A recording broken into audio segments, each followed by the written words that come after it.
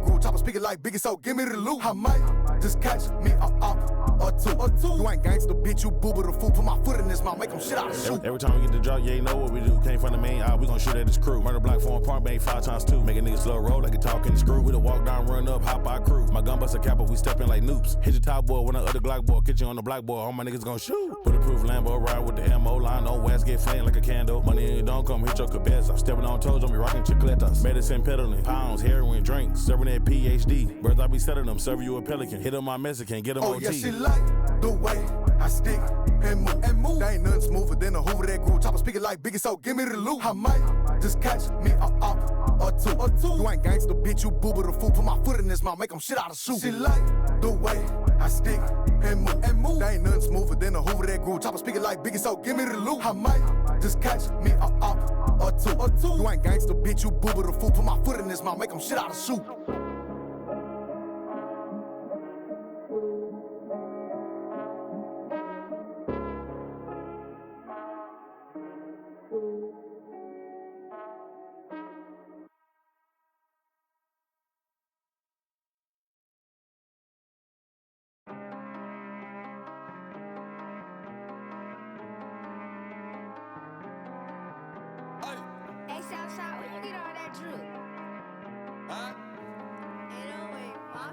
Hey, 17, I was labeled a runaway. I'ma fuck up this beat in a humble way. It didn't get me nowhere, put the gun away. It's too hot on the block, put the sun away. My little brother just picked up another case. Way he tripping, he gon' catch another case. I was blessed to wake up to another day. This ain't fur, I ain't come with a funnel cake. Took a pee, had to carry my own weight. I got no monkey bars, I ain't come here to play. Ride for my niggas, hope they do the same. Got no address but the block where I stay. Cheat on my bitch, but I'm true to the game. Big smoking text, leave out how I came. Tell what you know, you gon' get rearranged. Roll up while I'm driving, don't get in my lane. Now let me put this on your mind. On the block, I do this every time. $7 won't get you a dime. Losing people, that shit had me crying. I've been through it, don't wanna rewind. No hand that, I got this out the grind. Go and tell on your people, you none of my kind. How he got your back and he ain't got a spine. Say, let me know as you fucking with it. I come up from nothing, I'm coming with it. My mama don't like how I'm thugging with it. Keep it burning, don't make me get ugly with it. I heard they be talking and talk, but I don't wanna check.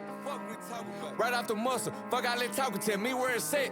Let's get it. It took a little time, but I waited my turn. Took every note from the lessons I learned. I've been to hell, but I didn't get a burn. I'm the truth, it's alive, that ain't what you heard. If you seen what I seen, you be devastated. Can't handle the smoke, you a cancer patient. I've been talking to Texas, won't fabricate it. From the gutter, the place where I graduated. You can walk in my shoes with the same size. Hit the door, I was ready for game time. And drop in the pot, got some hang time. I'm taking one out if I ain't mine. Trying to come up, you gon' commit a crime. Talking that game, they don't want you to shine. It ain't a dollar, then get off my line. It's hard to keep up when you get left behind. Wanna go hit a lick, but I shouldn't. Started off with a gram and a hoodie. See them people, I might have to book it. Leveled up, now I'm far from a rookie. Had a chance on my line and I took it. Gotta watch them, I know they been looking. Carmen hit me like Freeman, I shook it. Trust nobody, these niggas be crooked. Say, let me know as you fucking with it. I come up from nothing, I'm coming with it. My mama don't like how I'm thugging with it. Keep it burning, don't make me get ugly with it. I heard they be talking and talking, but I don't wanna check. Right off the muscle, fuck I let talking, tell me where it's at. Let's get it.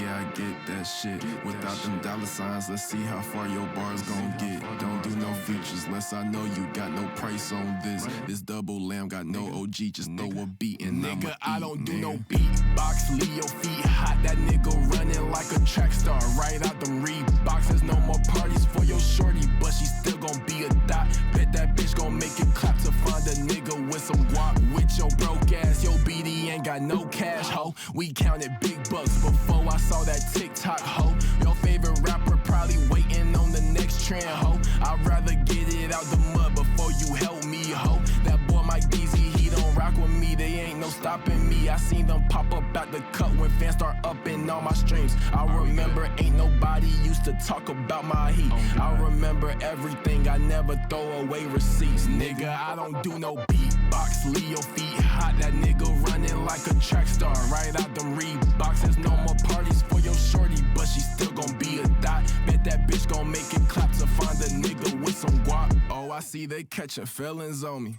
Oh, God. If you see Cap, just put the Billy on it. Got the city on it. I was riding in that Civic, homie, probably with a shorty. Now I never like to kick it. Everybody keep recording. Go by two things in my lifestyle: gain money and lose niggas. Everything start getting better. You gon' see they ain't even cool with you. Bad bitches tryna fool with them. I don't want nothing to do with them. Fake love tryna make amends just cause of that little bitty trend on TikTok. Leave your feet hot. That nigga running like a track star. Right out them Reeboks. There's no more parties for your shorty, but she still gon' be a dot. Bet that bitch gon' make it clap to find a nigga with some guap, nigga.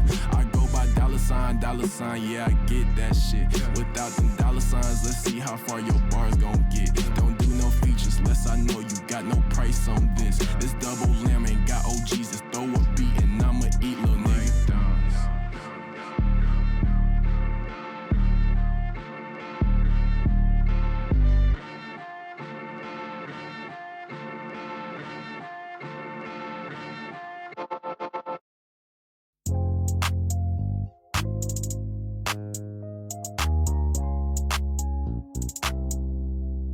Run it up, Kel.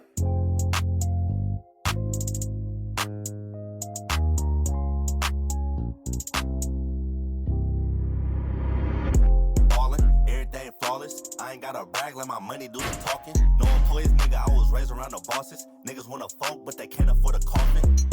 Poppin', niggas steady watching. Louis on my feet, coming socket to my pockets. Thought it was a room, nah, nigga, this my closet. Broke the money counter, I got rich nigga problems. Shit I buy the biz, nigga, shit I buy the Audi. Chillin' on the jet, now it's cloudy. Hit another state for a day, then I'm outie. I remember I was only popping in the county. Now nigga always lose count when I'm counting. How the fuck you still ain't touched 10, niggas childish? Working OT every week 100 hours. Say I'm acting funny, wait till I drop the album.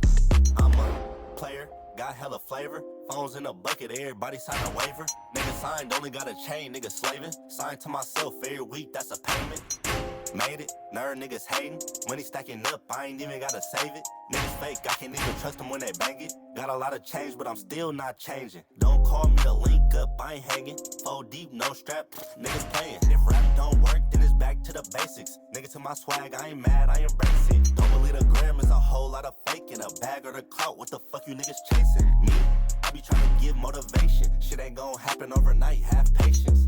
Buzzing, nigga, I be thumbing. Niggas hella cheap, they be ballin' on the budget. 50 pop on me right now, that ain't nothing. Before I let a bitch play a nigga, I'm a dummy. Ain't finna talk about it, niggas know how I'm coming. Got the cheat codes, I just gotta push a button. From a place with a lot of hate, but I love it. They like, there you go, when they see me out in public, bitch.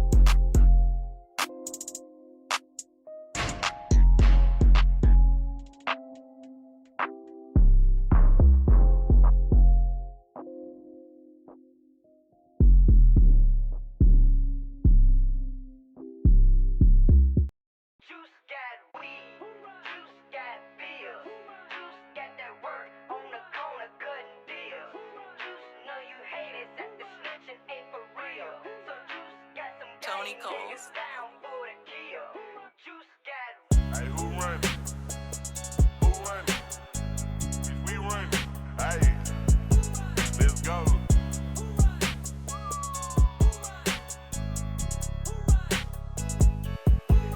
Hey, who run it? Nigga know me when it come to this beef. I'll post when you sleep to the next Sunday. I cut off his limbs like I'm Ted Bundy. I'm so deep in these streets that I can't even sleep, trying to see how to eat till the next morning. Then I get up and get it like Steve Harvey. Get that bread extra early, I be tardy. Bro just got a new stick, that's a big card. But just Drake with the wood, it's a bit large. I been ballin', come through like I'm Vince Carter. Some of these niggas good, but I been harder. Made a whole 100K just to step on the stage. I was just making plays trying to feed Carter. Niggas don't want the fade, I'm a good barber. Pistol play, watch me bang out a blue charter. All my diamonds legit, boy, this shit water. You ain't wearing your shit, boy, I drip harder. I been up for a minute, you just started. Spark the wood, that bitch smell like I just farted. He a bitch, oh, he gangsta, he just started. He was just on my, let me be quiet. They say just moving silence.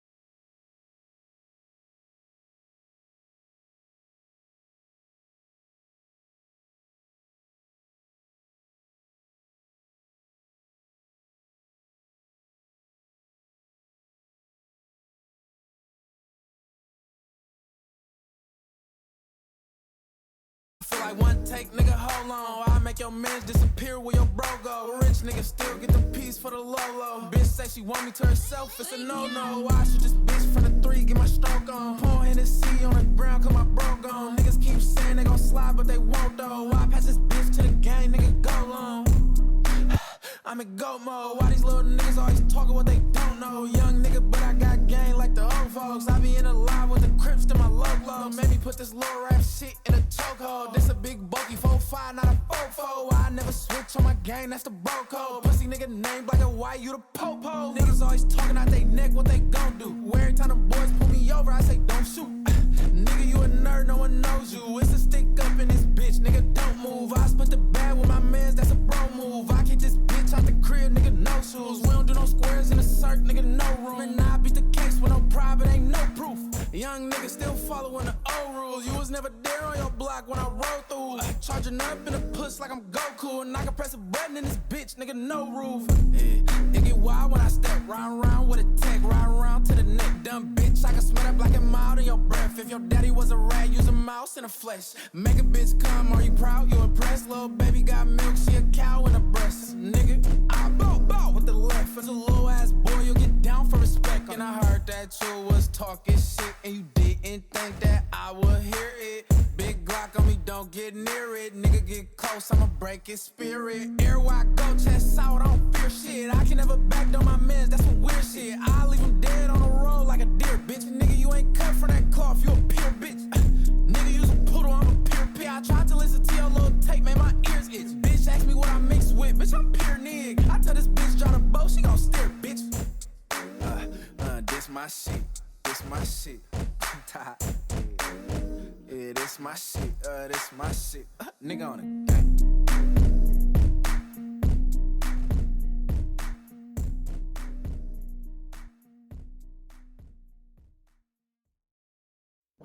No limit house.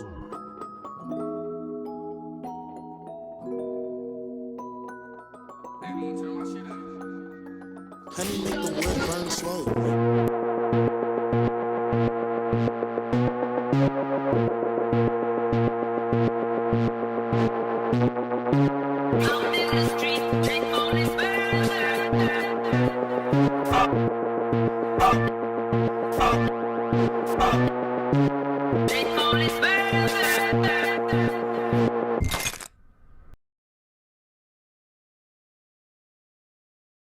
Yep. What up? What's going on? Ooh, I'm back on my bullshit. Hey, what's up? What's up? What's up? What's up? This is a banger here. This is a good one. I did some fucking clever some shit. Hold on.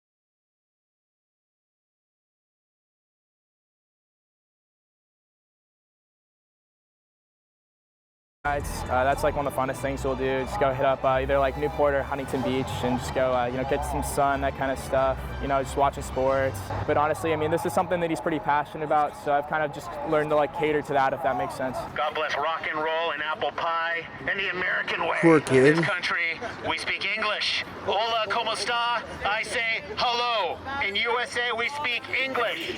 America first. Nick Torres campaign. What sentence do you think would be appropriate for the typical J6 Patriot? To be honest with you, I mean, I think there's so much we don't know about that day, like the involvement of potential informants, people like Ray Epps, Stuart Rhodes, who's a member of the Oath Keepers. So ultimately what I'd say is that they need to be released and receive restitution. We're going to sing the national Dude, these anthem MAGA guys, in conjunction with the J6 prisoners who do this.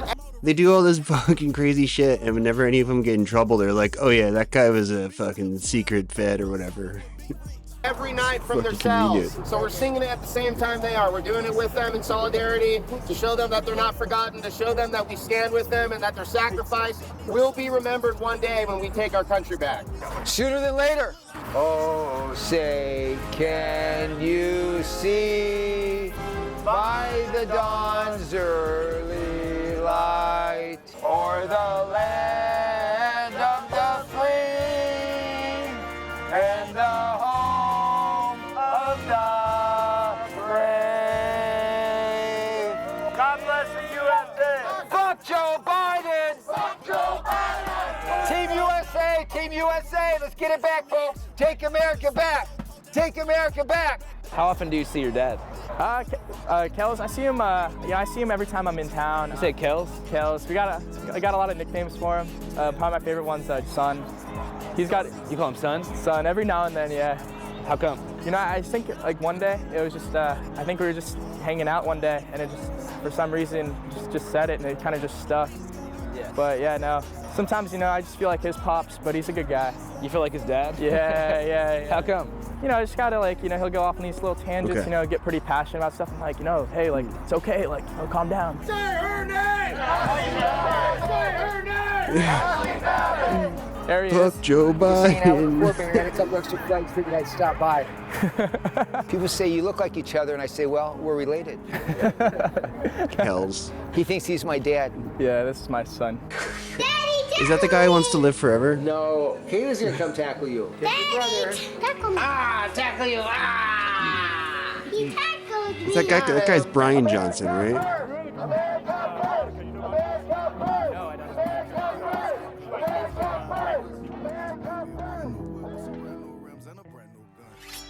The Tory Lanez, Megan Thee Stallion controversy is the January 6th of hip-hop, undoubtedly. What do you mean by that? In the sense Dude, that, we don't know all Israel. the evidence out there about what Tory Lanez did or what Megan Thee Stallion's saying, you know what I mean? It's just a he said, she said, and I think we need to wait for the real evidence to come out. Musician Tory Lanez, convicted of shooting rapper Megan Thee Stallion, sentenced to 10 years in prison. But my favorite solo rappers from Wu-Tang Clan are Jizza the Genius and Raekwon the Chef, and then I guess for more modern stuff, I do like 21 Savage a lot. It's a knife. You know what I mean? I grew up big wigger, I guess you could say, you know what I mean? Wait, what do you mean? I don't know, I just like all kinds of stuff, really, all kinds of rap, and I just think I like hip-hop just because, it's cool, man. It's a lot of charisma, a lot of machismo. I think it's cool. To a certain extent, there was only so much I could handle. A lot of charisma. I was there to talk to Kyle, and while it was pretty obvious that their traditional father-son dynamic had been warped by the eviction, Kyle didn't seem to care too much about his dad's over-the-top politics. So I became much more curious about Kelly's daughter, Kaylee. Kelly had dropped a couple small hints about her personality, suggesting that maybe, just maybe, she was a liberal. My daughter at UCLA is kind of left field because that's kind of how she's been indoctrinated in that way. So, yeah, we kind of lost her a couple years ago. What do you think Kaylee would say if she saw both of you guys out here right now? She'd probably roll her eyes, laugh a little bit, but she probably wouldn't be thrilled. It's fucked up. It's like, you see, we see it every day, and we actually point it out when it's like, oh yeah, that's just capitalist indoctrination, It's so funny that there's a group of people in the world who see the opposite thing somehow, right? I can't even begin to, it's like the stuff they cite is so ridiculous, but it's just these people watch the nightly news on CNN and they're like, oh, look at all this liberal programming. It's like, oh my God. What you just saw was a scene from our upcoming feature film, Dear Kelly, an independently produced documentary directed by Andrew Callahan and shot over the course of 4 years. If you missed it, we dropped our official trailer a couple days ago, and the full movie will release on January 15th at dearkellyfilm.com. It's a little inappropriate when you talk to your children, F-U-C-K Biden, instead of say that Joe Biden, you tell them after they do their business, flush Joe Biden. Yeah! Flush Joe Biden! Flush Joe Biden! Let him go down the toilet because he's a piece of shit. Yeah. Right? Joe Biden! Flush Joe Biden! Joe Biden! Flush Joe Biden! Flush Joe Dude, come up with some new material. Joe Biden! God damn, dude. Why does this look weird? This news is funded by viewers like you. Please support our work at democracynow.org/give. This is Democracy Now!, democracynow.org, The War and Peace Report. I'm Amy Goodman. Tech billionaire Elon Musk posted a poll early this morning on X. I see the print up there. Quote, America should liberate the people of Britain from their tyrannical government, yes or no? The question was part of a series of misinformation-filled posts on Musk's X social media platform that led the New York Times to report Musk, quote, appears intent on exercising the same influence in European countries that he did during the American presidential election, unquote. Over the past few days, Musk lashed out at the UK's Labour government, also trashed a UK politician he'd formerly backed, the anti-immigrant populist Nigel Farage, with the far-right Reform UK party. Musk's change of heart came after Farage refused to support the release from prison of far-right anti-immigrant Islamophobic activist Tommy Robinson. Meanwhile, Musk also falsely accused UK Prime Minister Keir Starmer of failing to prosecute child rapists and supported a post on X that urged King Charles to dissolve the British Parliament and call elections to remove the Labour government. This comes after Elon Musk also backed Germany's far-right anti-immigrant party, AfD, for next month's elections and is set to host a live discussion on X with its candidate for chancellor. German Chancellor Olaf Scholz responded to Musk's endorsement, saying, quote, oh, man, don't believe like, in courting Mr. Musk's favor. It's just like this is going to continue, and there's no chance that like any American politician has the fucking balls to do shit to him, you know? Like, there's about a dozen fucking laws that he's breaking every day, but, you know, you couldn't possibly enforce any of that, no? Like, I mean, he does it at home already. He just fucking, like, he killed that spending bill last week, right? That was all him. Like, I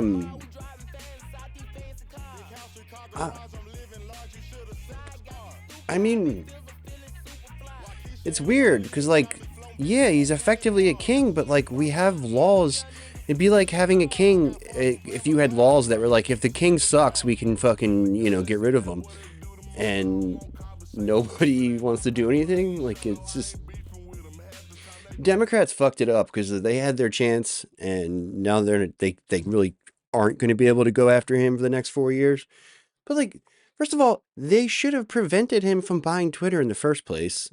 Obviously. Same with Bezos and the Washington Post. It's just that they thought they were going to be biased for them, I think, right? They thought it would be like an additional fucking arrow in their quiver that the Washington Post and fucking Twitter would help them somehow.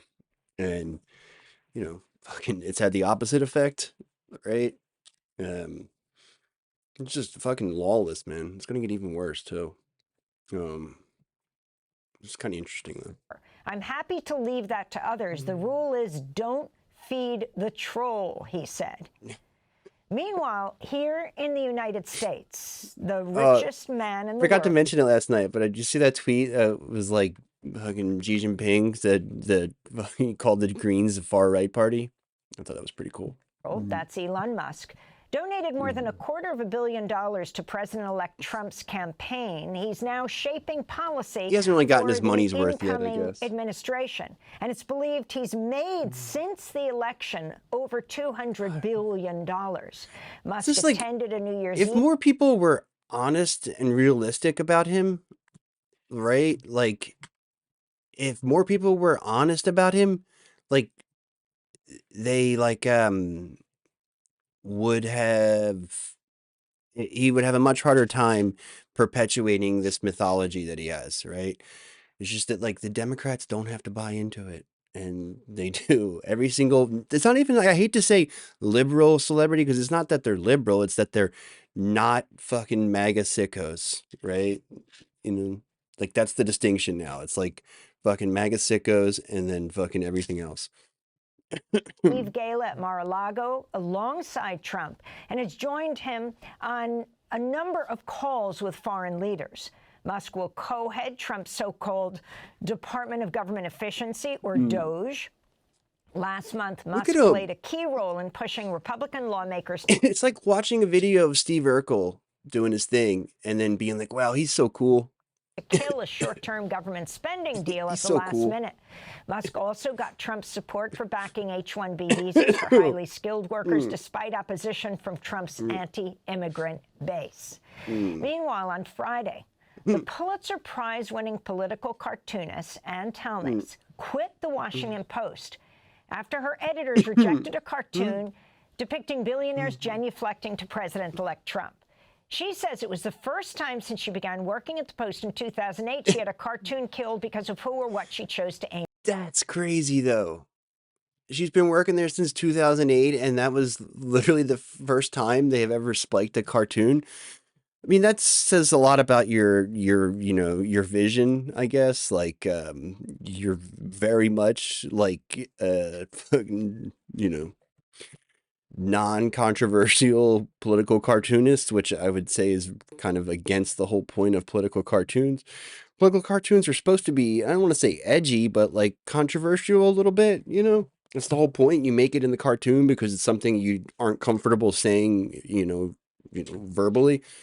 But like, to have not a single thing rejected since 2008, and the one thing that's rejected was this like tepid criticism of Trump. What kind of fucking deal did Bezos make with him, you know? Penat. A draft of the cartoon depicts big tech owners kneeling at Trump's feet, ordering up sacks of cash. Among them, Amazon founder and Washington Post owner Jeff Bezos. Why is this Just 2 like months that? ago, the Post featured Ann Talnies in a video celebrating her work.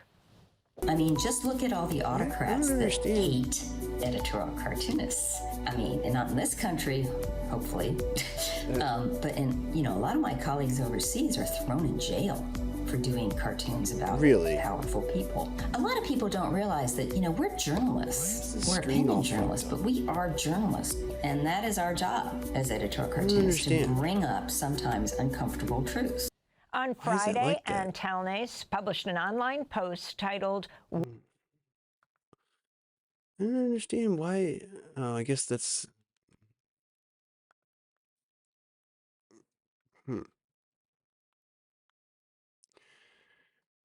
Yeah, I don't understand this. Okay.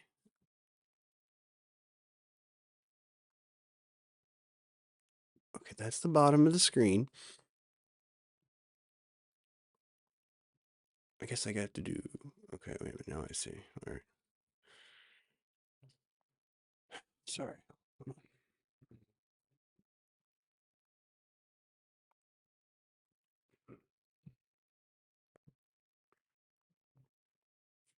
I don't know. Something's weird. Why I'm quitting the Washington Post, in which she writes, quote, I will not stop holding truth to power through my cartooning, because as they say, democracy dies in darkness. Of course, she is citing the Washington Post's motto. Thanks, Blamey. This comes after Jeff Bezos Thanks. prevented the Thanks, Washington Flames. Post from endorsing Kamala Harris for president.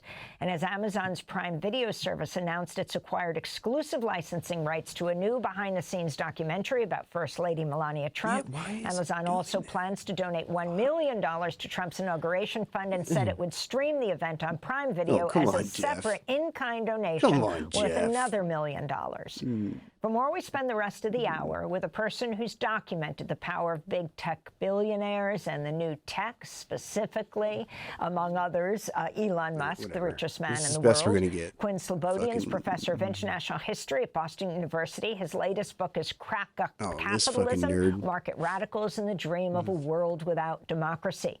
He's written several pieces for the New Statesman on Elon Musk, including one headlined Elon Musk's Death Drive. Slobodian also recently contributed. The thing is, it's like the calculation that they're all making, I feel like that Capital has made in recent years, is that the feckless fucking Democrats care about nothing.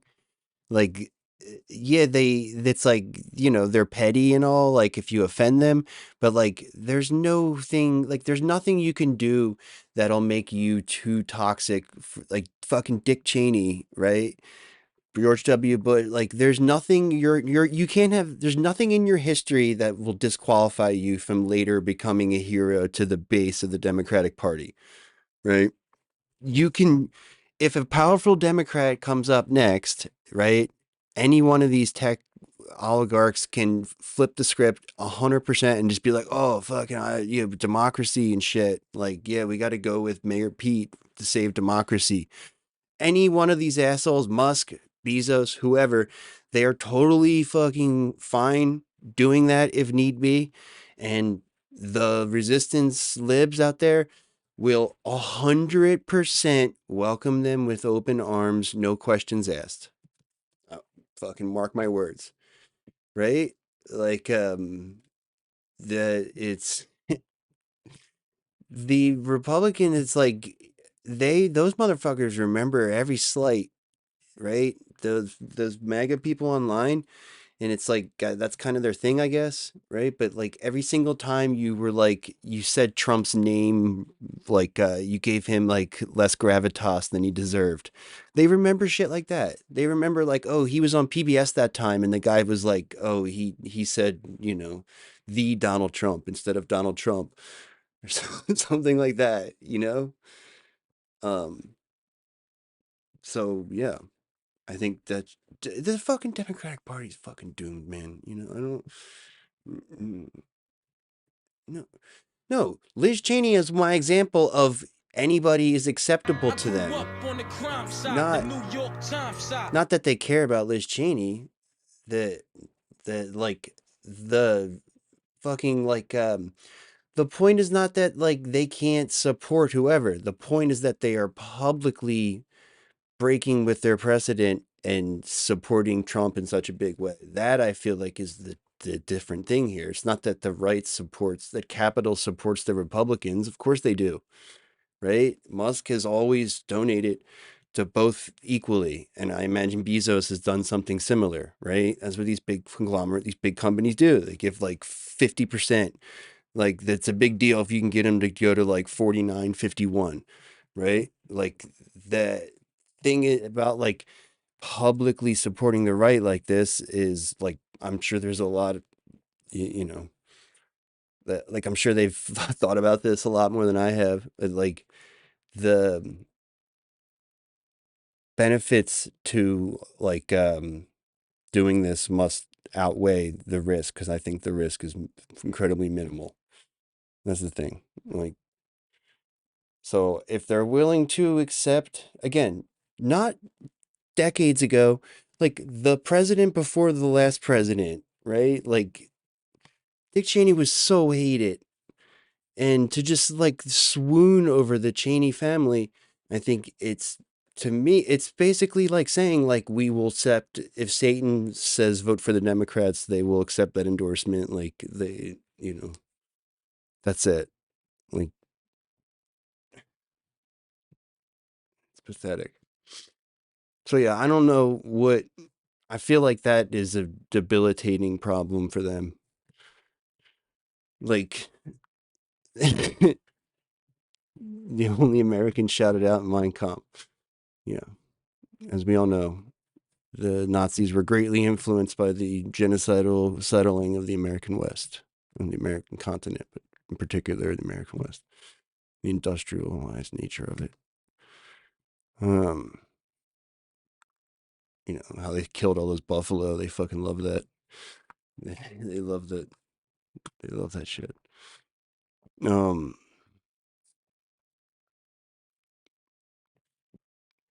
yeah. New York Review of Books running symposium about the re-election of Donald Trump, the return of Trump too. He's joining us from Boston, just back from the American Historical Association annual gathering here in New York. Professor Slobodian, welcome to Democracy Now! That fucking lid face. The power of Elon Musk cannot be underestimated. From here in the United States, and we're going to talk about the Trump administration, well, many are calling him, of course, President Musk and Vice President Donald Trump, to the latest kerfuffle in Britain. Hitler had a frame, he had his portrait on the wall. Hitler had Ford's portrait on the wall. Germany. If you can talk about the significance of all of this. But again, like, he was very much like the Zelensky of his day, you know? Yeah, it's a pretty extraordinary situation to find ourselves in, right? I mean, if you think back to 2017, there was a lot of concern and attention to the efforts. And then his ambition got too great. Create a kind of transatlantic coalition. You know, his ambition got too great for the West. And parties. Imagine now, here we are, only a few years later, and there's a Bannon-like figure, but who also happens to be the wealthiest man in the world, overseeing some of the most profitable companies in the my screen is planet, fucked who is up. leading Hold on. that sort of effort to create a transatlantic. Yeah, okay, I see why. All right.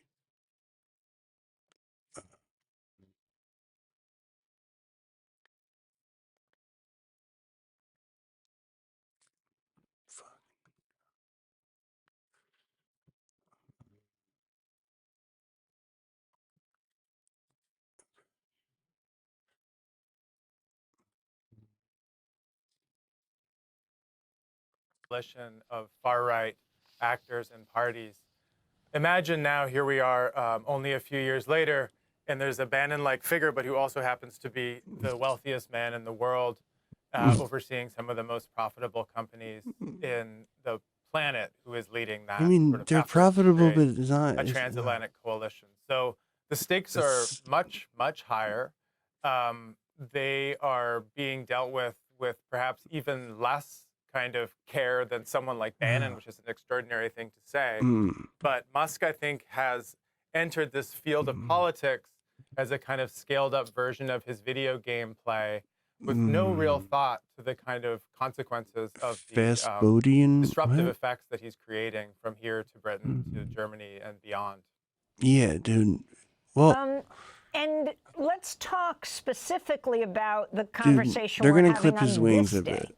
on January 6th, when the Vice President, Kamala Harris, who presides over the Senate, will essentially certify her own loss.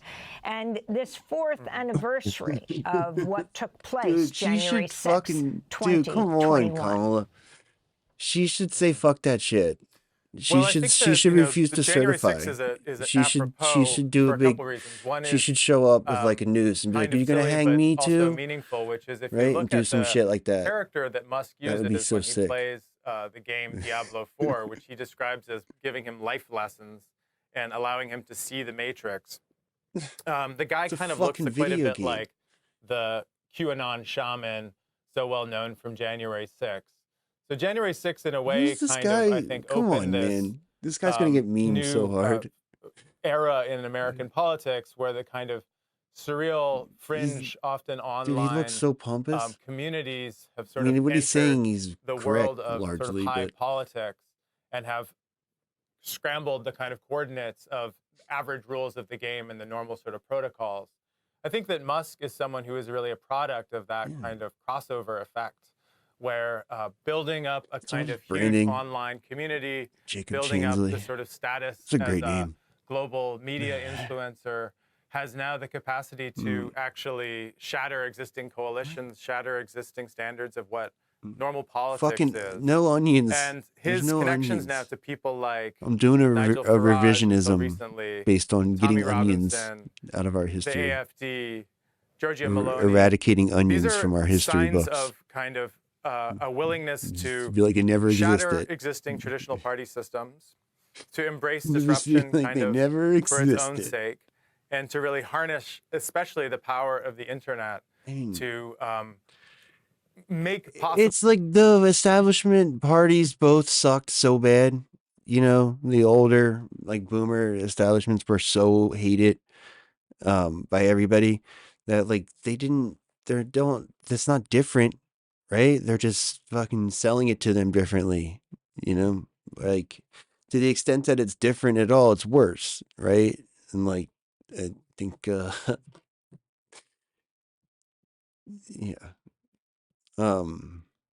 It's just different people who they're selling it to, right? I mean, it's just these online fucking, 40 somethings or whatever. We're like, oh, but, that's funny. Oh, Musk, yeah, fucking whatever. It's bizarre too, though, man. Like, what? He's such a soy boy gamer type. Like, why? I don't even. I guess because he's rich, they think he's like, things that had been he like is smart and he deserves it. previously impossible. So to make certain forms of speech This possible, is the one to make thing we certain didn't forms want to of, happen. mobilization possible, and to make things What like if a the rich attempted guy coup had d'etat political in power? January Oh, 6th, no. something that could actually be followed through to its What if he had money conclusion. and power? And I think that the kind of the horizon of what the kind of politics in real life that someone like Musk is aiming at is broadcast by him frequently on his own Twitter account. Most recently, for example, he celebrated Nayib Bukele, the leader in El Salvador. And like he's pointing out atrocities by a certain group of people. He's like open about it too. Like when he was tweeting about Malay, he was tweeting about like the return on the investments in the stock market, and everyone was like, "What about the workers who are all fucked, man? You don't care about them?" And he just like didn't respond. Doesn't make you racist. Rob from Malone, there were estimated 1,400 children were subjected to abuse between the 80s and 2013. This Why guy. is it covered up? Tommy Robinson has been deliberately amplified as a kind of hate figure. Why is Elon getting involved now? He's not wrong. And actually, this scandal, Oh my I don't God, think he's not we've wrong. even seen the tip of the iceberg. Elon is not even in it just for no. himself. He is a shill of the Chinese Communist Party. I'm going to commend the right wing for having a civil war. You're supposed to disagree. Yes. You're not supposed to be robots. That means that they're thinking for themselves. Hillary Clinton and George Soros got the Medal of Freedom, and I can't believe it. That is so ridiculous. That's like giving Jeffrey Dahmer a Michelin star for outstanding diversity in cuisine. I still can't believe it. It is what it is. Wow, dude. Well, Happy New Year. It's fair to say that a lot has happened in the brief interlude since our last big show. And Elon Musk has found himself somewhere near pretty much all of it. He's currently calling on King Charles to dissolve Parliament in Britain, and he wants the British Prime Minister Keir Starmer jailed. He also threw Nigel Farage under a big red bus, saying he should no longer be a leader of reform. Man. And he's turned the UK grooming Did you scandal see that Ian into a Miles massive wrong? global story. We'll have a lot to say about that one over the next few days, but it was a pro-immigration take that put Musk at loggerheads with MAGA Puritans. Does the US economy need the brightest and best from around the world, or does America first mean no exceptions? We'll debate that. The US has also been rocked by 2 terror attacks, one using a Cybertruck outside a Trump hotel. It's weeks before Trump's inauguration. Is America safe? And in an act of How trolling... come they tell us what the car was in the Vegas attack, but not in the New Orleans attack? Is that seriously? It's hard to say though, is this like from a Cybertruck perspective, does this help or hurt the Cybertruck brand? I mean, I kind of think it helps if you saw the images of the truck. It's a Ford Lightning. Is that an electric? Oh yeah, that's right. Electric truck. Okay. I'd like to know more about this Ford Lightning, I think. That's really, really unfair. I think I have a lot of questions about the Ford Lightning. But the images of the Cybertruck afterwards, it was like they didn't seem like it had a scratch on it. It's pretty cool, I guess. I mean, like otherwise it looks like fucking awful, but like it sure seemed to survive that explosion.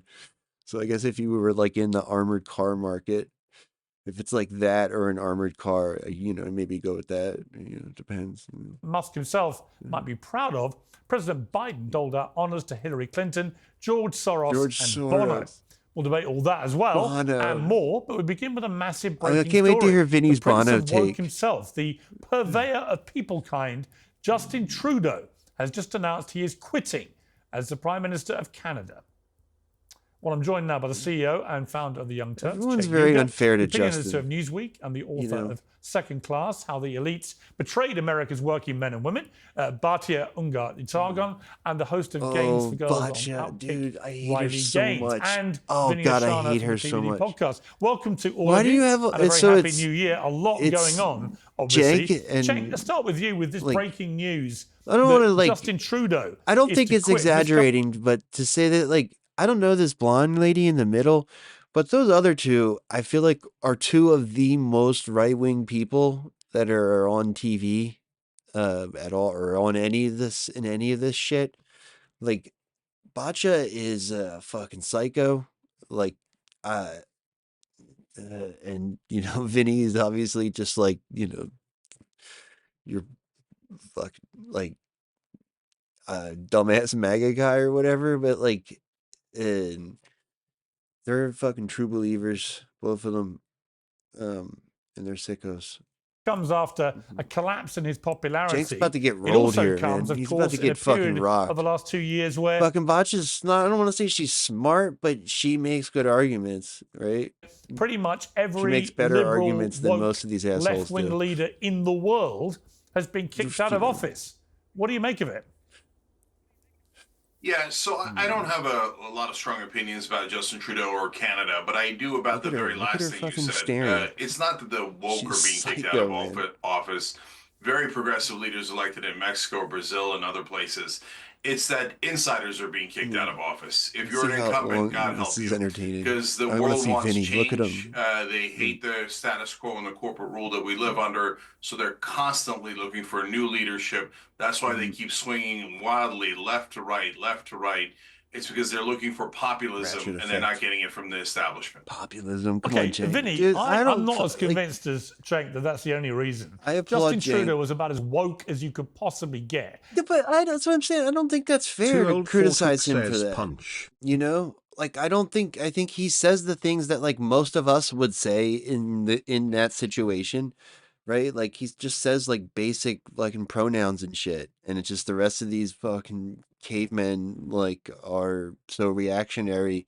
It's like they pretend that like him, who's just doing what should just be the standard acceptable speech, is ridiculed for it. I mean, his problems stem from his neoliberalism, right? And his dishonor he brings to his father. But, otherwise it's not because he's woke. I think we got a clip of him where a student tries to use the word mankind and Trudeau interrupts. Let's take a look. Unfortunately, in Canada, our volunteering as a charitable religious organization is extremely difficult. Extremely. That's why, in actuality, we cannot do free volunteering to help our neighbors in need as we truly desire. So that's why we came here today to ask you to also look into the policies that religious charitable organizations have in our legislation so that it can also be changed, because I want to hear maternal Pierce's spin love on why is Justin the love that's going to change the future of mankind. So who's So we'd gonna like you run to look. against We him? would like to say people kind, not necessarily mankind. Oh my It's God. More inclusive. There we go, exactly. Justin. Yes, thank you. See, this is tough. I need to see his face. Is he doing a bit here, or like? We can all learn from each other. Oh my God! No, he was serious. Wow, that was pretty bad, Justin. Like, I feel like someone's got to be saying something pretty bad to correct them in public like that.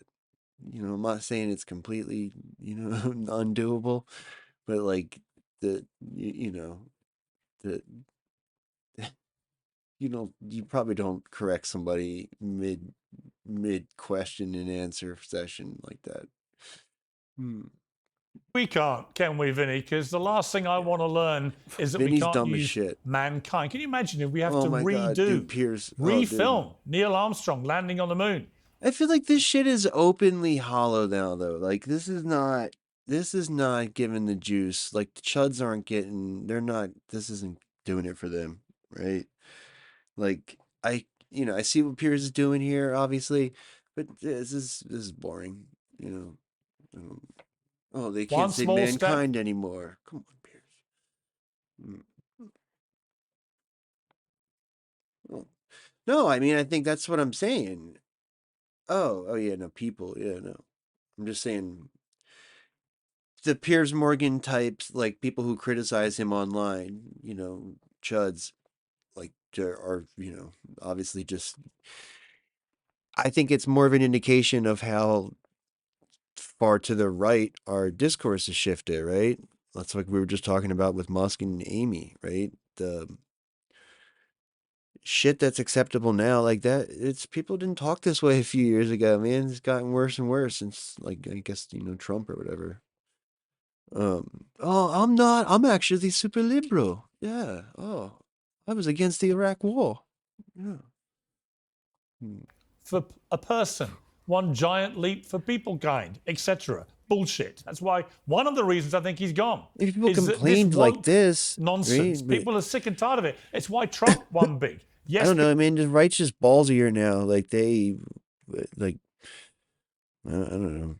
Like they've gotten worse, right? Like there's like, you know, I mean they've like re-added different like you know, like anti-DEI type shit to their like local government, and like undid gay, like I don't think they can undo gay marriage, but like they can definitely attack, you know, shit like that in state governments, which is again like states that like the Texas Republicans used to have, you know, like a generally acceptance, like they had a message about like all, you know, all sexualities or whatever, and then in 2020 they like changed it back to marriage as a man and a woman or whatever. So it's like a messaging thing, but still, that sucks. Because of the immigration crisis, yes, because of cost of living crisis, but also because people are sick of this crap. I agree, Piers. First of all, New Year's, Happy New Year's, Piers, and thank you for always having me on. I appreciate you more than else. Yeah, Piers, it's like the proof is in the pudding. Piers, people are just freaking done. I'm on an app called Connect that Pat created a while ago where people could connect with professionals. I cannot tell you how many Canadians I get. I'm talking about in the hundreds, Piers, that have been complaining about this guy for years. Just, he's horrible, he's woke, the policies. It's like, you have to worry about the country first, put the people first. Talking about the mankind to that girl, I think it's just another example of enough is enough. The people have finally spoken. They are tired of it, and they're moving on from people like Justin Trudeau. And I think it's a huge plus for Canadians. Another. Stalin with the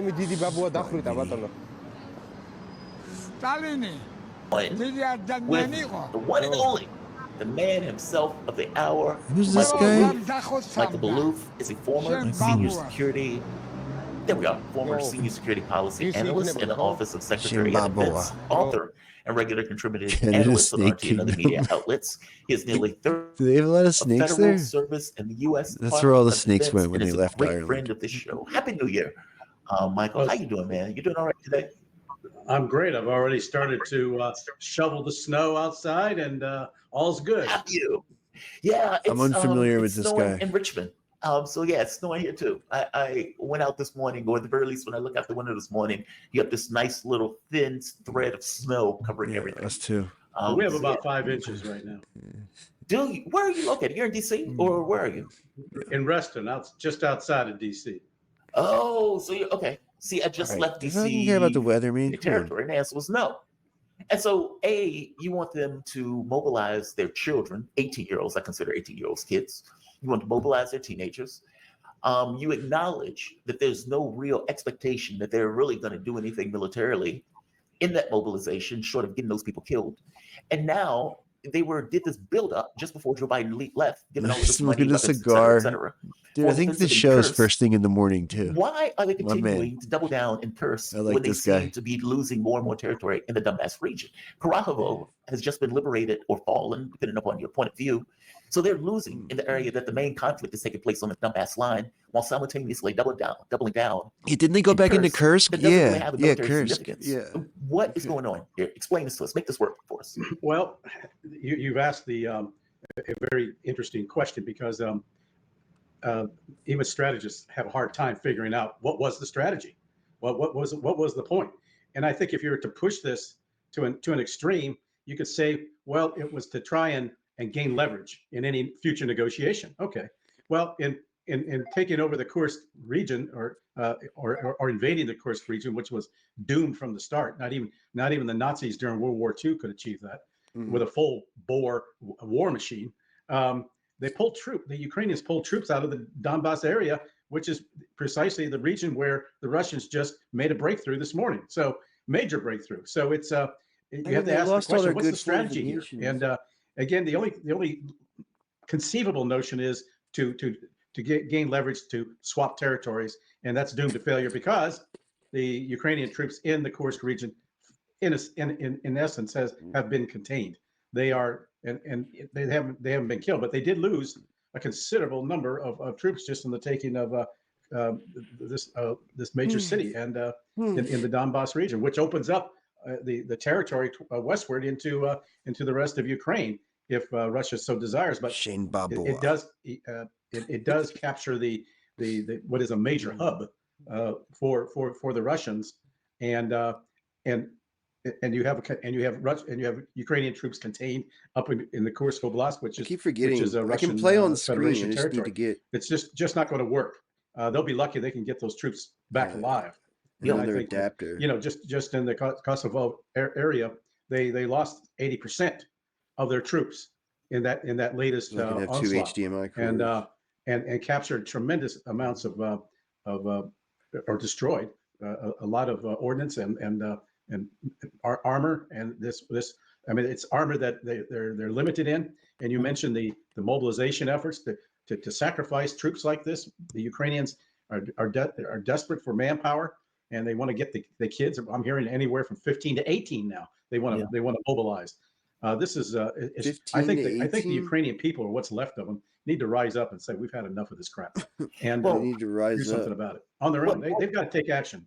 Well, in the Gallup polling, it showed that the majority at this point wanted it to stop. Like literally the majority for the first time said stop. Even if we have to give up territory, we want it to stop. And I guess my thing is this kind of dichotomy between the main conflict is taking place for Donbass. It's like 1,000-kilometer front. It's everybody understands it in that context. And yet they've doubled down in Kursk. So not only did they go for an offensive, and that offensive has effectively failed, as you point out, they retained, they continue to do another offensive in Kursk after getting this kind of buildup of weapons from Joe Biden just before he left, like on his way out. It doesn't make sense to me. Like, you are losing. Like, for example, recently, Russia has just taken Karakovo. They've just raised the flag over it in its entirety, which, as you point out, gives them open step. Once they get what Trosk is going to be one of the next main hubs. But after that, it's just open step to the Dnieper. They have to know this. They have to be aware of this. And yet they're still messing around and Kursk, something to which they've already been contained in. I guess they're trying to get a breakthrough from the Russian lines in that case. I don't get the military significance. I just don't. Is it really just negotiations? As I said, strategists are scratching their heads over it too. I think Blinken, in his comments this morning, conceded that it was to gain leverage for territorial swap. But anytime Blinken opens his mouth, he steps his foot in it. So I think he just should shut up and leave. He's just useless. And but that's just my personal opinion. But but the reality is they're desperate. The Ukrainians are desperate. You even have Zelensky now appealing to Trump to in exchange for the frozen assets of Russian or the interest on frozen assets, Russian assets. He wants to pay for more arms, and he's appealing to the incoming Trump administration to do that.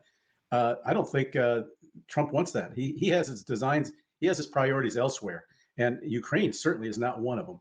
He wants to settle it, get it over with, and move on. It's just like he wants to get rid of this problem. He has another focus, and that is on the United States internally, cleaning up internally inside the United States by the mess and the self-inflicted wounds that the Biden administration has imposed upon the American people for the last 4 years. And if you look at his evolving strategy, it is more in our U.S. region. He's looking more in terms of another reintroduce. I mean, he's right. I mean, not about fixing up, cleaning up America or whatever, but fucking Trump is like, I think the wars are investment. It's like the party in charge gets to put their people in there. So, like, I think inheriting another administration's war is not a good look. Like, they don't like that, which I feel like is that's like one of the main issues with Ukraine, right? Was like the Democrats, like, they had gotten their people in place there. And then when Trump came to power, like, he wasn't like, he didn't have the right fucking, he didn't have the right charismas and shit, right? He would rather, like, pursue his own thing wherever, I don't know, we'll see, than, like, have to deal with the Democrats shit and not have any of his people in there,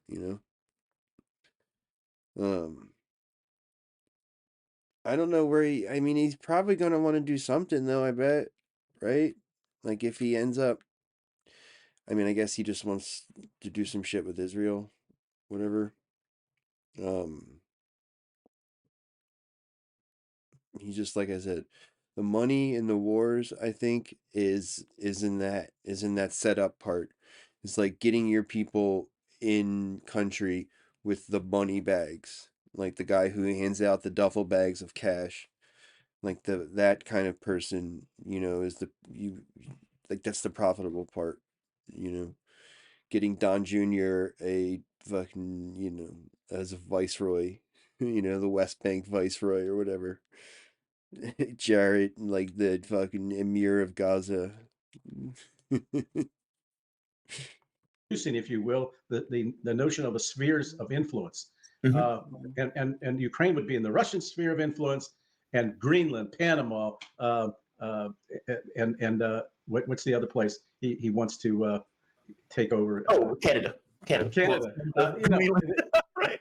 That is his sphere of influence, and there's active discussion about these things going on. That is his priority.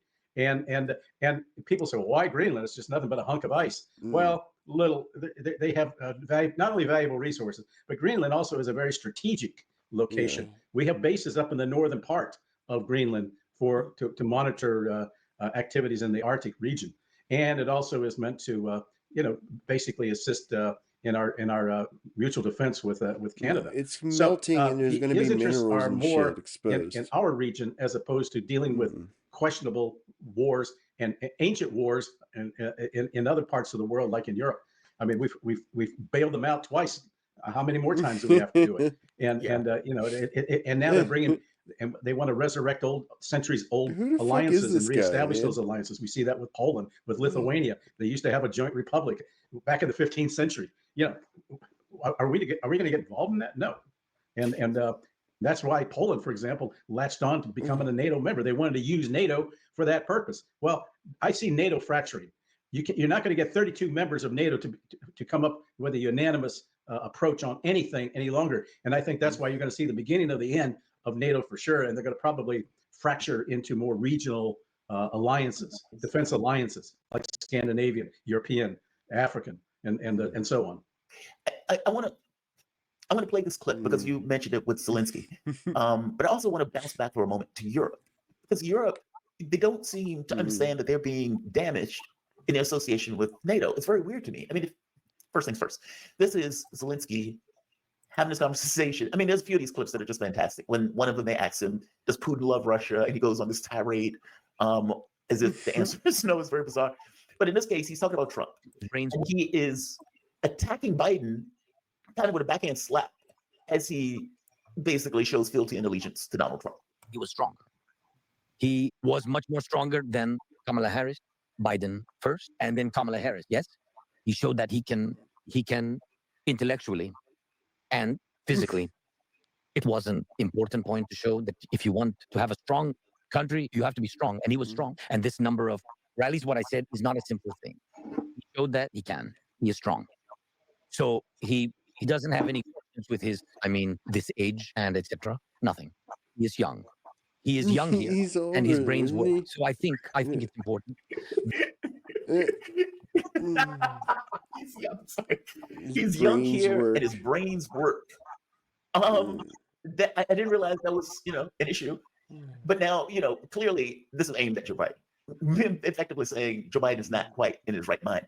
And look, man, he is. I would imagine that they are going to have to use surgery to remove his lips off of Trump's ass, because he is clearly kissing ass in this interview. Oh yeah, there's no question about it. Yeah, I agree with you. He's trying to butter up now. He recognizes that the torch has passed with respect to Biden. Yep. Biden came through for him. To date, the United States has provided some $300 billion in military and financial assistance to Ukraine. That's a sizable chunk of change. Yeah. And yet it wasn't enough. Yeah. And combined with the other allied countries of NATO, it just wasn't enough. It clearly showed that his strategy was inept. Even if he was going to go to war, to even contemplate that against the Russian Federation was folly in the first place. Yeah. But now to do this and cater, the man lacks authority. He's under martial law. His term had expired as president. Mm-hmm. He and the Russians refused to negotiate with him personally because of his legal standing in the Ukrainian government. So they're going to have to do something. That's why I'm saying it's time for the Ukrainian people to take the initiative and make things right, to try to settle this thing once and for all. And that means that they need on their own to settle this thing. Otherwise, it's going to take an out. I presume they want the United States to come in and plant another government that will be doomed to failure, because all of our regime change efforts to date, from Libya to Afghanistan to Iraq, have failed. So if this is what they want, I think it's folly, and we need to move on and shut it down and move on. Well, I'm glad you mentioned that part too, because there was something that Zelensky said in relation to that one also, where he's saying that effectively this interview was weird because, for one, he's speaking in 3 different languages. He's speaking in English, Ukrainian, and Russian. He doesn't seem to speak in Ukrainian well, so he keeps going back to Russian in regards to the way he's giving the speech. So right off the bat, it's a little bit strange. In this case, though, he's talking about Trump, effectively saying that world leaders look to Trump. Again, surgically remove his lips from Trump's ass. That world leaders are looking at Trump for some level of idea on what is going to take place in the world. Now, that's astonishing when you think about it. Like, he is in the middle of a war, and he is effectively admitting that this is going to be something they're going to have to go to Trump in order to resolve, that he is not master of his own domain in the context of the war. That by itself is a pretty heavy admission. But I want to get your take on what he's saying. It won't be long. About how, I think I'm paraphrasing, but they look to him and he looks to the U.S. or something to that effect. But I want to get your take on this commentary. Because Europe will be looking at us and we'll be looking at Trump. And by the way, I now see that when I talk about something with Donald Trump, whether we meet in person or we just have a call, all the European leaders always ask, how was it? This shows the influence of Donald Trump. And this has never happened before with an American president. I tell you, from my experience. You know, what's wild about this clip, and I think the most maybe disturbing thing about the clip, under normal circumstances, and I want to get your take on it, under normal circumstances, when a country is at war, that country themselves are making decisions about what's in their best interest for the war. And when you get to a certain point where they're like, okay, we can't proceed, we can't win this, we're going to stop because we're trying to save our own people, we want to save the territory that we have and come to some kind of agreement and some kind of a deal. Zelensky is not in a position to make that deal. And not just not in a position, when he wanted to make the deal for the Istanbul agreements, he was not allowed to make that deal by Western forces led by Boris Johnson coming into the country representing, of course, America in doing so. And to make it even worse, even now, if you notice, he says, well, Europe looks to us and we look to America. Basically, America is going to be the end-all be-all in whether or not the war continues or the war stops. But think about what that means, though. That means that a country that is not your own is making decisions on your own people's life and death issues. Whereas the Ukrainians may at a certain point want to stop because it's not in their best interest to continue. Well, we are the ones who are making the choice, not Ukrainians. This is not about whether or not this is in America's best interest for Americans to fight. This is whether or not it's in America's best interest for Ukraine to keep fighting. That's a weird dynamic on the battlefield. Give me your take on that. I mean, do you agree or disagree with that, first of all? No, I think I think he has conceded defeat without saying so. He's almost like a dog who is put on its back and shows its belly and concedes. I mean, in a dogfight. I mean, this is. I mean, he now realizes that following the advice of the Europeans brought him to the point where he is now, and also the Europeans can no longer support him. So where else do you turn? To the United States, because they remain the superpower. And but Trump has another agenda, as I pointed out earlier. The reality is that Europe itself will not be able to do anything to assist him, and I think he's basically conceding that, and he's appealing for U.S. support, but it's too little, too late, and the United States gave what it could in association with other NATO countries to back him up, but he failed.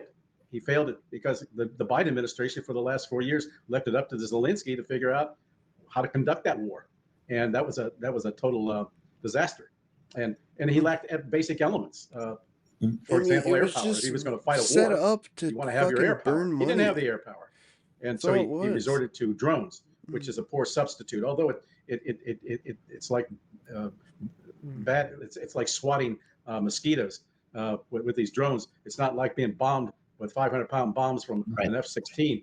You know, it's different, and you need, and it allowed Russia to bring in its heavy armor, and being in the middle of winter now, the territory, the land, frozen land is ideal for them to start moving that and to move their troops in, and also you use air power to bomb minefields. I mean, Russia had the luxury of the time to lay out miles of mines for the tanks against the Ukrainians, and they just lost 80% of their armor in this latest fiasco in the Donbass. I mean, it's just it's suicide. 80% of their armor. Again, the Ukrainian people need to say enough, and the Europeans have already basically telegraphing that. They're saying enough because they are just about out of storage of their own natural gas and basic resources. They don't have the industrial capacity and infrastructure to switch over to a war production. They just don't have it. Yeah, they can do it if they wanted to. It's going to take them a generation. It's going to take them a generation to recover from what they have lost now in terms of the quality of life, and the people themselves are against continuing this thing. No, that's what I'm saying. I'm saying the money for the different regimes is in setting up the puppet government. If you're not in power when they pick the Zelensky, when they pick the fucking Azov battalion, you're not really gonna get in on the grind.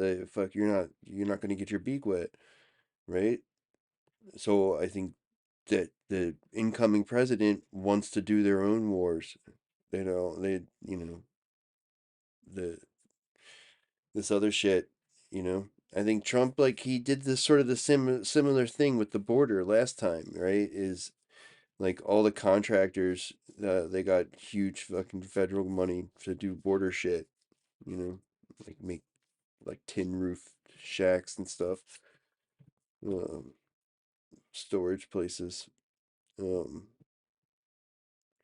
I think that's what that's what the Afghanistan papers was about, basically, right? All the fucking money these Bush people were making in Afghanistan. Obama too. Obama got in on it somehow because they did the surge or whatever, right? they like redeployed troops to Afghanistan basically, and like Obama got to like put his people in there, and then they did that shit in Ukraine or wherever else. And I think Trump realized that, maybe not right away, but I think eventually he realized that.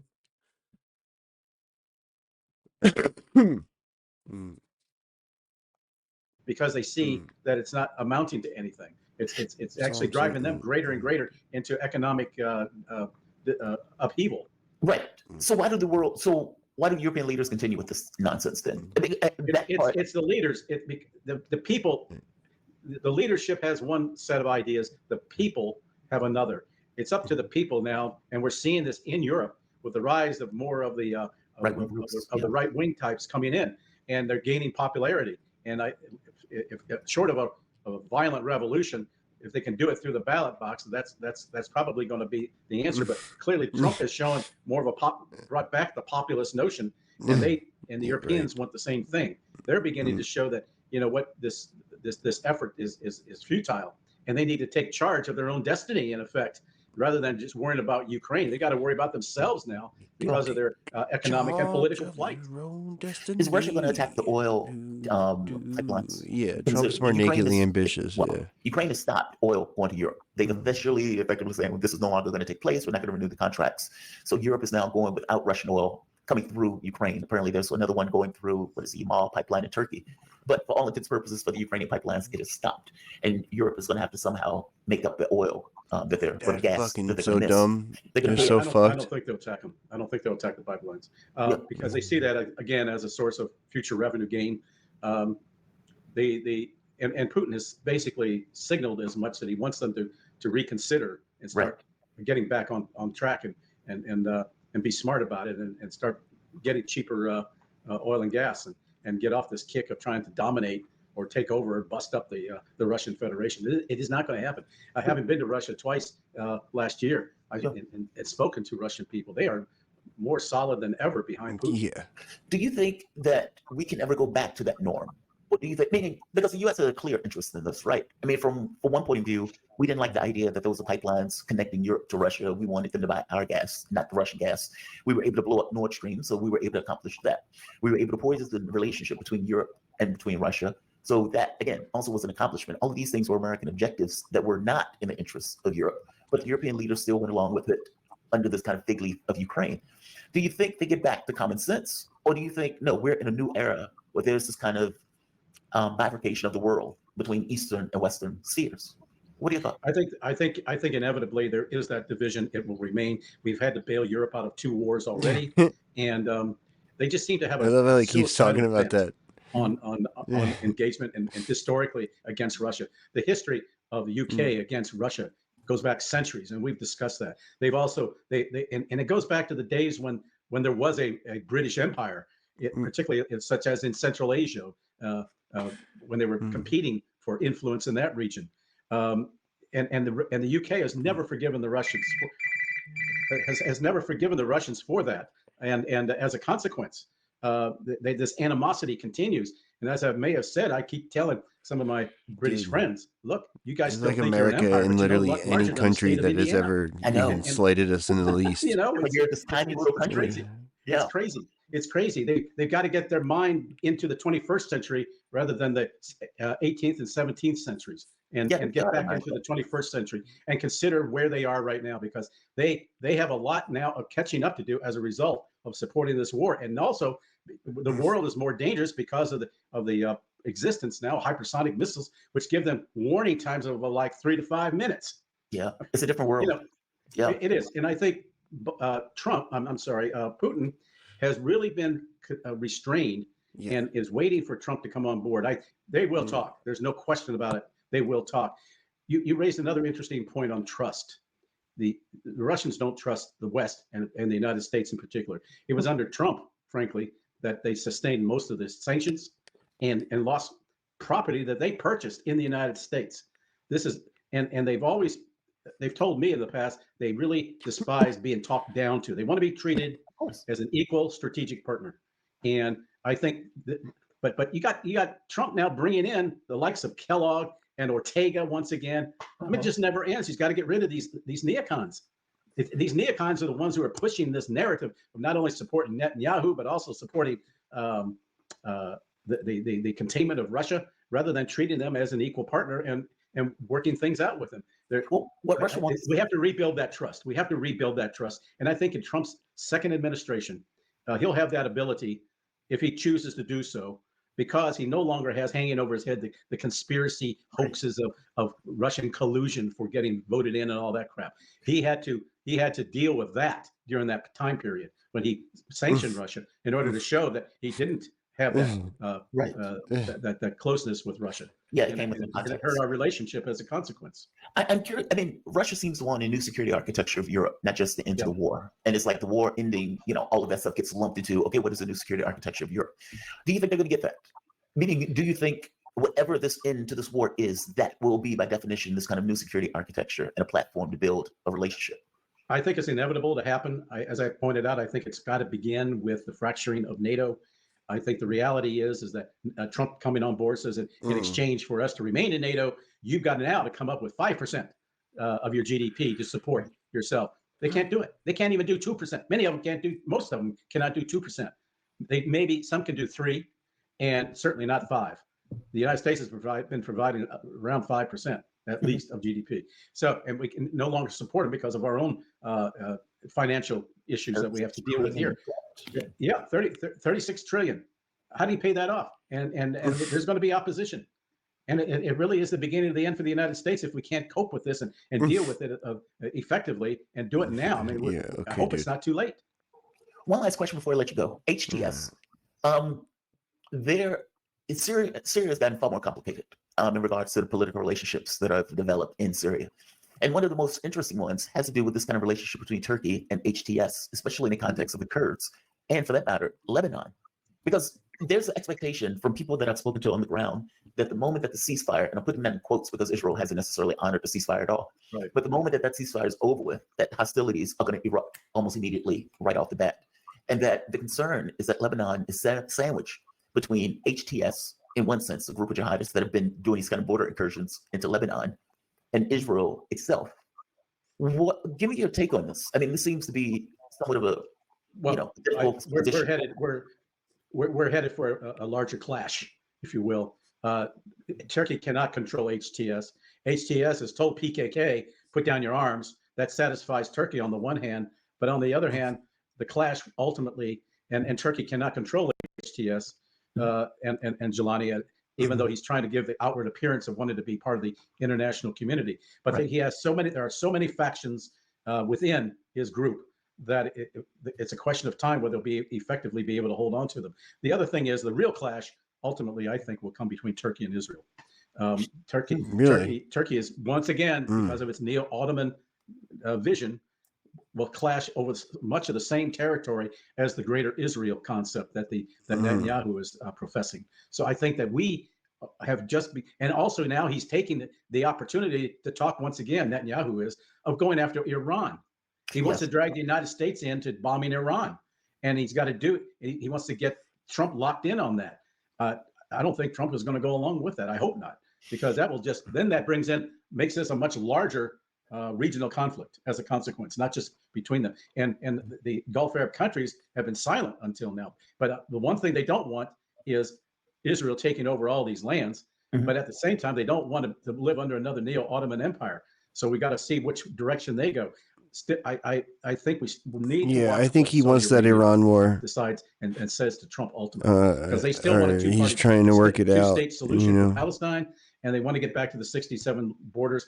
Israel is against that. If they want normalization, it's not going to happen. So I think that the clashes are yet to come. Does Saudi Arabia really want a two-state solution? I mean, I get the sense that the leadership doesn't care one way or the other. It's just political. Well, that's what they're insisting on. They're insisting on it now. Before the October 7th, when you did the Abraham Accords, Palestine wasn't even in the discussion. Right. But now it is. It's now prominent. It's now because of the slaughter and the extermination that the Israelis did of the Palestinians. You've got all the Arab countries sympathetic to the Palestinians in that regard. They can't ignore it. They just cannot ignore it. We will see. I don't get this. I don't know. I don't get the sense that they care. I mean, but you could be right. I mean, like you said, the Abraham Accords, it wasn't a factor.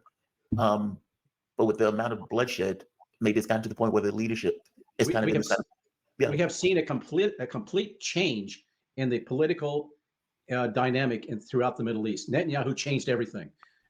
We're in an open, uncharted area now.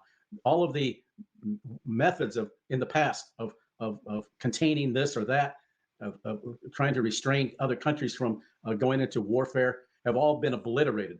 We got a whole new concept now that's underway in the Middle East, and we just have to see how these players play. Turkey is going to be key, but Turkey is also aligned very closely with Russia and through Russia, Iran, and because if Iran is attacked, I think the Russians will intervene as a consequence. One last question. On the issue of what I'll kill it. I'll stop it here because this is I'm going to go down a rabbit hole. Maybe another time. Yeah, Michael, man, thank you for this. I really appreciate it. Michael Maloof, he's a former senior policy analyst in the Office of Secretary of Defense. He's also a regular contributing analyst. That was more entertaining than I thought it would be.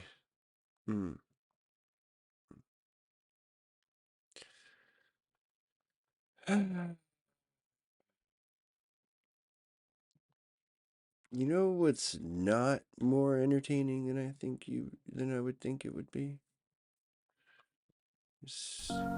In this video, we are going to discuss the life and works of UFO researcher Robert Hastings. Robert Hastings is a well-respected UFO researcher that was one of the first to research and write about the connection between UFOs and nuclear weapons. Robert Hastings would amass declassified government documents describing UFO interference with nuclear weapons, and he would also find credible retired military witnesses to testify their UFO experiences while working at nuclear missile silos. Because Robert Hastings would focus on credible military personnel and documents, his research is regarded as some of the best evidence that Earth is being visited by UFOs. Robert Hastings prides credible sources so much that he is often turned off by other UFO researchers who he claims do not present proper evidence. I wonder if Trump would invade Yemen. He might. One of Robert Hastings' crowning achievements was when he gave an internationally broadcast press conference in Washington, about Trump's D.C. speed, actually, with now that military you witnesses mention he had interviewed regarding the UFO interactions with nuclear weapon sites. So who is Robert Hastings? What has he researched? And what is the connection between He probably doesn't UFOs know any and Yemeni. By their last names. He probably doesn't really know too many like Yemeni businessmen. You know, like I feel like if he did, maybe he would be different on it. But maybe he does. You know, but I feel like that's what he kind of weighs it up. Like, what kind of deals can I put together in that country, and that's how he's going to decide. Which, you know, don't hate the player, hate the game, I guess. We'll start with Robert Hastings. How did you get, what's your explanation for UFOs at nuclear weapon sites? What do you mean, what's my I can simply say explanation? after 35 years of research that these incidents have taken place. There are hundreds of declassified documents which indicate that UFOs have demonstrated a distinct and ongoing interest in our nuclear weapon sites. I've also interviewed nearly 100 gentlemen who were involved in these incidents at various Air Force bases. This is very widespread. What you're seeing here this evening is the tip of the iceberg. I mean, they effectively can't hide their nuclear weapons, though, which is pretty cool. Yeah, dude, Larry King was a real one. This story begins in the middle of World War II. The world was in the middle of the worst conflict in human history, and there were massive civilian and military casualties on all sides. The Axis powers of Germany, Italy, and Japan were battling for world domination against the rocky alliance of the Western powers and the Soviet Union. In an effort to bring a swift end to the war, every faction was committing their brightest minds to harness the power of the atom to develop a super weapon. There was little thought as to the effect super weapons would have in the hands of man.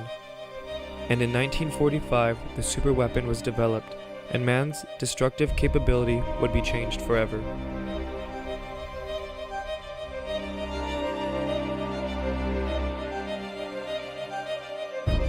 We're allowed to say there is reason to believe that the Japanese city of Hiroshima, approximately the size of Memphis or Seattle or Rochester, New York, no longer exists. General Sputz smiled when asked if the new atomic bomb would be dropped again in the near future, but every indication is that it will be, for he announced that more B-29s are ready to follow the Pathfinder which hit Hiroshima, and that the atomic bombers would operate Air Force bases in the Marianas. President Truman's dramatic announcement that Russia had the atom secret caused state departments all over the world to stir uneasily. At the United Nations, Soviet Representative Andrei Vyshinsky refused to comment and stalked coldly into the assembly building. The grim vision of an atomic war, which would leave complete desolation in its wake, is a problem. The Pacific is the chosen proving ground for the United States H-bomb experiment, here amid vast ocean spaces far from human habitation. Country really needs is stability. I think I need a third left turn because the Democrats, The shockwaves of the the world's radical first left H-bomb Democrats, they rushed ruined my towards the first onlooker. term. All the Russiagate nonsense, I was paralyzed with indecision. Империалистической державы. Господин представитель, это что, для вас открытие? Весь мир знает, что самая империалистическая держава – это Соединенные Штаты Америки. A series of offensive missile sites is now in preparation on that imprisoned island. The false Imprisoned island. strict quarantine on all offensive military equipment for the ships to Cuba is being initiated. Good evening. This is Walter Cronkite at CBS News headquarters in New York. Well, at its beginning, this day looked as though it might be one of armed conflict between Soviet vessels and American warships on the sea lanes leading to Cuba. The Chinese communists have announced that they conducted their first nuclear test today. By our own detection system, we have confirmed that a low-yield test actually took place in western China at about 3 a.m. Eastern Daylight Time. As Secretary of State Rusk noted on September the 29th, we have known for some time that the Chinese communists have a nuclear development program which was approaching the point of a first detonation.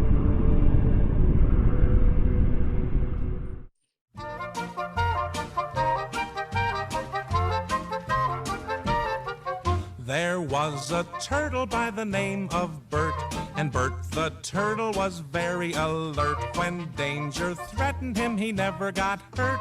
He knew just what to do. He'd duck and cover, duck and cover. He'd hide his head and tail and 4 little feet. He'd duck and cover. He hid beneath his little shed. In the years following World War II, many hostile countries developed their own nuclear weapons, putting the world in a constant state of readiness for nuclear war. This new Cold War was the world Robert Hastings was born into in 1950.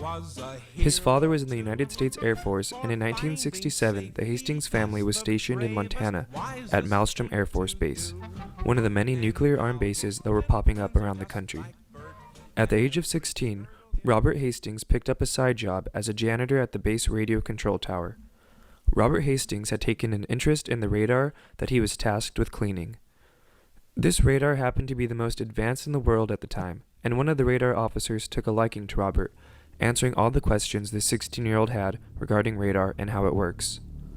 One day in the spring of 1967, while Robert Hastings was doing his janitorial duties, his mentor motioned to him to come look at the radar and that they were tracking 5 unknown objects flying faster than any plane that existed at the time. Robert Hastings got very excited, and then his mentor told him to leave and come back later. Later that evening, Robert Hastings brought up the incident that had occurred earlier, and his mentor did not want to talk about it. He brought it up again a few days later, and still his mentor refused to discuss the matter. Robert's father had heard rumors around the base that the UFOs were maneuvering over nuclear missile sites and launch pads. This is where Robert Hastings first realized that UFOs were real and that they were interested in our nuclear weapons. In 1973, when Robert Hastings was 23, he became aware of a magazine article that claimed what he had heard happened at Malmstrom Air Force Base was happening at other military bases around the country. That same year, he read books by UFO researcher Raymond E. Fowler and researcher Donald Kehoe that described similar accounts of UFO interference around nuclear missile sites. By spring of 1973, Robert Hastings had come to the conclusion that the phenomenon is real, the phenomenon is important, and someone should start interviewing witnesses on tape about these incidents. So he began doing just that. He interviewed radar operators, people who worked on missile maintenance, missile targeting, and even launch officers. Robert Hastings would go on to eventually interview over 140 retired military personnel who were involved in incidents around the U.S. where UFOs would fly around nuclear missile sites. Yeah, dude, this was He also incredible. began to collect official documents through the he's Freedom of downplaying Information it. Act that discussed these incidents. He found documents that detailed that UFOs were spotted in 1945 around Los Alamos, the research center in New Mexico where nuclear weapons were developed. He also found documents that detailed UFOs being spotted at Sandia Base, where the nuclear weapons were assembled and engineered. These documents detailed fireball-like orbs moving around at high speeds around the military sites from the very inception of nuclear weapons.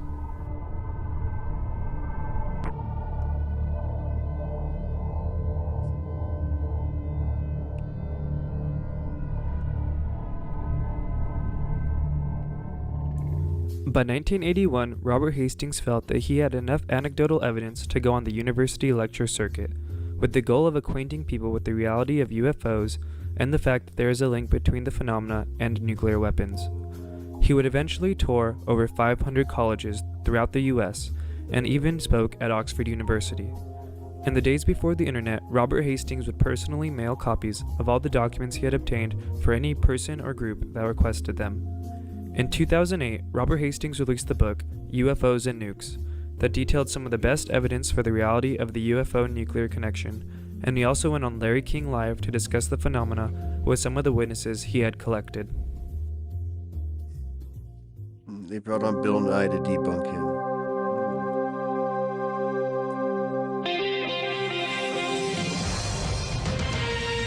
Tonight, have UFOs shut down our government's defense systems? There is evidence that something caused missiles to malfunction during test launches.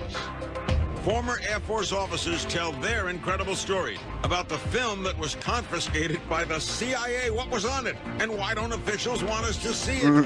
Find out right now on Larry King Live. Have interfered with missiles at U.S. Air Force bases, and aliens are monitoring nuclear warheads and bombs. Our first guests claim UFOs have activated missile systems at 5 Air Force bases in 5 different states. They also claim a cover-up. That the United States government is keeping the information secret. Former Air Force officers and an investigator are here with their stories. Here in Los Angeles is Robert Hastings. He's author of UFOs and Nukes. I have the book right here. The book is available at ufohastings.com. He has been investigating sightings at weapon sites for years. Bob Salas is a former captain, U.S. Air Force Base.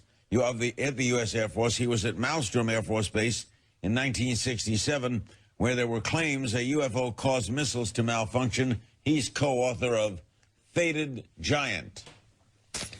Bob Jamieson is with us, former U.S. Air Force officer. He was at Malmstrom as well in 1967, and he says his superiors told him UFOs caused the malfunctions. And in Peoria, Illinois, is Dr. Bob Jacobs, former First Lieutenant U.S. Air Force, former U.S. Air Force photographic instrumentation officer. A UFO showed up on film that he shot in 1964 at Vandenberg Air Force Base, and that was later confiscated by CIA agents. Bob, what happened at Malmstrom in 1967? 1967, I was on duty as a missile launch officer. I get calls from my guards upstairs. First, I get one call saying that they're seeing strange lights flying in the sky, and I didn't pay too much attention to that. About 5 minutes later, the main security guard, the flight security controller, calls down, says he's looking at a glowing red object, very large, hovering over the front gate. He wants to know what to do. I tell him to secure the facility. We hang up. I go to tell my commander. So within seconds of that call, my missiles start shutting down. I recall losing all 10 of them. You didn't see the object? I didn't see the object because I was obliged to stay underground in the capsule. By shutting down, we mean what? By shutting down, what I mean is they were not launchable. They were in a no-go condition, disabled. How long to restart them? How long to restart? Well, I'm sure it took over a day, and maybe... All right. Now, Bob Jamieson, you were there too, right? Yes, sir. And you were in the Air Force? Yes, I was in the Air Force. And where were you when this was happening? Okay, I was a targeting officer, missile targeting officer. I was at home relaxing, and I got a call from Job Control to tell them to come in. A missile had gone down. My job as a targeting officer was to bring him back up. And so I went into... So you didn't see the incident, you just went to the missile? I went to the incident. I went to the site. Where is Malmstrom? It's Great Falls, Montana, just outside of Great Falls, Montana. What did you make of the story?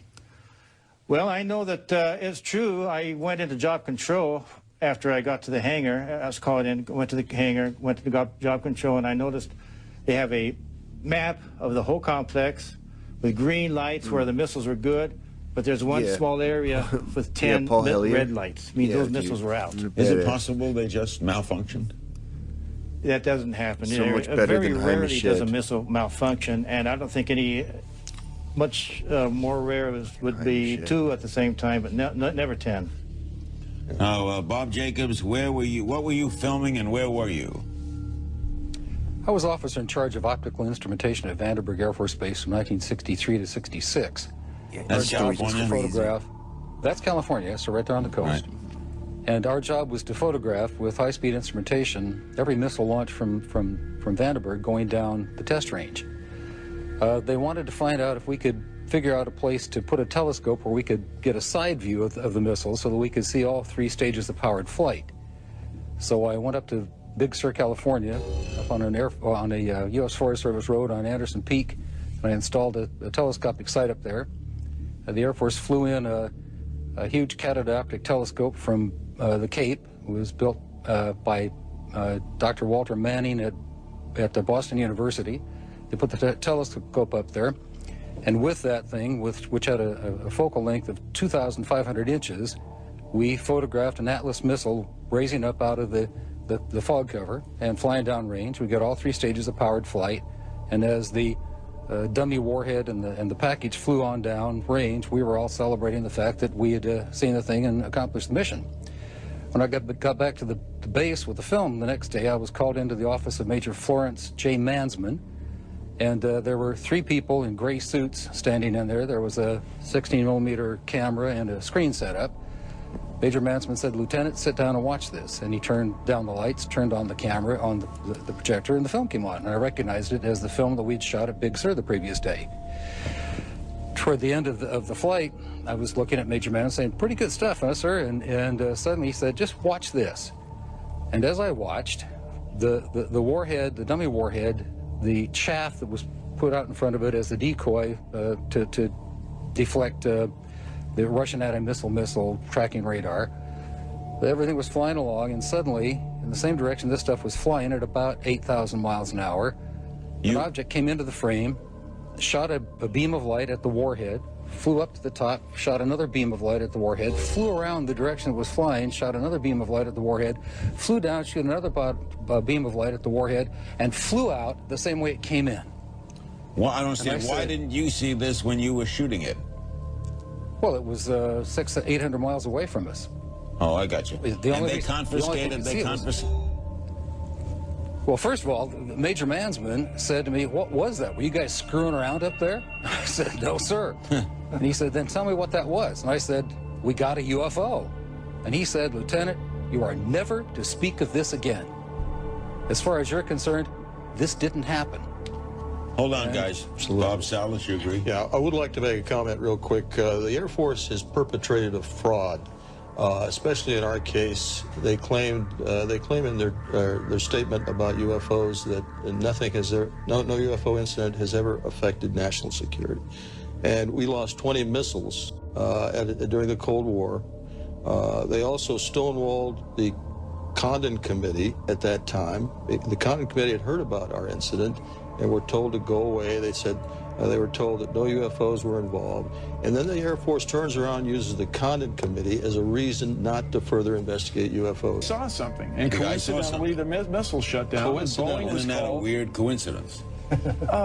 Yeah, but many times I've flipped a light switch and what you if hear the a same, siren. I mean, what if the same thing happened a week earlier? Only this time, 10 missiles go down. A lot of security guards see the UFOs right above the or 5 other missile bases. Okay, so why repeated occasions. Is that a coincidence too? I mean, you combine the 50s, two. 60s, 70s, and 80s. There's over 100 people. Bill. Well, in science, it's not evidence. I wish Edgar Mitchell were here, but in any case, it may not be evidence, let's say, but it is certainly 100 people are telling the same story at different Air Force bases over a 40-year period. These guys were entrusted with weapons of destruction by the U.S. government, and there's 100 now who are coming forward and saying UFOs shut down their nuclear weapons. Right, we have mass psychosis in the among interest our of nuclear time, missile forces. In the interest of time, Dr. Jacobs, he takes pictures, he comes back, they call him in, they show him the pictures of this. I saw it. I'm an eyewitness. He saw it. I'm not talking about. And they confiscate it. Yeah. Why? I wouldn't be surprised. Hello? Well, go ahead. Yeah, go ahead. You mind if I speak, Mr. Comedian? Go ahead. I was there. Yeah. I was there. I saw the Mr. film with my own Comedian. eyes. I'm not lying. Got his Why ass. would I? I'm a university professor with a PhD and a lot of years of good, respectful research. So the guys from Ulster may not have seen the UFO, but they saw the results of it. I saw the damn thing on film with my own eyes, so don't call me a liar, and you weren't there. I was. With all due respect, not calling you a liar, it's just quite a step to say there was a film with remarkable images on it that the CIA confiscated. What do you... Which I saw and which they did. Yeah, which is quite a step from there to say it was definitely a spacecraft from another civilization. That's the leap that the skeptical community is reluctant to take. Hey, pal, listen to me. I didn't say it was a spaceship from another civilization. I said it was something in the air that we couldn't identify. Therefore, it was an unidentified flying object.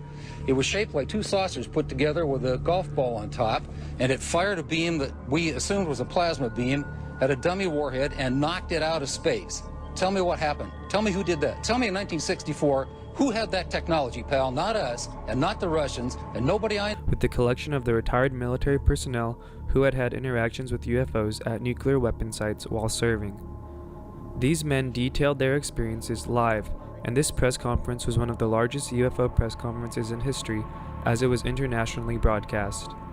This press conference helped bring the UFO nuclear connection to the attention of many people who were previously unaware of the phenomena. I mean...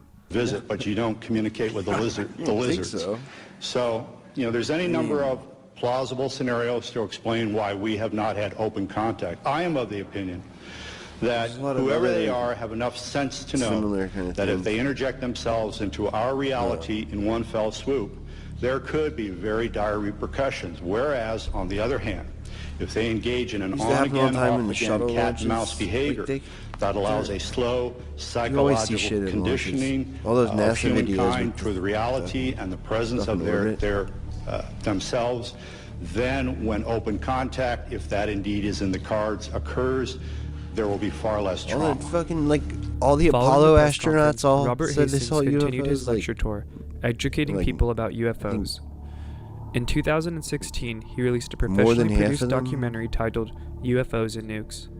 This documentary highlights some of the more notable instances of UFO interference that Robert Hastings had discovered during his years researching the phenomenon. The documentary also... Like, that's the thing, like, Bob Jacobs was getting at there at the end, and they cut him off, or not Bob, one of the guys. It's like this pattern that happened over this time period, and you have hundreds of officers and hundreds of, Air Force men all testifying to the same basic thing. Like, there's tons of accounts in the book of people who actually saw the craft. Like, they used to have these camper vans that they would put outside at the gate, I guess, in case, like, the Soviets tried to, like, drive through the gate or something. And they, at several different bases, this wasn't just a one-time thing. The fucking giant, I don't remember if they said it was a flying saucer or what it was, but it was a fucking giant. For a certain time, they did, like, whimsical kind of shit. Like the weird drones like we see now, like, kind of like, flashy lights and spinny orby things. And then they, like, got more intense. And then at this time period in 67, they were showing up with these giant fucking craft, just, like, overwhelming them, show of force style. Like, hello, we're up here, motherfucker. Stop with the fucking nukes. And then I think after that is when they got more, they would zap them. I don't know what year the Big Sur thing was, but, like, this happened a lot. This happened over and over again all across the country. Like, it happened at bases on the East Coast to the West Coast, up and down, Montana, Wyoming. And frequently, they would be accompanied by mass sightings in the town where the base was. So there's a well-established pattern, and you could just have this well-documented, like, these guys called it in here, these guys filed their report there, like, this went that way, like, all this stuff, and, like, it's been declassified, and, like, this reporter is the most careful journalist I've ever heard. Like, everything is so well documented. It's really hard to see how all those guys could be mistaken or you know, I guess you could conceivably, they could be in on some massive plot, you know, I guess. At this point, none of them have... It would be effectively the biggest conspiracy ever if you had all of these Air Force guys, all hundreds of them, involved in some massive story. You know, it's like you have a hard enough time, like, what's his name? Travis Walton has a hard enough time keeping, like, his 4 buddies in line. Like, that would be, I think, I don't think that's reasonable. I mean, it's like how Roswell, like, all the people at Roswell, before they died, they all said, yeah, this was a cover-up. They made us do the cover-up. This is what it was actually a flying saucer. Here's what we did with it, blah, blah, blah. And all that story is all, you know, in the public record now. We just, like, oh, those guys are all lying. All the guys who were there. I know I wasn't there, and none of these guys were here, but those guys who said they were there, they weren't there. They're lying. They don't actually know what happened. Like, that's effectively the position they're in now. The Air Force, like, you know, Kirby's out there. He has to lie for something that's, like, you know, just so incredibly well documented in history. And it's like the buy-in from the media is what keeps that going. Like, any one of these journalists could, like, theoretically read this guy's book or actually do the legwork to see how well documented this phenomenon is. It's like, it's impressive that they've managed to still suppress it, even with how incredibly well documented it is. Like, it's really, I mean, I think it's sad, but it's also the whole thing they have employed, like the whole psyop, like the debunkings that they have in public like that. They've been doing that since the fucking 40s. Right? Like the pseudo-intellectual Mick West type shit has been a recurring aspect of this, right? And it's like each generation has like the one guy, he's like the debunker in chief, and it's pathetic. It's just, again, it's the media buy-in is what preserves it, you know? Also has very nice graphics depicting the experiences the UFO officers had.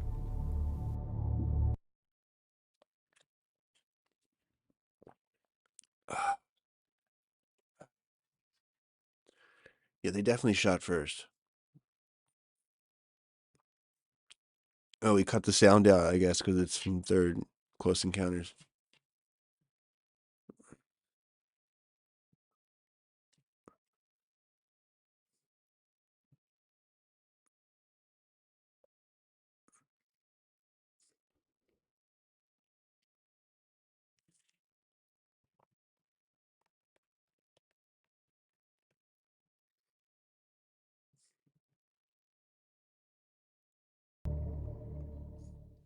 Robert Hastings' research is some of the best evidence for the UFO phenomena, and illustrates just how interested the UFOs are in our nuclear weapons.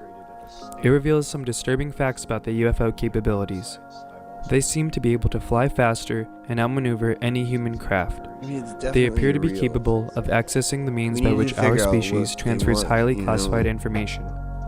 During World War II, the development of nuclear weapons was on the US's highest security priorities, and the UFOs were flying around these top-secret sites from the beginning. The research also demonstrates that the UFOs are able to interfere with our technology and manipulate it to their will.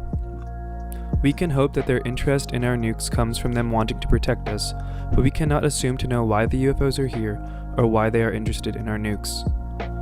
Most of the documents Robert Hastings collected during his years of research are available at his website, ufohastings.com. There Luckily, you can the also deep find state's links still to purchase bad, his documentary so maybe and we his can book, work together both titled UFOs to get rid of and the deep Nukes. state. The press conference and the Larry King interview are both available on YouTube. Complex. Robert Hastings is an asset to the modern UFO community, adding a refreshing breath of nuts and bolts credibility in a field so riddled with misinformation and charlatans. His contributions to the field of ufology and the human history in general will be felt for generations to come. That these incidents have taken place. There are hundreds of declassified documents which indicate that UFOs have demonstrated a distinct and ongoing interest in our nuclear weapon sites. I've also interviewed nearly 100 gentlemen who were involved in these incidents at various Air Force bases. This is very widespread. What you're seeing here this evening is the tip of the iceberg. Very, very widespread.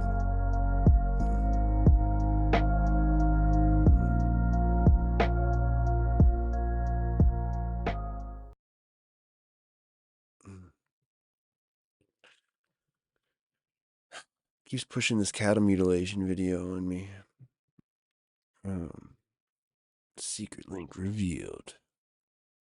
Oh, that's the whole movie there. Cool.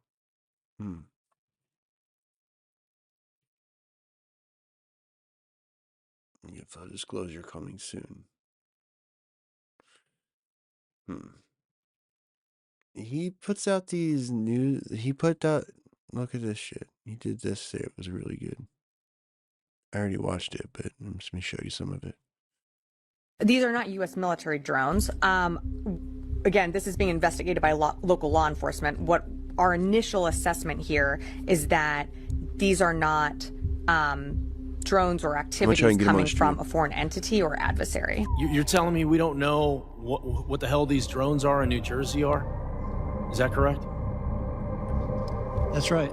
It's crazy. I mean, that's crazy. That's madness that we don't know what these drones are. From the Coast Guard, who said that one of their 47-foot motor lifeboats was followed by between 12 and 30 of these drones. It followed the FBI agents went, home. That's my favorite. It's my favorite detail. 6-foot drones that are somehow It followed the FBI guys home. They are not being detected. They're saying no threat, but how the hell do they know?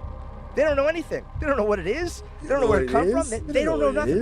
They know that they can't track them. They know that they don't emit a signal. They know that they can't see them when they turn their lights out. They also indicate The fact that they can't track it or shoot it down should be everybody's dead giveaway. I'm telling you, this is getting obviouser.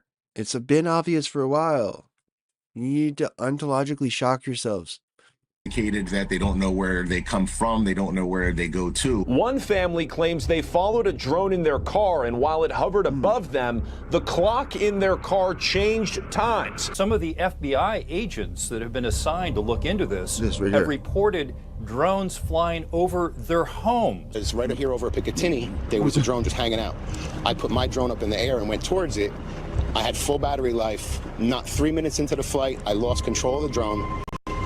Warning on my screen, lost control, and my drone started going down dead. These are fully charged batteries. It's 2 batteries that have died within seconds, and the drone went up and, like a couple feet off the table, and then came right back down. Okay, you see it? You see how it goes? See how it goes? And then it becomes a spacecraft or aircraft or whatever you want to call it. What the fuck is that, bro? Did it just get smaller? Bro, what?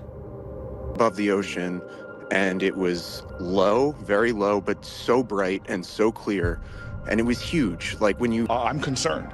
I issued a letter to ask for more information, and I think there should be a lot more transparency about it. That's what I'm saying. It hates the deep state. Because The I think phenomenon people hates the in New deep Jersey state. see drones the size of an SUV over their house every night and think that that doesn't make any sense. That much is clear. I understand why people would be looking at this and being concerned about it. We're concerned about it too, which is why we have the Department of Homeland Security and the FBI. My goodness, look at this, and we're taking it Kirby, man, seriously. you're gonna go down in history. Okay, let me know if you guys can hear me. Denier. I was having audio issues before, and like I said in the comments, I'm going ghetto mode, where I basically I'm using my phone, but putting all the videos on my computer because for whatever reason my microphone does not work. But yeah, a little bit of a break for Christmas and the New Year's, and I've actually really been busting my butt on the documentary about this stuff, and it's the first one. Hopefully, will be coming out hopefully by the end of the weekend. It's it just covers basically a lot of the previous drone incursions, and then it obviously goes into this Jersey stuff up until the DHS hearing, which already feels like 3 months ago. Today there was a bunch of breaking news that we had to cover. Calling UFOs drones. That's all it is. It's UFOs. Yeah, great. Calling them and drones. today we're joined by Tim. So Tim, how's it going, bro? Pretty good. Crazy developments today with all of this stuff, and it's kudos to you for keeping up on all of these last couple of months. So it might be coming to fruition here. Where are you with everything? And where were you initially? You were, and I kind of was for a little bit They're too. not in broadcasting the, on Lil was standard there RF in, frequencies. KMF in vans around New Jersey putting up drones. Where were you and where are you now? So I, for the longest time, was thinking that, I mean, obviously some of these are probably misidentified things, but there was no doubt in my mind that I think that some of these were some sort of UFO or objects that people are not familiar with, specifically the ones that are around bases. And then when you're hearing reports by Coast Guard that are saying that they're seeing them coming towards them on the water and stuff, I thought that those stories were way credible and things that we've heard for years, before this. I think that there's a lot of this that just was getting caught up. News media showing things that might have obviously been planes that were like in the sky. But I definitely thought that there were some people that were seeing objects that are probably a little bit more unexplained than just a typical airplane coming in for landing. Yeah, and then with these developments today that we're going to get into, and we might even get Tupa here if he can. We sent him the invite. Tupa's the debunker guy. But yeah, we might as well just get through it. And yeah, I missed a bunch of you guys too. Doing all the probably not gonna be able to shout out because I feel like the ghetto mode has me like all bugging a little bit. But I love that everyone's here. See you guys all here. I'll hopefully be able to keep the comments up as we go through the stream. But basically, when we last met, it was about 10 days ago or so. And basically, after Biden's comments, the mainstream media went all in on the hysteria narrative. And I didn't pull this because there's so much stuff to cover. But basically, in the time we've been separated, y'all, Mick West has just been making the rounds and has had quite the media tour. Like, he's on every channel now saying, like, it's all hysteria. These are drones, blah, blah, blah. So, but point being, though, these things are still being all reported around. So here's December 26th, the day after Christmas, a new report out of Colorado. We'll just watch this. Reached out to KRDO 13 Investigates following the recent headlines of drone sightings along the East Coast to share their own video clips of similar sightings. We reached out to several agencies in Colorado to see if those mysterious drones are now moving west. KRDO 13 investigator Michael Lagerwell shares their answers with us tonight. Michael. Nearly every agency I reached out to said they haven't seen an increase in drone sightings, or they couldn't comment immediately. This is what they're telling you. KRDO 13 Investigates has had several viewers share with us video of what they claim to be mainstream media mysterious lies. drones flying in the night sky. Distortions. Look, one of the drones here in Colorado. This video was sent in from a Pueblo man just last week who claims this is a drone, and this was a UAV from earlier this fall. I was kind of excited, to be honest. I wasn't like afraid of it by any means. I was like, ooh, this is exciting. Like, they're not just in New Jersey. They seem to be, in other states. Here's another sent in by a couple driving back to Pueblo. They say this flying object, sporting festive Christmas-colored lights, was found near Fountain on I-25 in the same spot both on Friday and Sunday night. Wow. There's that little bit down inside of me that's real excited and hopes it's aliens. Yeah, dude. But this isn't part of a bigger honestly. trend. The El Paso County Sheriff's Office honestly says do. they've seen zero credible reports in the last That's just few what months. Joe Biden told them Colorado to say, Springs man. Police also say they have no reports, and Pueblo Police Department is still looking through their records. Even They're all the way lying to down protect the Alamosa, Brandon historically, regime. is a hotbed for aerial activity. Police say they haven't had any sightings or reports recently. But what happens if you do look up into the night sky and see a drone? Well, if you suspect it's being used for criminal activity or threatening your safety, then you're encouraged to call local law enforcement. Now, any sightings of drones or other aircraft that may not be following federal guidelines should be reported to the Colorado Division of Homeland Security and Emergency Management tells us there are several free apps that you can use to identify objects flying in the sky above you. Reporting live in Colorado Springs, Michael Lagerwell, KRDO 13 Investigates. Never listened to So Colorado. yeah, we got that going on, and then I'm gonna play this too real quick, and just feel free to hop in whenever you want, Tim, if you feel compelled. New FAA restrictions in New Jersey. So yeah, despite all the hysteria talk, they are still adding new FAA restrictions. This is like I think a day or two after Christmas as well. The FAA has expanded temporary drone flight restrictions in New Jersey. Drones are now banned from flying in parts of 9 more towns. That's in addition to dozens of towns and municipalities where the FAA issued restrictions earlier this month. Unexplained drone sightings have alarmed residents and local law enforcement since last month. It's unclear why the new restrictions were put in place, where and when they were. Just a few days ago. We have this next. This is that one mayor who went rogue on the last episode. And he basically said like the FBI was like supplying fake or faulty machinery that wouldn't pick up the drones. They know what it is, It almost seemed man. like they were designing the whole operation to fail. Because they know. They know exactly what it is. Same shit they fit. Oh, man. It was Christmas Eve. So I just happened to have my dryer shit the bed. And we had to go out and get a new one. So I took 2 of my boys and we went to a couple of places, Lowe's and Home Depot. And we got one. We got it loaded up. We're at Home Depot, and we are actually looking out the parking lot. And I saw what looked like to be a drone. And I looked down at my phone, and I looked up again. You traded for pins? I saw it again. This is a minute or 2 later. So I asked my one son, I'm like, do you see that? He's like, oh, there's another one coming.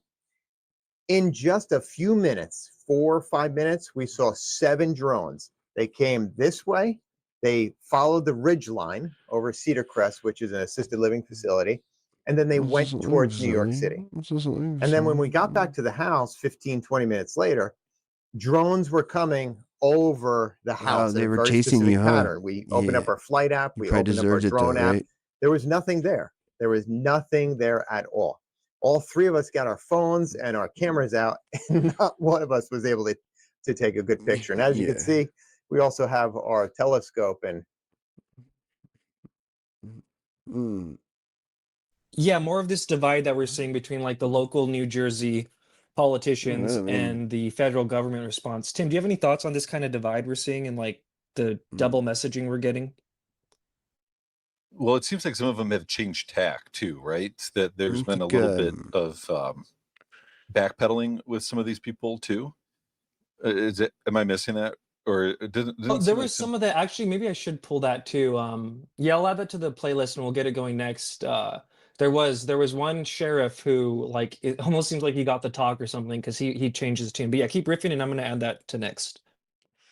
Yeah, it's I mean, overall, I think it's sort of interesting that what they want to try to do is downplay it as much as they can, and they can't have it at least dominate the news cycle for as long as it is happening. But it does seem to be at least popping up in other areas, and you've been doing a good job of at least looking at historical references or other places where they're happening at.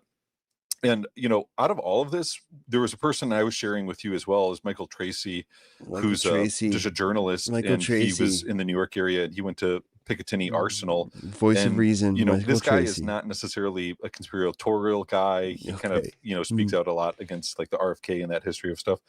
But he saw an object over Picatinny Arsenal that he's like, I can't explain that. And he's like, and I don't know if that's a drone or what, but he said it doesn't look like a drone. It hovered there. It was just a hovering light. So I think there's something with this that the news media, when they're showing these, they're showing them specifically as things that could be, people could look at them as planes and follow that narrative of just sort of like this hysteria McWest sort of line. But there is a number of people out there that are reporting things that are definitely not necessarily planes. They're not fucking planes. You know, not drones hobbyist shit that are like that they're viewing. And it seems like drones is just starting to become this new word for UAP, which is exactly the new word for UFO in that history. They got to keep changing it every couple of years.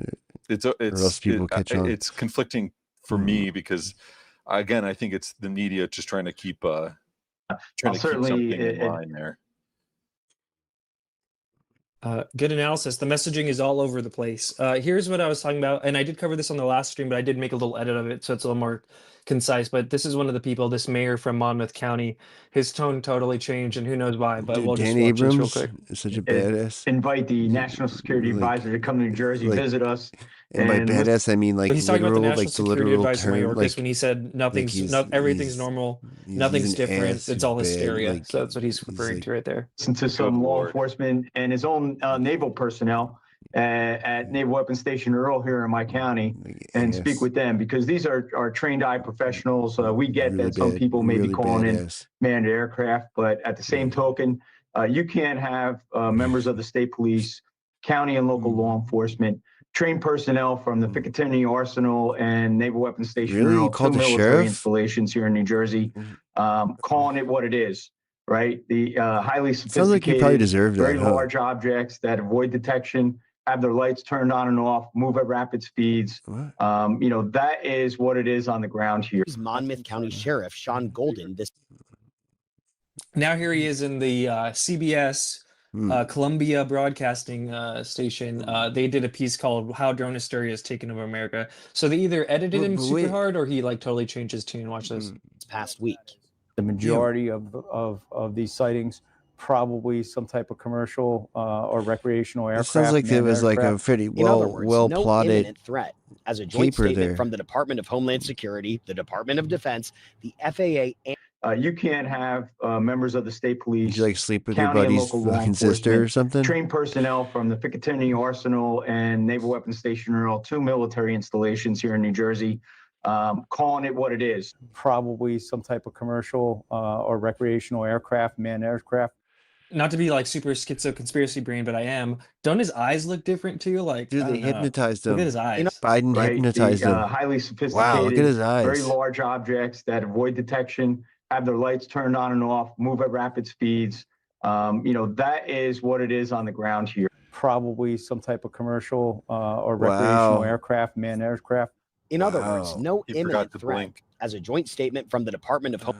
So yeah, MSM going all in on the hysteria thing. But you do got to remember, we have Donald Trump who's about to be inaugurated, and his statements are very much different than what MSM is saying, right? He's not saying it's hysteria. He's saying the government knows what's going Biden on. gave him the old And they sniff should be test, honest if with you know what I mean. people about it. So very strange. I feel bad for that guy. I hope he didn't get like threatened or something. He got a weird look in his eye. Oh, next, I know you're gonna love this. And actually, I think we might have to hit this. You know, we're back, baby. We're gonna meme it up.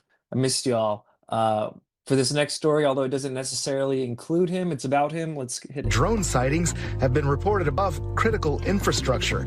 He added that their presence appears nefarious in nature. I don't know who could have possibly done this. And it gets even worse. Some of the FBI agents that have been assigned to look into this have reported drones flying over their home. It's kind of unsettling. They're not up for 15 minutes. They're up for hours. Some are very big.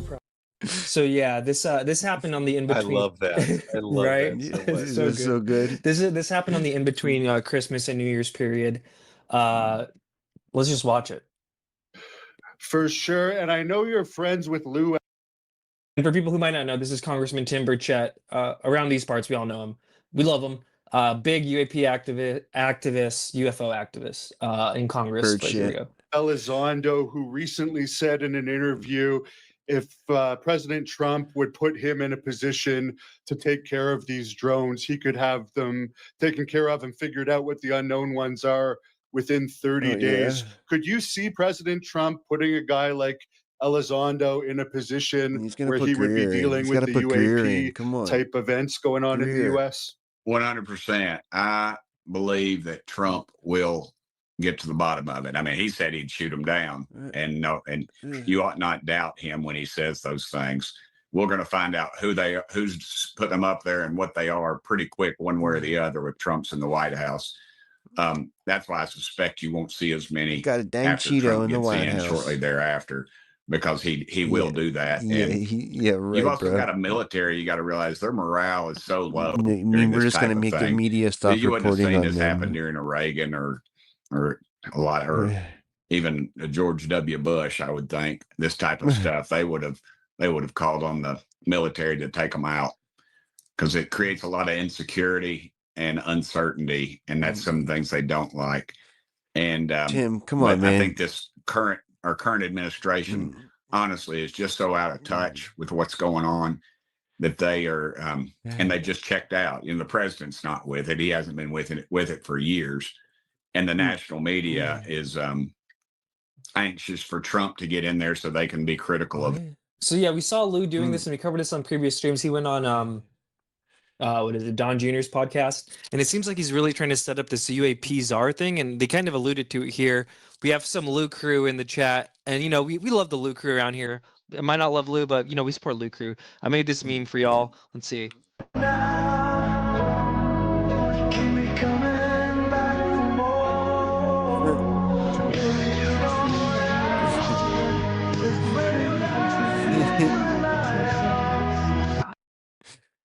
So yeah, that's for all the loot crew out there. Shouts out them.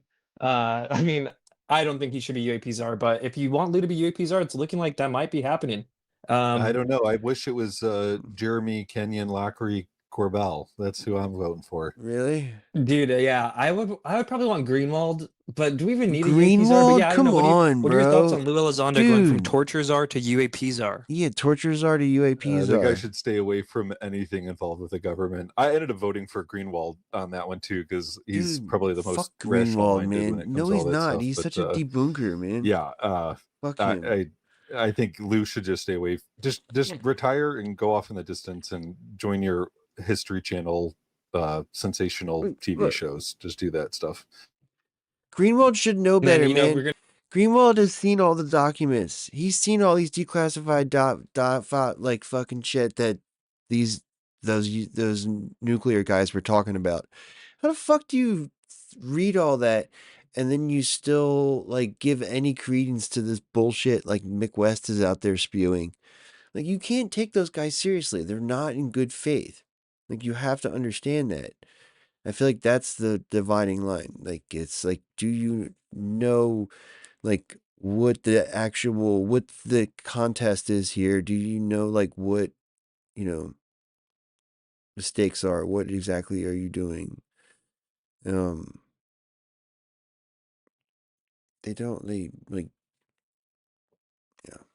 Like, tortures are, like, the whole limited hangout framework has been present for a very long time in this space, right? Like, they've been doing this sort of thing since the nuclear sites in the 60s. They can't give people nothing because there's too many people are seeing it. Too many people like are in on it,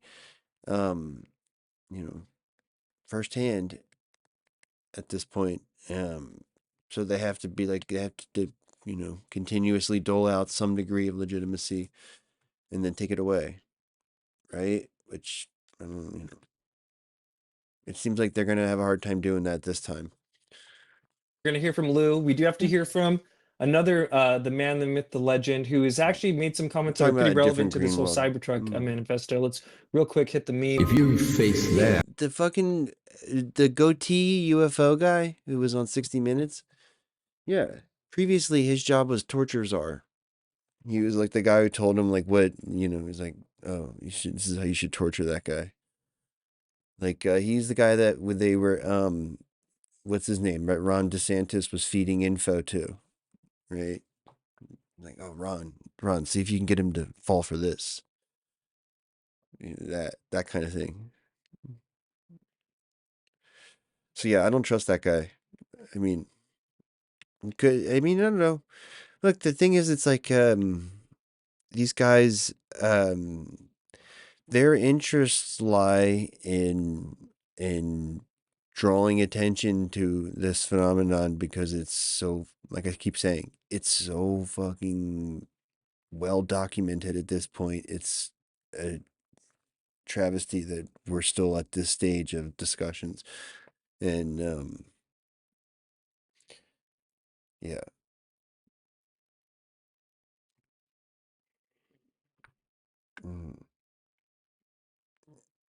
Yeah, exactly. Exactly. That's what I'm saying. You have to understand, like, what the government, like, what is the disinfo exactly? Like, I think too many of these guys who are popular in this space and, like, podcasters or whatever, they give way too much credibility to the people countering them being in good faith. And it's like, that's not the case, right? I mean, any honest assessment of like the material would tell you that the phenomenon is very much real and like we're well beyond this. And the government is well beyond this too, is the other thing. Is like they've been running these budget programs for decades and we don't necessarily know what kind of like breakthroughs they've made, but they know a lot about this shit that they're lying about.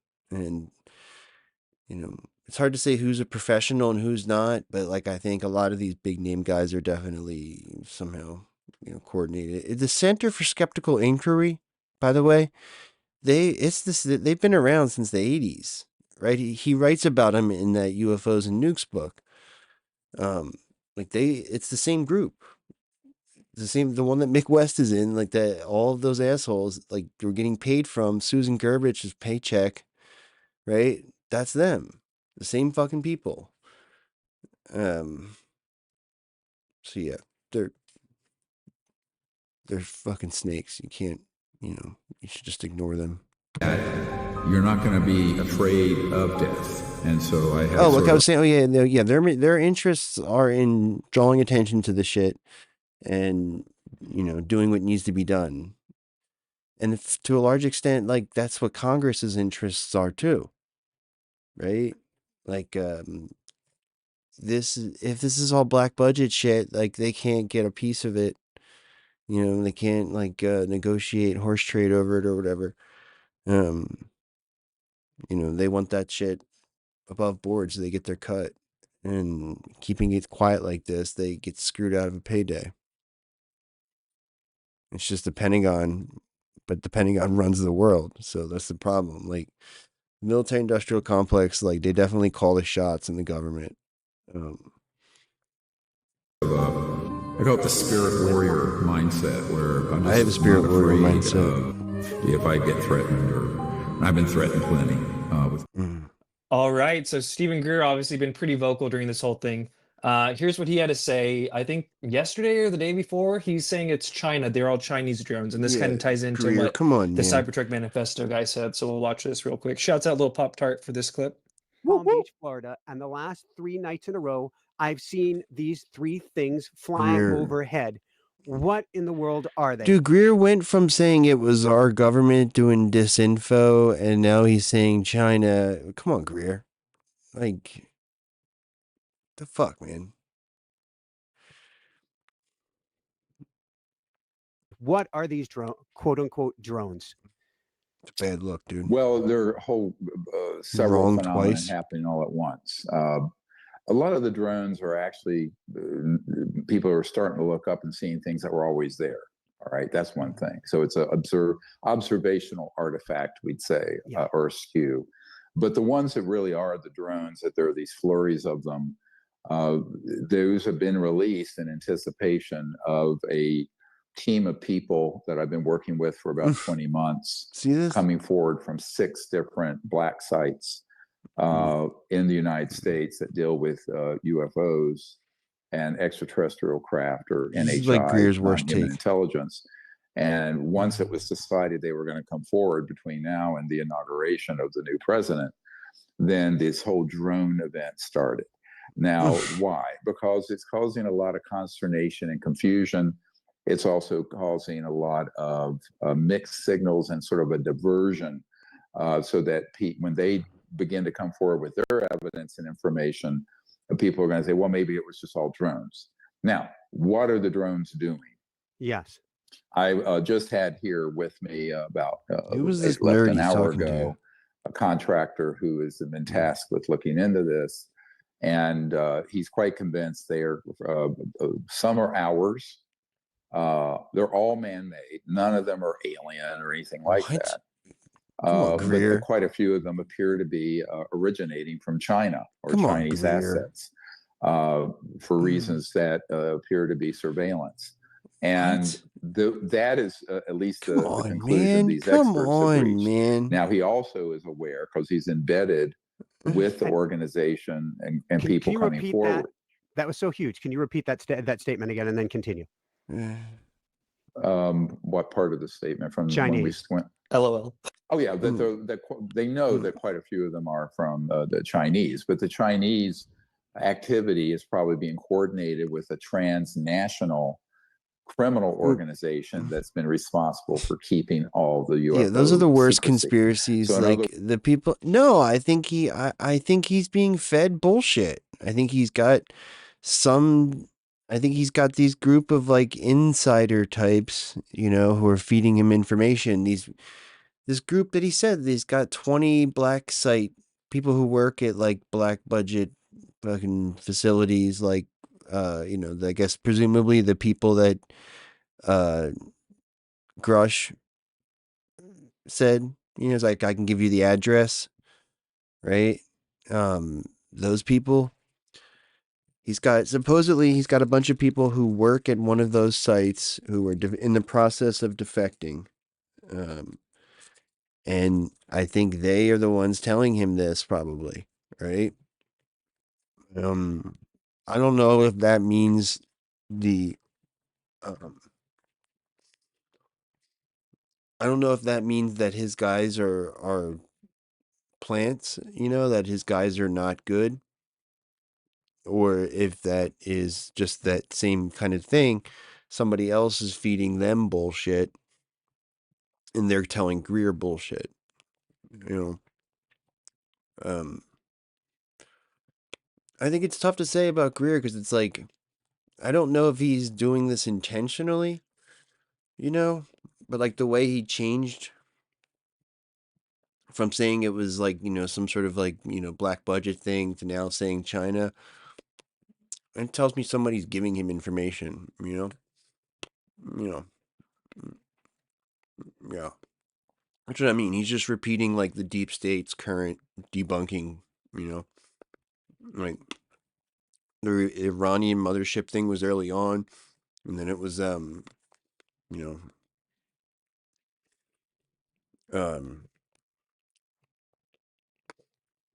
Russia. Now it's China.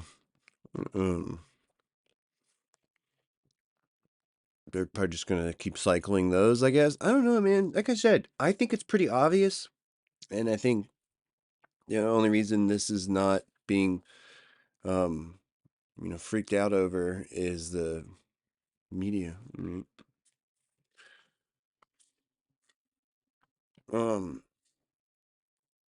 You think? I mean, he's not really that kind of guy. Like, he's not really like political like that. It's the first I've ever noticed him doing, you know, overt propaganda like that. Like, he's usually sort of like understands the class dynamics of international politics, which is why I like a lot of Greer's takes, right? Because he gets it. Like, he understands that this is, you know, it's oligarchy, capital calls the shots, all that stuff. You know, some of these guys don't seem to get that, but he does. So this is kind of a weird take from him. That's what I'm saying. I feel like this is not the kind of take he comes up with on his own. Again, like his story, he just said it. His story is that this is the deep state working with their Chinese affiliates to do surveillance and interfere with my big event.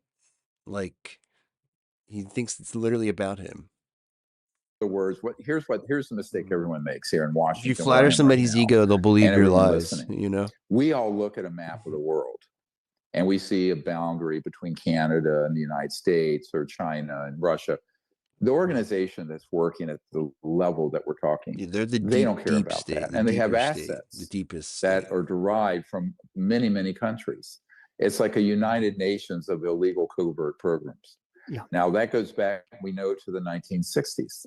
And I can tell you a story about that in a little while. It's in our disclosure files. Yeah, they're back in England, right? Archive. Exactly. But as soon as this group decided they were going to set a date to come forward, and remember, I've been at one of the chief, two of the chief black sites this guy's out in the Western Desert extra, huh? in a helicopter with the main guy who's coming forward and defecting. He's been a special forces operator there since 1995 in those programs. And as soon as they decided to come forward, set the date, and this was the big surprise about a month ago that I learned, they're going to unmask themselves. So in other words, they're not going to just anonymously say, here's what we've seen. These are at the highest level of aerospace contracting and special forces, who are going to come out, rank, you know, their name, rank, serial number, nothing held back. Dude, he'll throw Lou under the bus, but he knows never to come for Grush. Because this is the most significant, earth-shattering disclosure in human history. Number one, when I tell you what they're going to be, what they've been doing there. Yeah.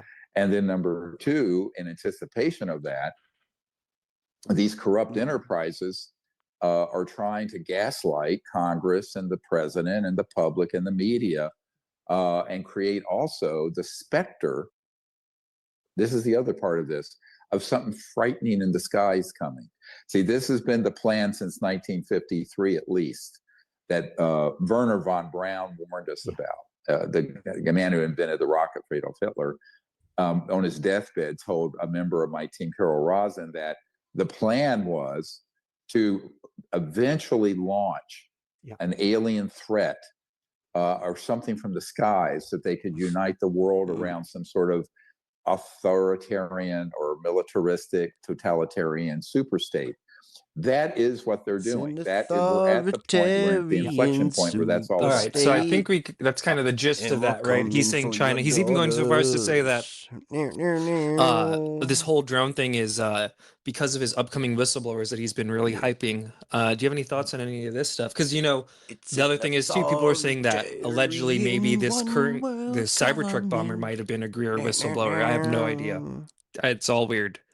Ooh, yeah, that was my initial thought too. That's a good wrinkle. When that space Greer was going should on claim with that. and you guys earlier, was whether or not maybe that guy had some connection to Yeah, Greer. I don't know Greer if he's should commented about definitely this say yet that. or anything. I know Pop-Tart said he was going to be on, was it News Nation or Newsmax or something like that later on tonight too. So maybe he's gave more information. But That's a great point. I need to check Pop-Tart's feed right now because he'd probably definitely clip that. Thank you. Oh, absolutely. Pop-Tart goes pretty hard.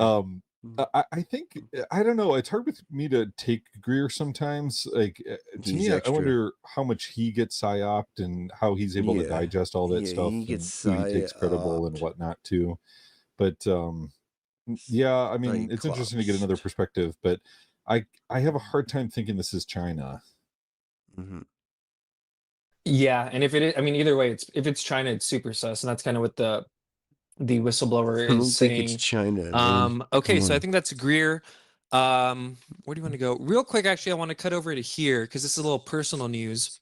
I don't know if you guys have noticed my backup channel has stopped posting because I have 3 copyright strikes, and one of them's really sketch. Actually, 2 of them are pretty sketch. One of them's from Linda Moulton Howe. So hopefully I could get somebody who I know who can tell her to like get that removed. Because if not, I think both my channels are going to get deleted forever. But anyways, so here's the timeline of events for this thing. I did an interview with this guy who posted an orb UFO video near Picatinny Arsenal in the rain.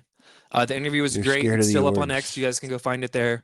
And then it got this random copyright strike from this company called Viral Hog on the video. And then I went to go find the guy. I couldn't find any of his accounts and stuff. But our interview seemed nice. He seemed like a nice guy. Seemed like a genuine guy. A little like since I posted this like an hour ago, I have been able to contact him again. He kind of wants to lay low. I'll just say this. If you guys remember, we covered that the person who claimed to be visited by the FBI also posted an orb video online, and they claimed that their video was removed from all social media the night before the FBI visited. Food for thought. But I did contact TTAL, and he said he has no connection to or has any idea what this Viral Hog company is.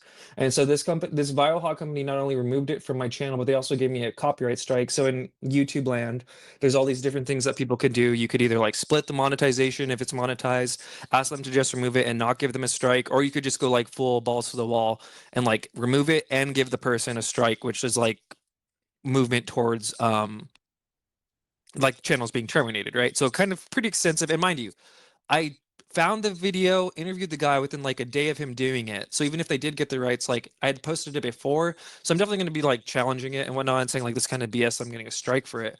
But again, the person who posted it said they have no idea what the hell that company is and they never interacted with them. So yeah, hopefully maybe we'll be able to hear more from this person. Again, they're super spooked out about everything. But yeah, I don't know, Tim, any thoughts on that? Isn't this weird? Like this Viral Hog company? Yeah, super weird. I saw you kind of commented on it the other day, and then hearing you go into it a little bit more here is, yeah, a whole different world to me. Are these monetized for you on here too? So I'm guessing is why they copywrote it. Yeah, but also you can copyright strike stuff if it's not monetized. And that one did just get monetized like a day before this happened. Speaking of, follow my YouTube. Specifically, subscribe to my YouTube account because I can't monetize that because I don't have any subscribers. Sean Ryan's trying to suppress me because I'm calling him out. I don't know if y'all know that. I took a lot of risk to do disclosure for y'all. Okay, I got to get my family out of town now because disclosure. They're not after me, they're after you. I'm just in the way. Okay. Oh, yo, did you see Kim Iverson was covering, she had Ashton on? Oh, wait a minute. Oh, yeah, there's a couple new third phase.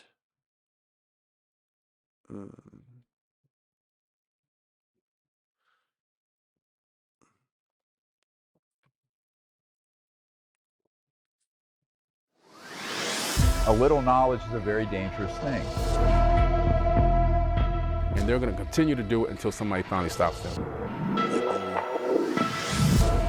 I know for a fact, you can look in their eyes and tell when somebody wants to kill you that they had that face, that stone cold face, that appearance.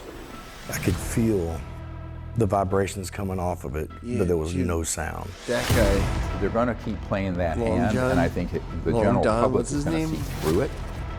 Everything's active, TJ Long, unbeknownst to most of the TJ people Long on this Cop. planet. Yeah. They need to hand over the reins because it's not theirs. It's the property of the United States military. That's right. And people. Yeah. Oh, yeah, brother. Give us what you got. Give us this information. Let us make our own decision. Yeah, bird shit. At a certain point, you have to call their bluff.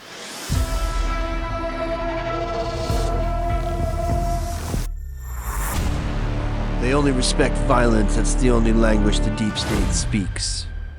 Welcome back to Third Phase of Moon. Blake Cousins along with my brother Brent. It's 2025 and the year of disclosure is in our hands. It's happening right now. It's happening now. I'm not just saying it because I got a feeling. I'm saying it because we've been getting so much information from the inside at the very, very top. Right up there with the incoming president, Tim Burchett, told us President Birdshit. this is our disclosure president. But I got a feeling something's going to happen right before January 20th.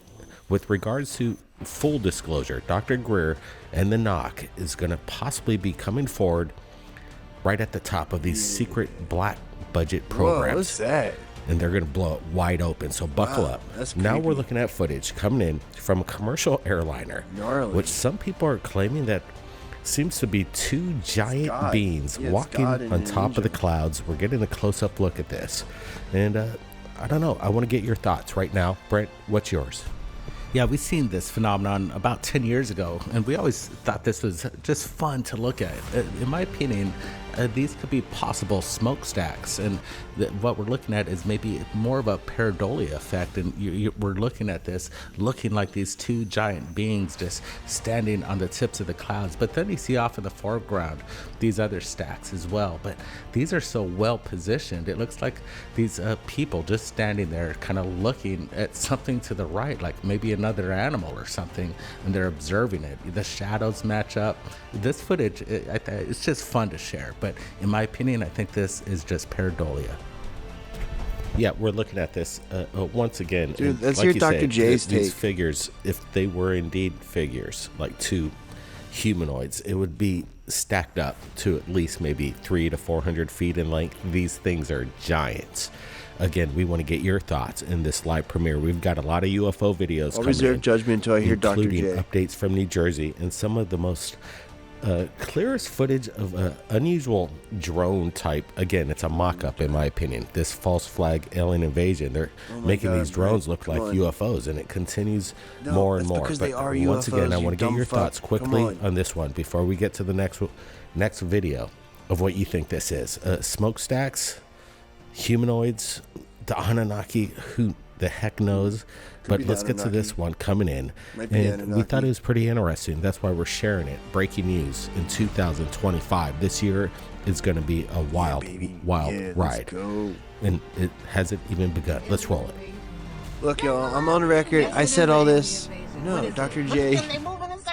He's the ultra leftist, the crank leftist, the crank ultra leftist on Third Phase. He's the guy who says everything is like, oh, that's shape shifting aliens fucking here to drink our blood. Like some would not like aliens are scary type shit, just like crank shit. You know, he's always got some radical take, like, you know, he believes everything.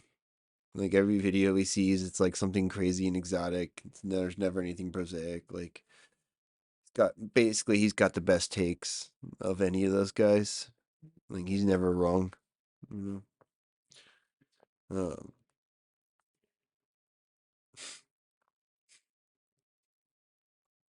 At the top, see the formation on the right, and then they got another formation in the middle.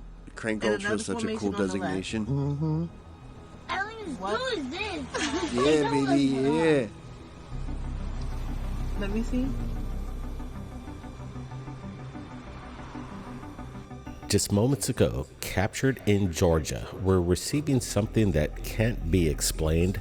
And like she said, there's a formation of lights that is boggling her mind. Her kid is not sure if they're aliens. She's 100% sure that they're aliens because she doesn't know what they are.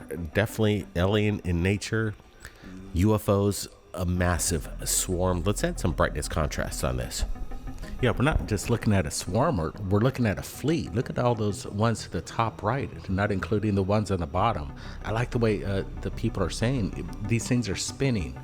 These, in my opinion, are the orbs, the plasmoids, the ET. Ooh. Again, we're looking at this. It's happening around the world as we speak. Just go outside. You're going to see them. And people are sharing it right here at Third Phase of Moon. Again, what's charging these things? And it's just right off the side of the road. And there's these glowing, like sun-like orbs just floating up there. I count like a dozen. Yeah, and these aren't Chinese lanterns, in my opinion, or any kind of Roman candle. I know it's New Year's just recently, but this is something extraordinary. What happened in Georgia? Give us your comments right now. Let's roll the next video into Third Phase of Moon. Yeah, that's weird. Not a plane. This is not what a plane looks like. Or sounds like, for that matter. Like I said, they keep getting a little bit more stranger every day, every night. This wonky one, it's almost a square-shaped craft in the sky. It's not an airplane or a helicopter, and it's large. This thing is approximately 25, maybe 30 feet in length, maybe even larger. So fucking weird. But it's flashing. A typical Look how slow it is. Drone-likes, but something out of a sci-fi movie. Look at as we get a all those close-up look. lights. Tell me, this isn't your commercial-sized drone. This thing's big. Yeah, it looks like it's lit up on the inside, too. It just seems to be hovering right above the homes. It almost reminds me of the old movie, the 80s, Batteries Not Included. And you can kind of see the kind of mixed technology. In my opinion, I'm thinking that these are ours, again, maybe with some alien tech put in there. No, we can't do that. They're just wanting to do this, maybe possible. Werner von Braun said it, a false flag alien invasion. We just don't know. Are they prepping us for this year? I think we're going to get a lot of information. It just rolls in. Greer just gave us a heads up via text, and he says, get ready. In the next couple weeks, we're going to see things that's going to blow our mind, and the information that's going to come in. Yeah, what we're hearing from the inside, again, from multiple sources, lawmakers, insiders, that this is the beginning. These things are getting bolder. They're getting bigger, in my opinion. A little bit more ET craft-like in appearance. And what we're hearing is that they're going to be rolling out even more extreme level, high-end assets that really look like ET. So we really got to be aware of what's going on, because I know there's a mixture of both, and everybody thinks that everybody has the answers, or we've got the answers. Nobody really does, except when it is in your face, like these videos declared that we're a sharing. That's like, the biggest proof. I think Third Phase of Moon is sharing no drones allowed. The disclosure. If you guys have been hanging out with us for the past 14 years, give us a big thumbs up. But I'm sure over the past few months you've seen things that weird little extra you thing can't on the explain. back there. That's all I'm saying. Yeah, it's just so great. The public, the people give us the information that comes in, and we're watching it in real time, just like everybody. So we're not perfect. We make mistakes. Sometimes we don't call it all right. That's absolutely. And we're just giving the information. We're viewers just like you as it comes in. That's the best part. It's such like how we do it right here at Third busy Phase. We got more videos coming up. I really like this one too. So smash Like- that thumbs up. Check this one out. It's really busy airspace. Like they know, like people know what planes look like.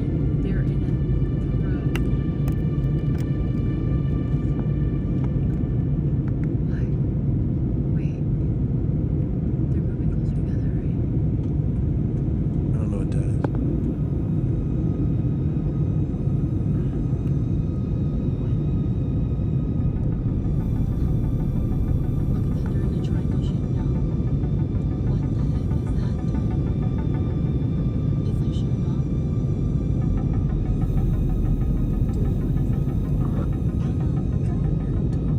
Yeah, like I said just moments ago, that these things are getting larger, more bolder, and more seemingly looking in appearance of the ET craft.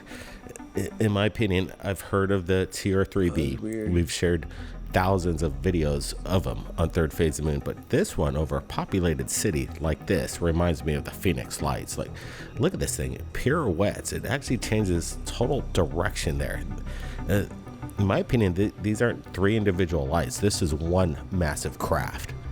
Oh wow, That's a possibility. I just saw it's that, and rolling good end point over because you end. see Look it, at that. right? Let's Wow, start the that's video again and play it crazy. from the beginning, and you can see it's kind of like on a front wow. angle with other lights sparkling around it. I think that's more lens refraction, but these bold lights, the three of them, right there, you see it kind of do that motion as it turns, like it's gonna, I don't know, kind of move and do its takeaway. But yeah, I'm not sure if I can see the solid object within it. Who knows? It could be three lights, but maybe the body's so cloaked you can't see it. Yeah, the technology with cloaking and these plasmic orbs around a craft. It projects the Again, we've lights witnessed the above it. TR-3B. I know hundreds of you probably listening to this episode now has seen it I think themselves, they but have you ever use seen the it from a plasmoid commercial things for the airliner over propulsion in a the massive TR-3B. city there, populace? This is, again, reminiscent of the Phoenix Lights, captured at 30,000 feet. Or they could be these, again, the phenomenon, the bright orbs, the plasmoids that are showing up around our country. And this could be clear evidence of that, too. They have that glowing, just popping light, and there's no means of propulsion. It's just a static charge of light, nothing else. Yep, exactly. Are they biological? We received this video. It's kind of interesting. Let's just look at it really close. We want to get your comments.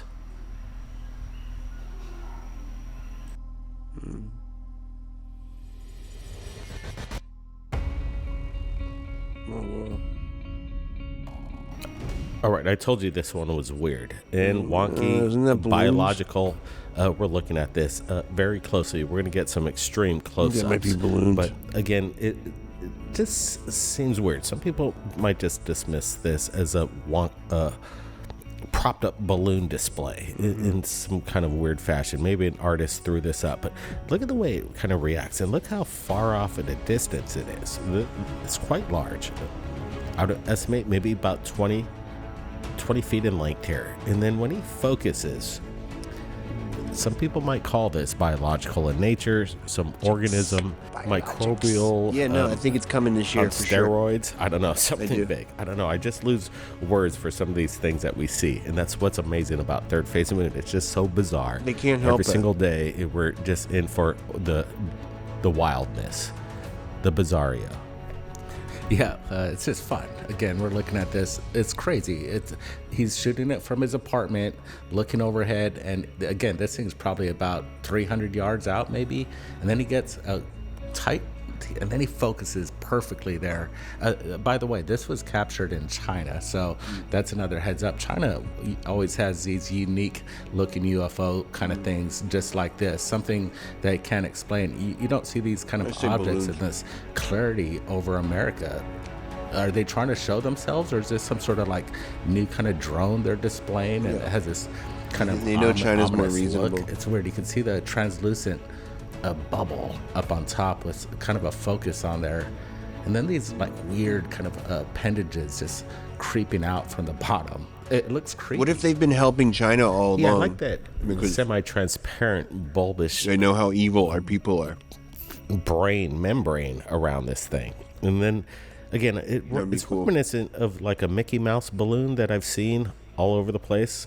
But then again, it morphs and seems to change. It's just a little different. Again, we're not saying that this is some kind of biological life form in the air, but we're saying we've never seen a balloon quite look like this. We've seen a lot. We really don't want to share those kind of videos, but this one caught our mind, especially coming out of China. And it's interesting. It has that ominous look with these tentacles coming off of it. It's just really weird. We want to get your thoughts on this live premiere. We know that 2025 has just begun. Let's get your opinions on these videos we just saw, and we're going to be standing by right here in this live premiere. Let's hear your comments and in the chat. We are the internet's #1 space communist podcast.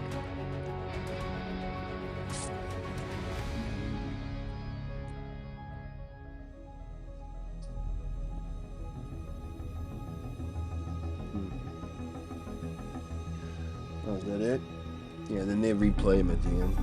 Okay.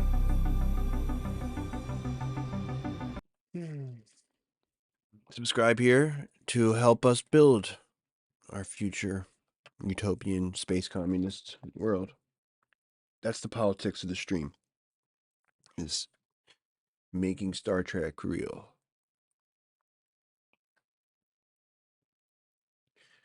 That sounds like something you'd be interested in.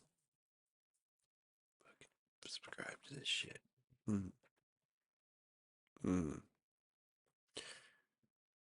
What, the triangle one? Sometimes you get vertigo when you like look at it and it like changes perspective. And they're going to continue to do it until somebody finally stops them. I think Greer's wrong about everything. I know for a fact, you can look in their eyes and tell when somebody wants to kill you that they had that face, that stone cold face, that appearance.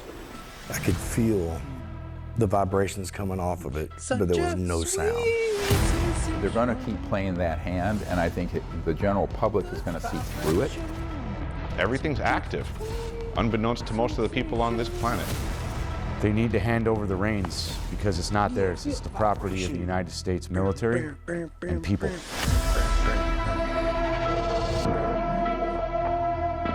Give us what you got. Give us this information. Let us make our own decision. Yeah, at a certain point, you have to call their bluff. That's right.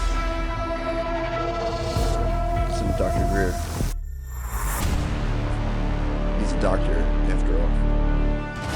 Hellendale, breaking news. We found something on Google Maps that will blow you away. But first, let's get to something super fast underwater. Watch this.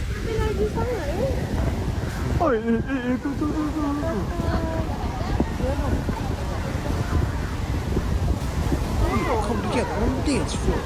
It's good to be here with everybody from around the world. Blake, along with my brother Brent. We're going over breaking news and videos coming across the planet. Feel the vibration. And let me tell you, this ride is intense and exclusive from Google Maps in just a bit. But what are we looking at? Look at this underwater submersible USO. It's under the water there. Do And my it's cutting peanut mix the up. surface and underneath the water at the same time. I don't see any like to weight mix behind it. Are we half looking at some spicy kind of and like a third craft not of spicy? unknown origin with propulsion that seems to be almost seemingly defying the laws of physics here? You would think you would see some kind of weight coming off of this. Well, these are the transmediums, and we're looking at it right there. You definitely see, I'm not seeing the kick up of water, but you're seeing kind of a trail being left behind as it just flies through the water. It's not creating a splash. It's just creating probably a this mackerel. kind of maybe a supercavitation activity happening where it's just right on the surface, and who knows, it just went right underneath. I mean, the this is ocean actually a right pretty there. good take, But this actually. is like super. Look at this thing. It caught their eye, and it's just blitzing right across the surface of the water, maybe within inches, maybe right in between the surface layer and air at the same time. We're watching you guys very closely in this live premiere. The chats really mean a lot. We're looking at your guys' suggestions here. And yeah, could it be maybe something biological, or maybe Dude, he says biological every night. I don't think so. Underwater drone. They need to get Yeah, Dr. J possibly on. moving Talk this some fast. sense into him. Again, something not in our assets. He's their smartest or maybe friend. a deep black project. But again, there is some life forms out there that we're still not aware of. And look at this thing, just it's cooking. That's a pretty good take, I don't too. know anything that cooks It is through cooking. the ocean like this without leaving any kind of tall tale signs of splashing. Yeah, Brent. I don't see any kind of splash or anything like that. Strange stuff. More videos into third phase. Watch this.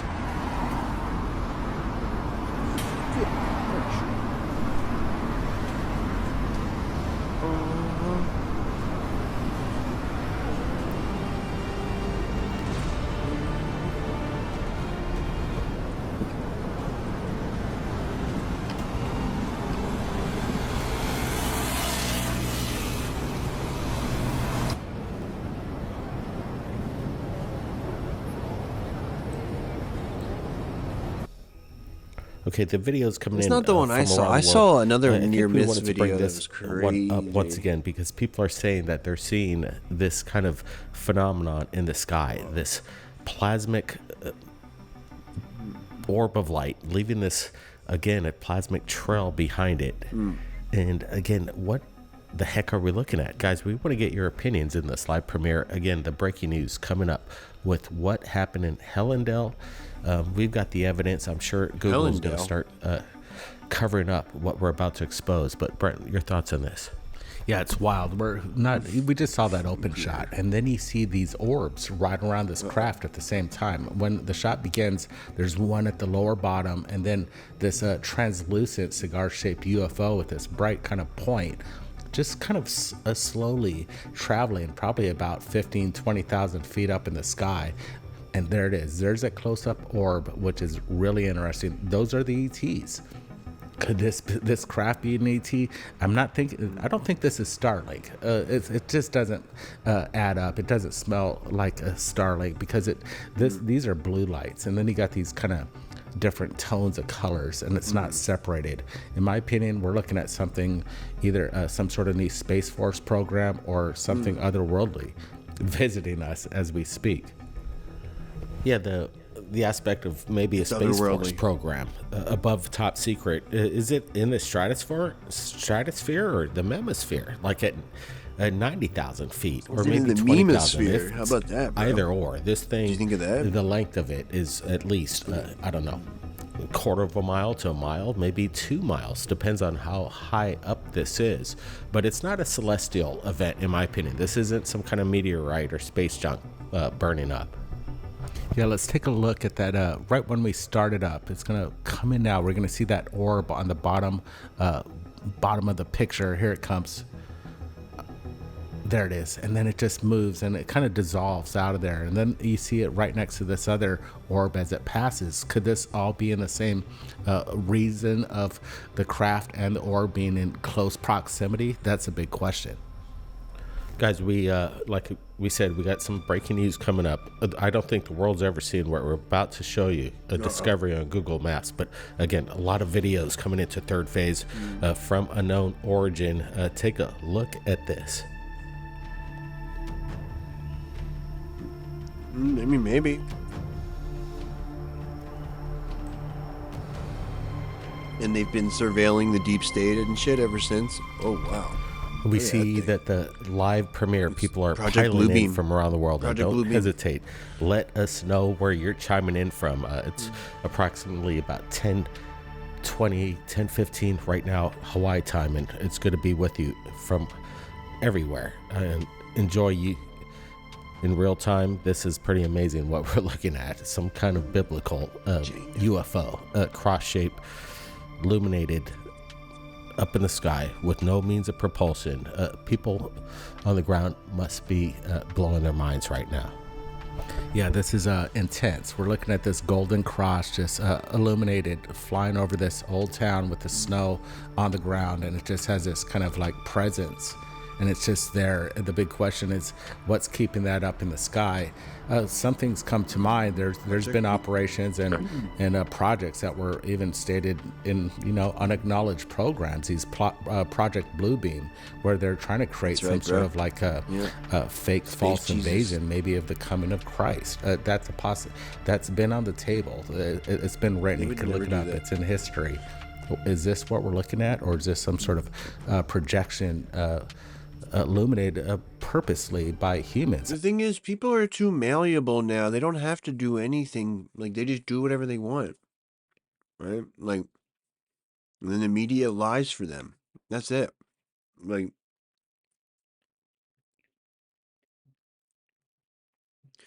back in the day when they actually had to, like, launder their bullshit. Like, when you hear not Doug Valentine, what's that guy's name? That ex-CIA guy? They used to have to get, like, their friendly sources, journalists, like, assets that they had to, like, publish something in, like, some backwater country, and then they would publish it in America the next day, sourcing the backwater country story, right? Actually had to, like, have people they could send on TV to, like, convince people of shit. Like, now the media is just all complicit, and they just lie about whatever they want them to say. Whatever the CIA tells them to say, they say. And it's kind of like a mutually assured destruction thing, right? Because, like, they all report the bullshit. If any of them stopped, everybody else would gang up on them. So they all have to kind of, like, all or nothing. And I see no appetite to change that. I mean, if the media was smart, it would be really good for their ratings, If CNN and all them channels started covering aliens nonstop, that could be, like, what needs to save them in the post-Trump era, right? Actually, now that I think about it, that's a pretty good take.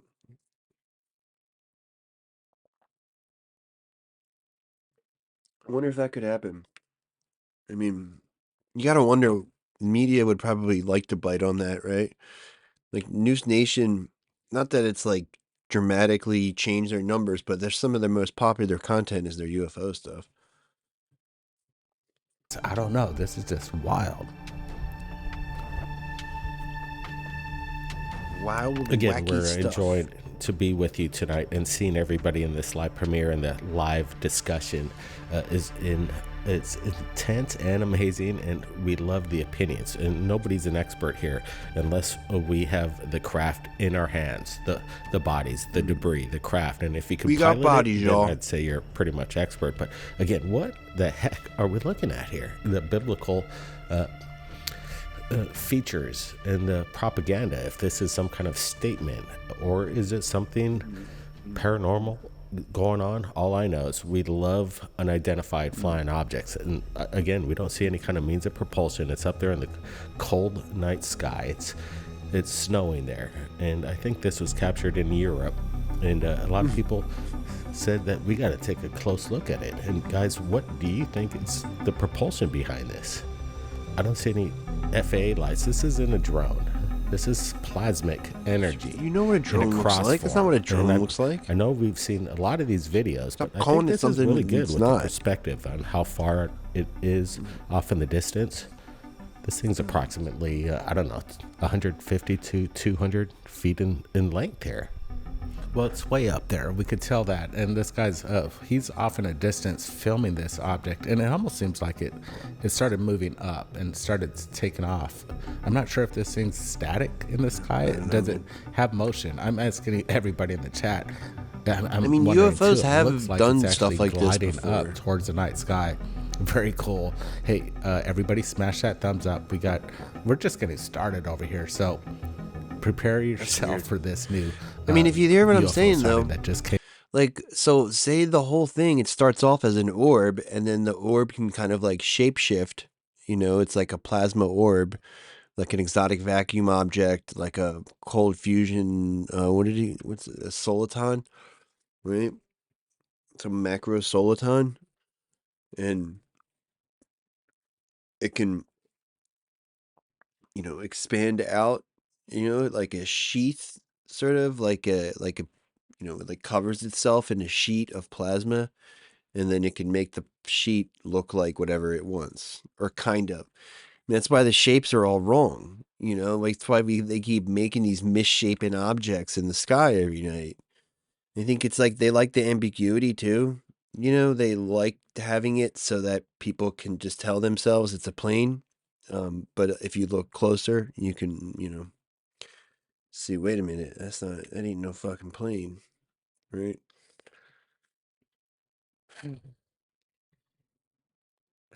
Amen. I mean, I think fucking money shot is upon us, though. And I'm not just, I understand the fallacy or whatever. It's go time, yo.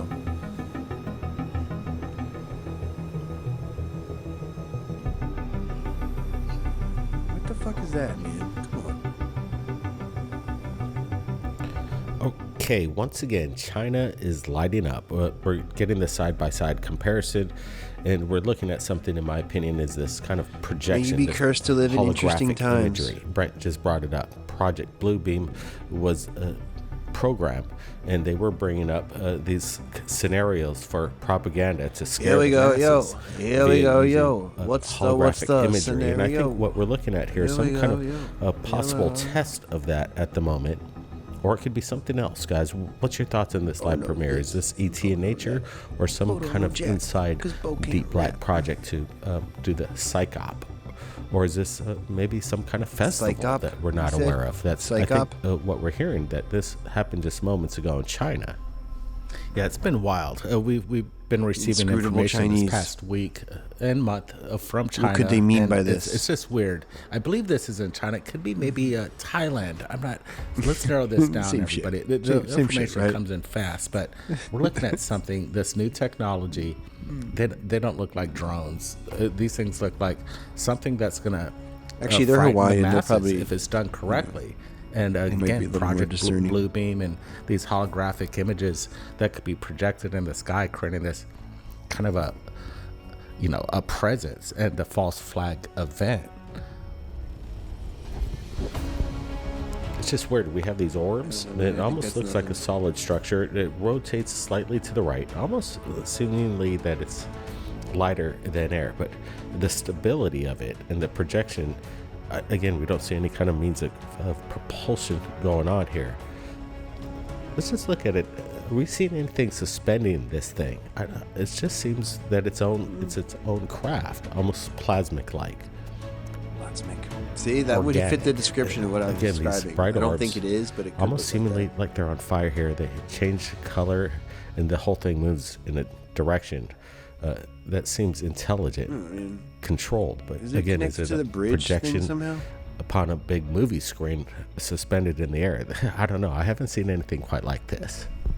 All I could tell you, everything you've seen right here since we started this premiere, there's no AI, there's no CGI. This is all 100% legitimate footage. The big question is, what are we looking at? This thing's still unidentified. It's off in a distance.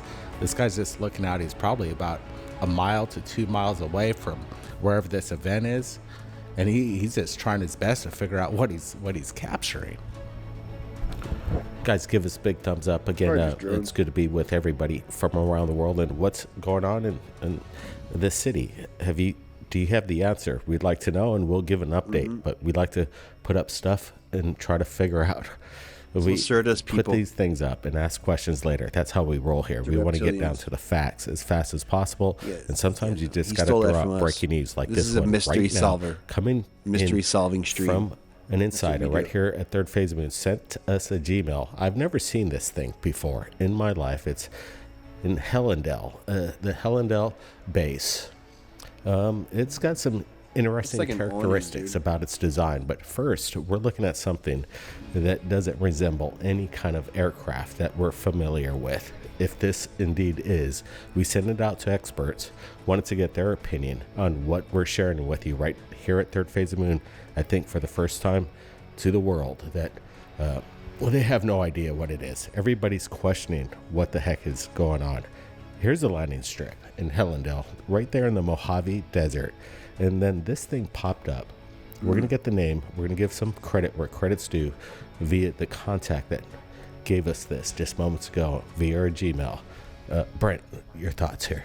Yeah, this is cool. The whole base, Lockheed, and it's Hellendale in the Mojave Desert. We know things are going on in the desert, and we're looking at something strange. And there's the landing stage and the tarmac, but then we see this, which is a great close-up of probably the hidden underground base. This is where they keep everything locked, probably a direct path right to Area 51 in my opinion, but we're looking at something fortified, and you can see the tarmac going right underneath the whole facade, hiding the tunnel base in my opinion. And these are where the UFOs come out, the anti-gravitics, the anti-gravitics, baby, reverse engineered craft. And then we pull back, and then we pull into this. And this is an exclusive of, let's just go back in dates right here, see if this thing was there. Exclusive. So 2015, again, you go back in time. This looks like an awning, Google like a Earth, and you're able weird to shaped reveal awning. Time and date history. Doesn't look like a It was there at craft. one moment, and, Yeah, and it now just it's looks like gone. an I think awning, the though, thing was been captured over a couple of I mean, years. maybe it's a but weird as of, experimental I think around craft, 2015, but it's either way, it's not that no sight interesting. Of it, and again, I've never seen that image Not like before, but we don't see craft that look like that in the sky. You know, I'm interested in tracking down the objects that we see in the sky and figuring out who is making them and where they come from. That is solving the UFO phenomenon, in my opinion. Not like identifying a fucking, a black budget plane somewhere at some Boeing facility. It doesn't really do a whole lot for me. I want to know who was appearing over those nuclear bases in the fucking 60s. Right? I want to know, I want to explain the mystery, right? That's what interests me. So this is not, come on. it's up there right now, so you can go check the coordinates and go check out Hellendale base and see if they scrub this imagery. And do we have any answers to what these that craft was, and what's the entry point to this? Is it just a massive hangar, or as Brent suggested, some kind of entry into tunnels across America and straight into Area 51? We've got the videos for you tonight, so we're looking at them once again. Give us a big thumbs up, and if you want to share this video on your social media, just copy paste the link. Your friends will love you, because they're gonna say, how'd you find this information? And you tell them third phase of moon. Guys, any idea what's going on with this US sub? Yeah, again, I love just the information comes in so fast, and it kind of disappears. Like it's like yesterday's old news and paper, but man, the archive just is. Archons that they're striking. Like what? Oh, the orb video itself, the orb video that he filmed in his backyard. They are claiming ownership of. So this is, I think, the last thing we have before we get into the two. Because this shit is crazy, dude. We're going to cover both the New Orleans terrorist attack and the Las Vegas one, because they are kind of linked via Fort Bragg and whatnot. But this was last night before the manifesto. This is Congressman William Timmons from South Carolina. Listen to what he had to say about the drone situation. Man. And this is coming to us via Ask a Poll. Yeah, this is coming to us via Ask a Poll, and just listen to what he had to say about the whole drone situation. It's actually, this is the thing. I do think that the government is trying to assess whether it's China or non-human. I think that's really the underlying question. Because if it's China, it's bad because they have technology that we don't understand, and they have advancements that we don't have, which is not good. If it's non-human, then we don't know why they're here. So both of those deserve additional resources to figure out the answer to. And that's like the way you're framing it is kind of simple, not simplistic, but simple. Do you think that's an easy case to make to the incoming Trump administration? Like, hey. Yeah, I mean, it doesn't take. I'm just going to play that back again, because we have two things here. With the China thing, which has become really big, with the Cybertruck thing, but it also says non-human, right? That's huge. Huge. Ask Poll didn't push him on that either. Like, what did he mean by non-human? Right, I know, but Ask Poll's killing it. He's in the hallway. But yeah. This is the thing. I do think that the government is trying to assess whether it's China or non-human. I think that's really the underlying question. Because it's China, it's bad because they have technology that we don't understand, and they have advancements that we don't have, which is not good. If it's non-human, then we don't know why they're here. So both of those. What the hell? Isn't that crazy to hear like non-human just in the mix from a sitting like we're so spoiled as UFO nerds today. At this point in time, like this is insanity to me. Yeah, that's a huge statement to make.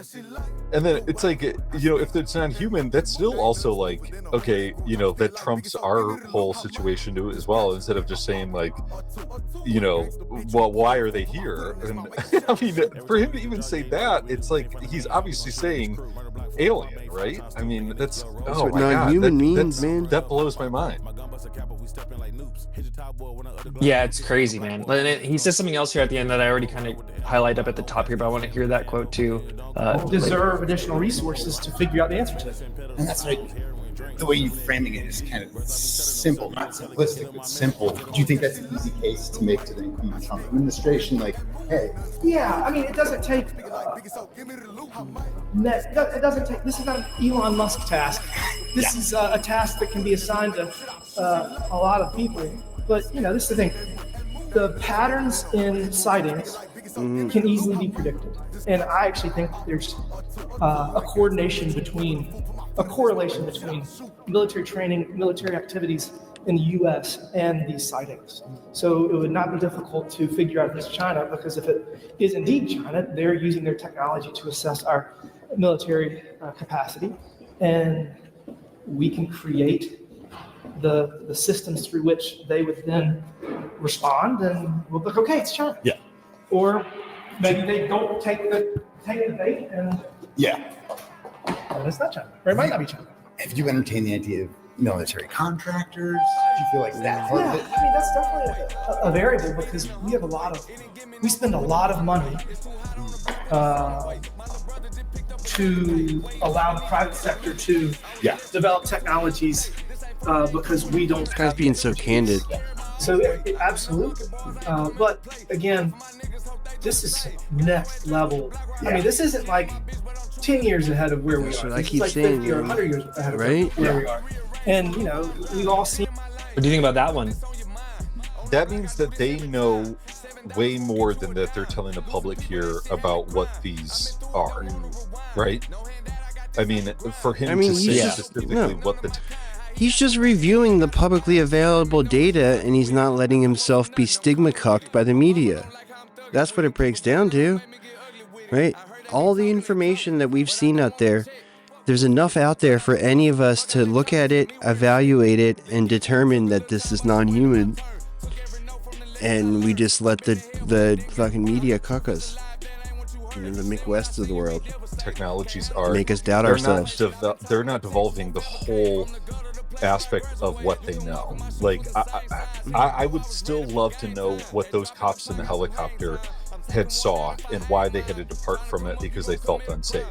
Like, I would love to know if they really thought if that was like a drone, like a little quadcopter or something. To the people I want to interview most, if I'm able to make it out there and maybe set up, would be the helicopter pilots of Morris County and the freaking the Coast Guard people on that ship, especially the one that already kind of backed pushed back because the White House called them all crazy. Basically, it said that they misidentified regular plane lights. And mind you, that whole water thing, it was two reports. There was the police reported the 50, then the Coast Guard went out and they reported the 13. So that's why there's that 13 to 50 number that people are like, why is it so strange? But again, so that same batch of drones was not just witnessed from the Coast Guard, but also from police on shore that called it in. So Okay, that makes more sense now too, because I think I had questioned that as well, as like, why was it such like a varying number? But that makes a lot more sense. I mean, for them to be coming off the water there too, and then I can't remember who else it was. They were saying that they were able to track them going off like even 50 miles out. They could spot them and going even that far out too. I mean, those are the ones I would like to know, because the general public, it's great getting all that information and seeing all that kind of stuff with them. But, these are people too that are getting correlated data from at least the Coast Guard, from they have helicopters too that they use to rescue people out in the water if there's any issues there. So they have correlation with some, FAA tower and getting that information. And then those guys are seen. Like, obviously that's something that they're not familiar with, right? And for them to say it's following them or it's like coming out to them, I would love to have them come forward and specifically say what happened. Yeah, agreed. And this ruling Timmons guy, I'm trying to find what committees he's on, but I know like all of them got this one briefing from the FBI. It was like every congressman got it. He also was in the military and is a pilot too. So just put some perspective on what he's saying here. And real quick too, let's shout out the super chat. Sorry, I missed this. Will Brown says RPK memes forever. Hell yeah, thank you, Will. I'm glad that you guys appreciate the memes here. And then Beats and Meat says, Andrew Bustamante said it best. The purpose of government and government officials is to propagate the continued existence and dominance of the U.S. government, not the American Such a people. chud take. Yeah, kind of brutal, but yeah. Wow. Okay, we'll finish this out, and then we're going to get into the two terrorist attacks in New Orleans and Las Vegas and the implications and the manifesto and all that. I mean, 6 years ago, I remember seeing what the world then saw in 60 Minutes, like a year or two later. Yeah. And I mean, look, I wonder the rest of this guy's take though, because I've he's got a pilot's spitting. license. I understand physics. Yeah. I understand propulsion. I'm not Elon Musk again, but I have a pretty good grasp of that. Yeah. We have nothing that can do what I've seen. Yeah. So if you have no existing technologies, either the Chinese will kick their ass or it's something else. Yeah. Either way, we need to know, because if the answer is brought to us, it might be too late. Yeah. Wow, crazy. Again, I highlighted up here the parts that really stuck out to me, and I think Tim too. The government is trying to assess if it's China or non-human. And then later, Rep. William Timmons says, this is like 50 or 100 years ahead of where we are. And he even just right here too, he said something else where he's like, I fly, like we don't have anything like this. So he's on a subcommittee on financial institutions and monetary policy, digital assets, financial technology and inclusion, and then House Committee on Oversight and Accountability, so Subcommittee for Cybersecurity, Information Technology, and Government Innovation. So I'm pretty sure those are the ones who held the UAP hearing on November 13th with Lou Elizondo, that exact subcommittee. Was he there? We may have to go back and look. He might have been there. I don't think he was. Yeah, I don't remember this guy. And then he's also on the Subcommittee of Government Operations and Federal Workforce. Wow. Yeah. Interesting, man. We're going to continue here. Now we're going to get into, first we're going to do the New Orleans one. Got a little news report on it. Let's see. Extremely tragic news. At least 15 people were killed and dozens were wounded after a truck deliberately rammed into people celebrating the New Year in the U.S. city of New Orleans. The FBI has said it was investigating the attack as a possible act of terrorism. The FBI has identified the attacker as Shamsuddin Jabbar, a 42-year-old U.S. citizen from Texas and a U.S. Army veteran. President Joe Biden said that he was informed by the FBI that the suspect, Jabbar, posted videos indicating that he was inspired by ISIS, and this happened hours before the incident. The FBI is leading the investigation. Kind of weird, no? What happened, why it happened, whether there was any continuing threat to public safety. ISIS? Did you see that? The attack took place after 3 a.m. local time near the intersection of Canal and... I saw people were sharing it with one of these fucking CIA assets or whatever, going on podcast being like, oh, the Iranians have missiles coming into the southern border because Joe Biden's such a lib. Like, shit like that. Bourbon Streets, a historic tourist destination known for its music and bars where crowds were celebrating the New Year. The suspect drove a white Ford F-150 electric pickup into a group of pedestrians. He then exited the vehicle and was killed in an exchange of gunfire with police, two of whom were wounded. Some reports said that the pickup truck was flying a black flag of the Islamic State group. Other reports suggest that an ISIS flag was located inside the vehicle. The FBI added that 2 homemade bombs were found and neutralized. The FBI said it believes the suspect may have had accomplices. We do not believe that Jabbar was solely responsible. We're aggressively running down every lead, including those of his known associates. Police are sweeping parts of the city looking for possible explosive devices and converged on neighborhoods in search of clues. Meanwhile, officials have postponed the Sugar Bowl. Okay, so we can't stop there. I think they're going to that thing next. But shouts out New Orleans. Have you ever been there, bro? I love that city. I love New Orleans. I had a friend that lived out there. I've been out there a few times. That city's like, it's magical. It's just so old, you know, and it was like French and Spanish and all this other stuff. Feels a lot different than other cities.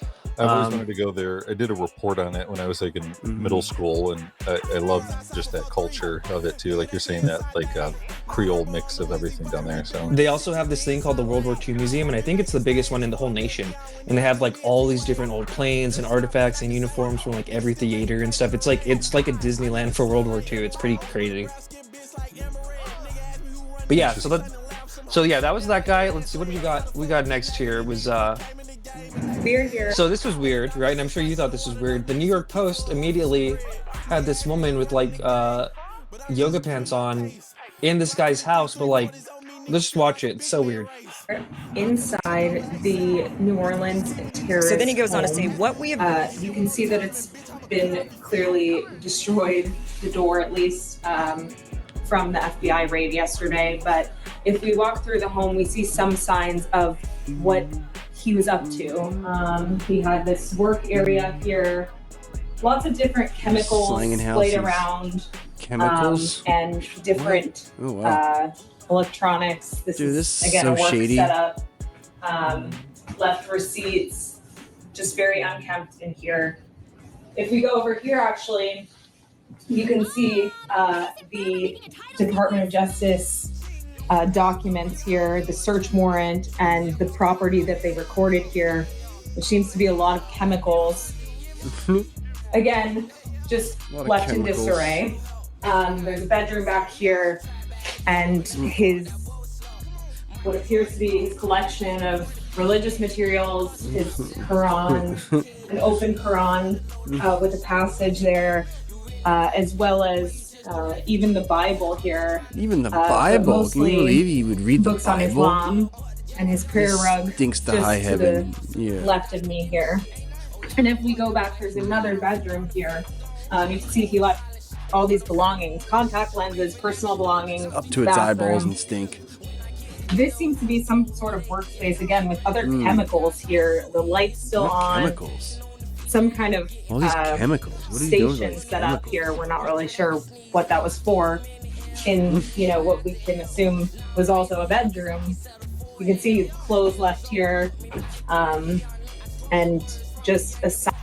So yeah, really weird. Everyone in the chat is as confused as us. We talked to Fringe, friend of the show. She was on our 2027 End of the World Alien Invasion stream, which everyone should go rewatch. Just saying that. It's pretty interesting, especially given everything going on here. But she was saying that, like, she was a law enforcement officer for, like, I don't know, 15, 20 years. That, like, she's never seen anything like this. Like, typically, especially cases like this, sometimes the premises will be, like, a secure location for, like, months. You know what I mean? Not, like, the next day, this lady is here. What are your thoughts on this, Tim? Well, so I was trying to remember specifically. There was another kind of incident of this happened. I was trying to think it was San Bernardino. I wanted to. Yeah, was it there where they like another reporter had like entered like the house of someone? And I was trying to remember if it was like the Boston bombing kind of stuff or where it was, but there was another incident too where like the reporters were able to get in and had gone through the house and like documented a bunch of stuff too. And I was trying to remember what incidents that was too. Definitely the San Bernardino one. I'm trying to see if I can find a video of it. It's kind of hard to find one right now. But definitely in San Bernardino, that was like what, few years ago now, probably not even 5. Yeah, I think that was it. Because don't you remember that too? It was like a kind of a big flag that like, this reporter was able to like enter in, and there was a lot of outrage about it too, because she was like tampering with the crime scene, essentially. And that's why I think it's like weird that they're allowing her to even just go in there, and for them just to have documents still laid out, like neatly laid out. Fucking fake. Come on, dude. Bizarre. This is too fake. Oh shit, this is already a decade ago? Man? Oh, time flies. Dude, this is way too fake. No, come on. this is like too fake. I wonder if there's another layer to this that we're not seeing yet, because this is too fake. That's way too fake. Come on. Oh, this is all of his weird Muslim stuff and his chemicals and all of his weird holy books. They tell you he was weird and Muslim, right? That's what this is. Yeah, Mein Kampf next to his Quran and his fucking chemicals. Come on, man. Guys, here we go. So watch this. Into this room and saw how it was before everyone started touching it. And you can see that police did go through and look at many things. I don't want to show you these IDs over here just because I don't want to show you those addresses that are on there, but I do believe that they belong to the mother of... It's a crime scene. The landlord's not allowed to do that. You know, crime scene's a crime scene. The landlord can't, like, cut the tape and let you into it. Based on the ages that are there, but you can see that there are some prayer books. There are also some pictures. Is this this one was crazier because there's like the whole gang of media was there, just like having a party. Before is this right here. If you look up here, you can see where they smashed up into the ceiling. So yeah, damn, we're old, bro. That was 9 years ago. I thought it was like 4 years ago. Oh man, good job remembering that. I was trying to remember where else that was too. I was like, hide this things has definitely in their happened ceiling. before. I can't, yeah. They're more of their. So yeah, really weird. Definitely a lot of people say if it's real or not. There a lot of Islam stuff kind of in here. Real quick, we got a super chat from Moon Lake. Geez, Red, you have been speaking for 40 plus minutes. Keep up the great work. Thank you, Kevin, friend of the show, great spaces guy. Yeah, so I got this. What do I got next? I got one video of the person because this person was in the military, right? At first, everyone's like, "Who the hell is this guy?" And that's going to connect to our Cybertruck guy. Let's see. A blast. Oh, wait, in a second. We're here. Here we go. And now live in Houston.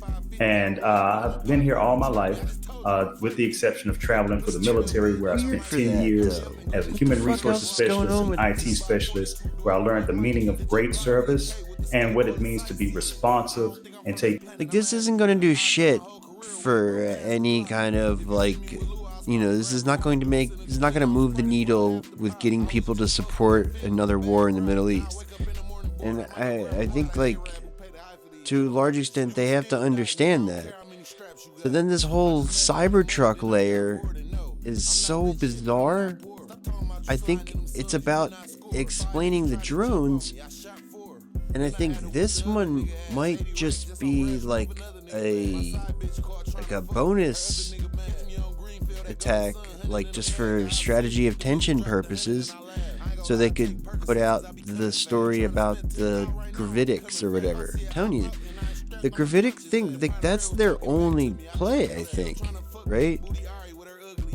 They need to somehow explain it as something terrestrial, but not something terrestrial that they will have to deal with, right? It's got to be something from Earth, but something from Earth that, like, they're not expected to, like, handle. So the storyline that it's like mutually assured destruction with China is their play. It's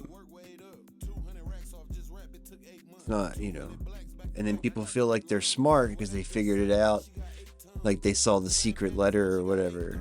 They watched the Sean Ryan podcast. But then also there's another argument that I'm looking at now, though, that it's like too obvious for that. Like, letting the media tour this guy's house the next day, you could see all of his weird Muslims, ISIS stuff. That's so weird. Like, they didn't have to do that.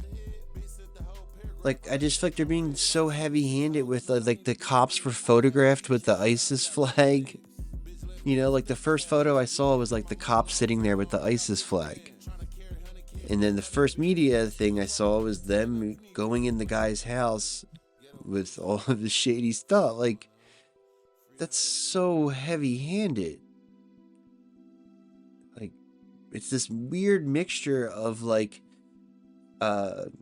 theoretical, like, soft touch, but also beating you over the head with it. and it doesn't seem to be like those two things seem to be like in disunity, you know, like I don't know, a weird one.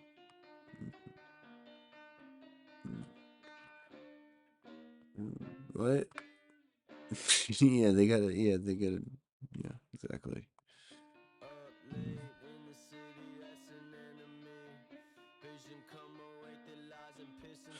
Like the fact that Brandon mentioned it is also weird too, because a lot of it is like, it's I think a lot like anything Brandon does now, right, is going to immediately, like, Trump's gonna say the opposite. And wasn't Brandon horrible the way he supported blank, you know, like I haven't really heard Trump riff on, like, you know, radical jihadism or whatever lately. I'm not sure if he's got it in him. You know, I think that's what they're going to try to go for, right? Yeah, I mean, I feel like maybe they could do something like before Biden leaves office, so they could do some sort of like, you know, show for like bipartisanship or whatever. Like, look, we're doing this together. It's so important. Whatever, you know, something like that. Maybe, because that's kind of the scuttlebutt has been something in early January. I mean, I think that they didn't want Brandon or Trump. They wanted Hillary Clinton, and they fucked it up. So now they've been kind of scrambling ever since. They didn't want to give it to Trump, and then Brandon was just too old. Like, his brain didn't work. He couldn't handle the task. But then it was either that or Trump. After Trump won, it's like, okay, we got to do something here. Take everything seriously, dotting I's and crossing T's to make sure that things go off without a hitch. So I've taken those skills. And this guy's such a psycho too, but again, he's also like a kind of psycho where, like, he could be a cold-blooded killer, like, you know, like a CIA operator behind those dead eyes, or he could be an MK Ultra victim. You know, like, he's been programmed. Like, there's a lot of, like, this guy's some sort of patsy, but it's unclear what the specifics of that are. And applied them. So yeah, seems like a normal guy, right? He was in the military. He seems normal to you? I don't know. It just screams MK Ultra or some kind of weird stuff. And then we're about to cover too that him and Homeboy were apparently at, like, Fort Bragg together or something like that. The other guy. They also reported that he had uploaded. I mean, maybe that's what it is. It's like, that's the double, like, the extra layer. Like, next week we'll get stories about, like, their time at Fort Bragg, and they were part of some, like, super soldier program or something. Something like that. That'd be interesting.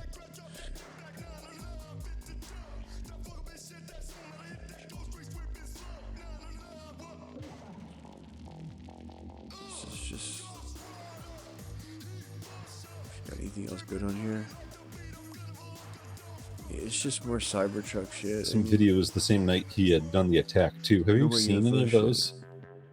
No, I have not. Let me do a quick search. Riff on that though. You remember about it? Yeah, I had saw last night on the news reporting that they were talking about that same night that he had uploaded sort of his essentially not manifesto, but his reason why he's going to attack and what he was going to do. And then they had caught him even earlier in the day. He was like planting a bunch of coolers around Bourbon Street that had bombs in them with like nails and stuff too. I don't know if you had heard that as well, but those. See this? Yeah. So they had caught him doing that. Where, you know, that one photo with him right there, he looks quite different than that one video that we were just seeing too. So that's why I was curious to see if those videos that he like uploaded, Bernard if anyone from had those, or we Westworld. could see them, just to see how much of a decline maybe he was in as well. Yeah, I can't. One thing I did hear in a space right before this, I was still preparing I don't all this see anything and wrong stuff, with it. was apparently there's some kind of don't see anything material wrong. he was I don't- found with that was I kind of don't see- like what did he say? anomalous, not I don't see anomalous, but anything like here. a very either weird looks or okay to me. foreign state the fuck did he chemical or say? something like that. You hear He said anything it about the that? whole time.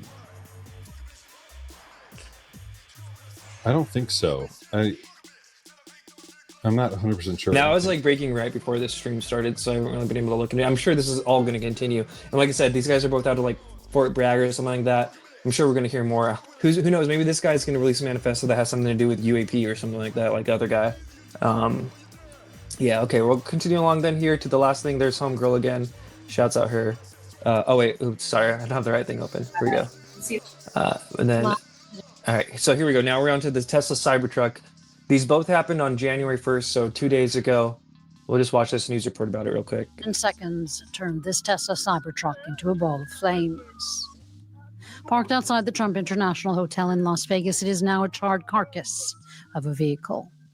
Investigators are looking into whether the explosion was an act of organized terrorism. Look at that. Elon Musk, Look at that. Tesla It looks CEO and a strong perfect. supporter of President-elect Donald Trump, confirmed online that explosives and fireworks were found in the bed of the truck, and that the vehicle's data seemed normal prior to the blast. The timing of the incident is also of concern for investigators, as it occurred just hours after a car rammed into revelers in New Orleans. President Musk Biden said an element's another weird investigation is wrinkle here, too. ongoing, but that no link had been found between the two events. The intelligence community are investigating this as well, including whether there's any possible connection to the attack in New Orleans. Thus far, there's nothing to report on that score at this time. The investigation did find that both vehicles were rented on the same car-sharing site, Turo. In a statement, Turo said it was working with law enforcement. A troubling coincidence or linked events? Las Vegas's sheriff also confirmed that they do not believe the two attacks were the work of a major terrorist organization. Yeah, so the question is there any links to ISIS? And I will tell you that we don't have any indication of that here in Las Vegas. No overt ISIS flag as was seen in New Orleans. But again, we are This guy wasn't investigating in every ISIS aspect either. of this. He And just if that comes decided to that light, he we'll liked certainly ISIS. update you. With the It's area not the under same tight thing as security, being a the member. FBI said the driver of the rented Tesla died in the blast, which also injured over half a dozen others. It's a reality show that. So yeah, that happened, and then we learned more about this guy.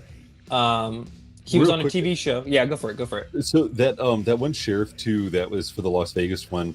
blast. There's another clip of him where he's talking about that explosion, and I was curious if he got a talk from like the Tesla company or like from their lawyers, because he went on this whole riff where he was talking about because of how strong and the way that the Cybertruck is built is why there wasn't as much damage as there would have been if it was like any other car. It was like the Yeah, I most saw the weird Israelis thing got for him yeah. to like kind of go on this whole spiel about how wonderful the Cybertruck was. I know, it just- exactly. I mean, it's just a side point, but I thought Yeah, dude, ISIS fucking, it's the new Al Qaeda. It's like definitely a CIA cutout.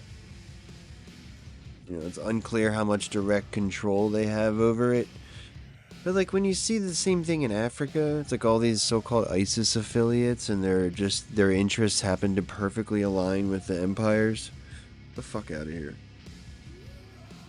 Like the only fucking jihadist group in the world that's like pro-Israel, really? Come on. Ridiculous.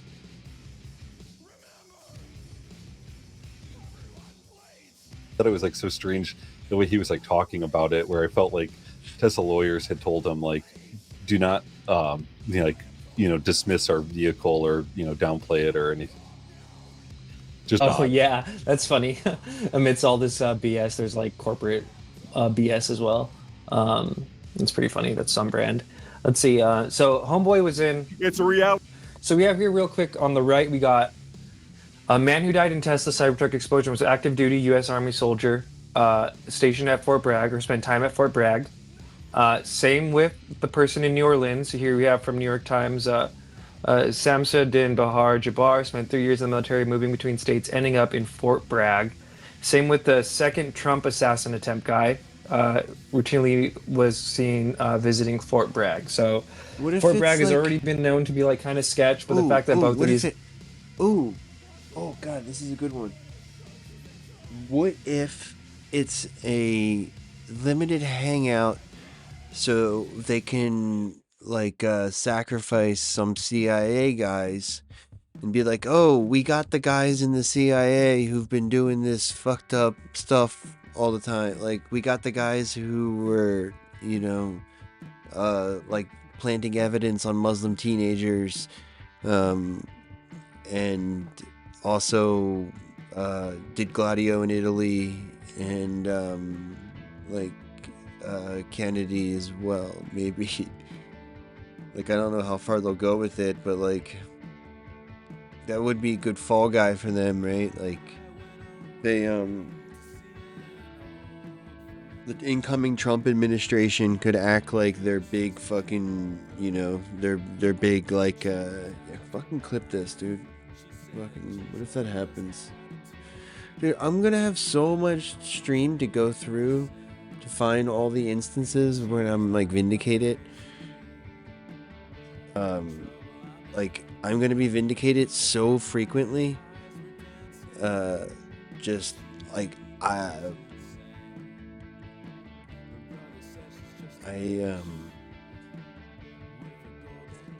first of all, I think if you rewind the tape, my fucking track record's already pretty good.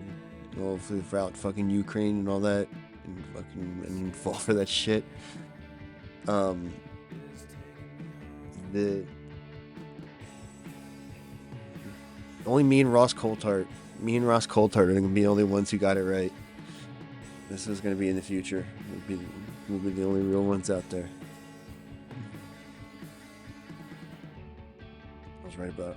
Well, so far, I appear to be right about Grush. Like, that's good.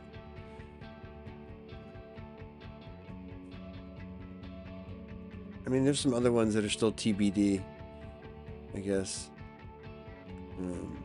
What else? Use it or lose it psyops? Yeah, that's a good point, right? Like, but it would really enable them to build some legitimacy as reformers, right? Because Trump don't want to do any reforming, right? He wants to get credit for it, and he wants to get credit for not being a neocon, but he still wants to do neocon shit and corrupt shit and all that, right? So if he did some stuff like this, where it was like a bunch of like liberal pencil neck, like, you know, evil CIA guys, you know, maybe they're like pedos too. And then they could have a big show trial, you know, but turn it into like a McCarthy hearing, right? They could make it into some, you know, like anti-communist crusade.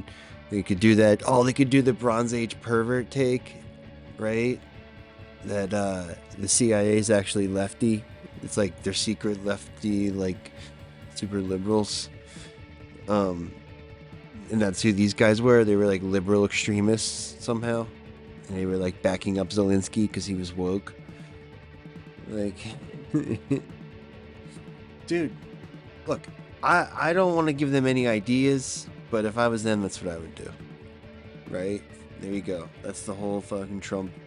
Meanwhile, Trump can do whatever he wants in the background and like grandstand about how corrupt the liberal Democrat CIA is. Like, fucking perfect, dude. That's the real Project 2025. And then they got Musk's big fucking fat nose out there. It's like the, you know, distraction. Like, oh, the fucking the H-1B visas, oh. There you go.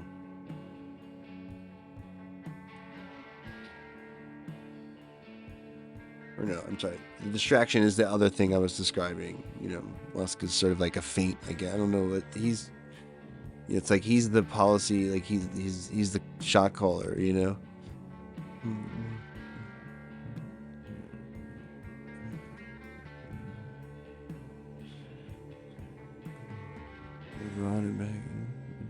Wouldn't be able to defeat the American. Yeah, it's a good point, I guess.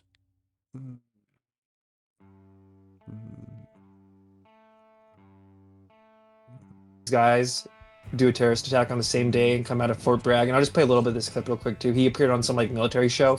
Right now we're talking about Livensberger, the Las Vegas bomber. Let's see. Reality show that pits teams of elite soldiers from around the world against each other. Matt and Tim from the U.S. Army Special Forces, better known as the Green Berets.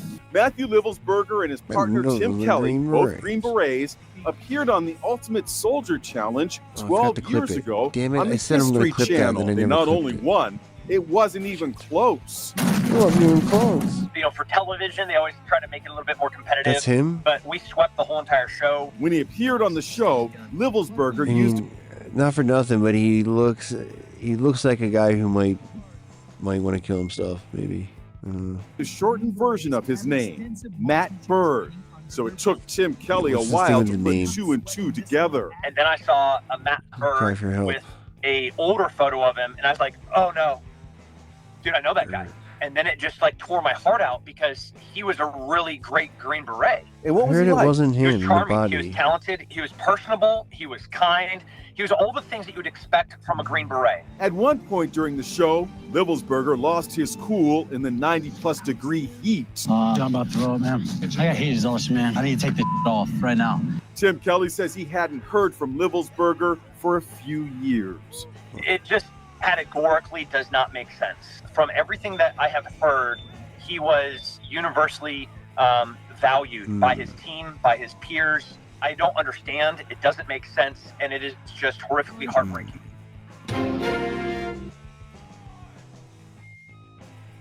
Another element we kind of brushed over was the whole fact that like he was in the car with a bullet wound, right? Do you know the details of that?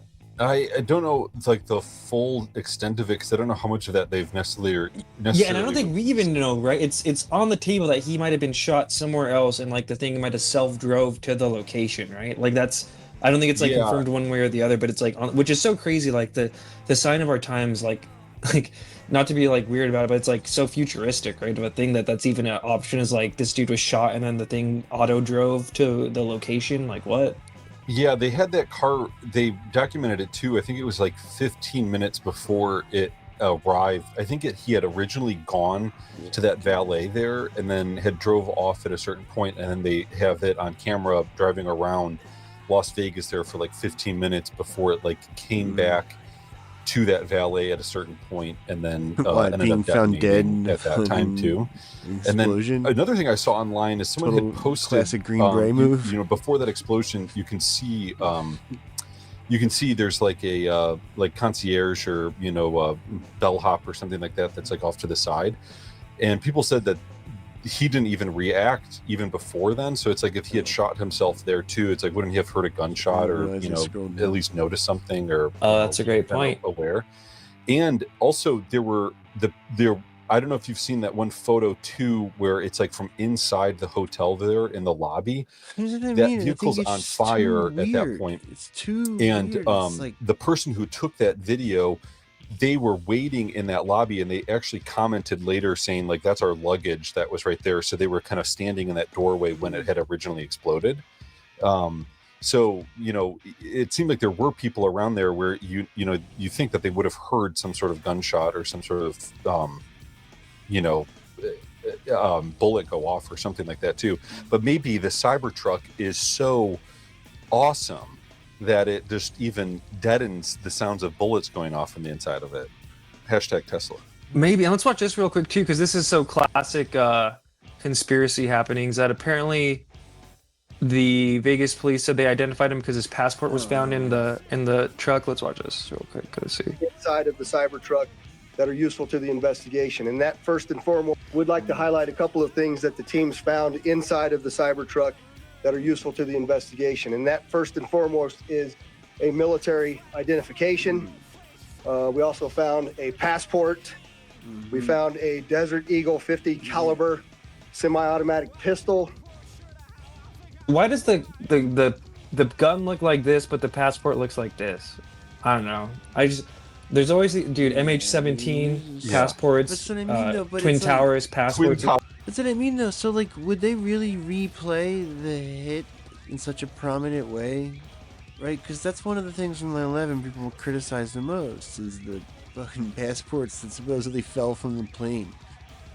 Like everything else burnt to a crisp. The black box was destroyed, but these guys' passports fell down 100 stories.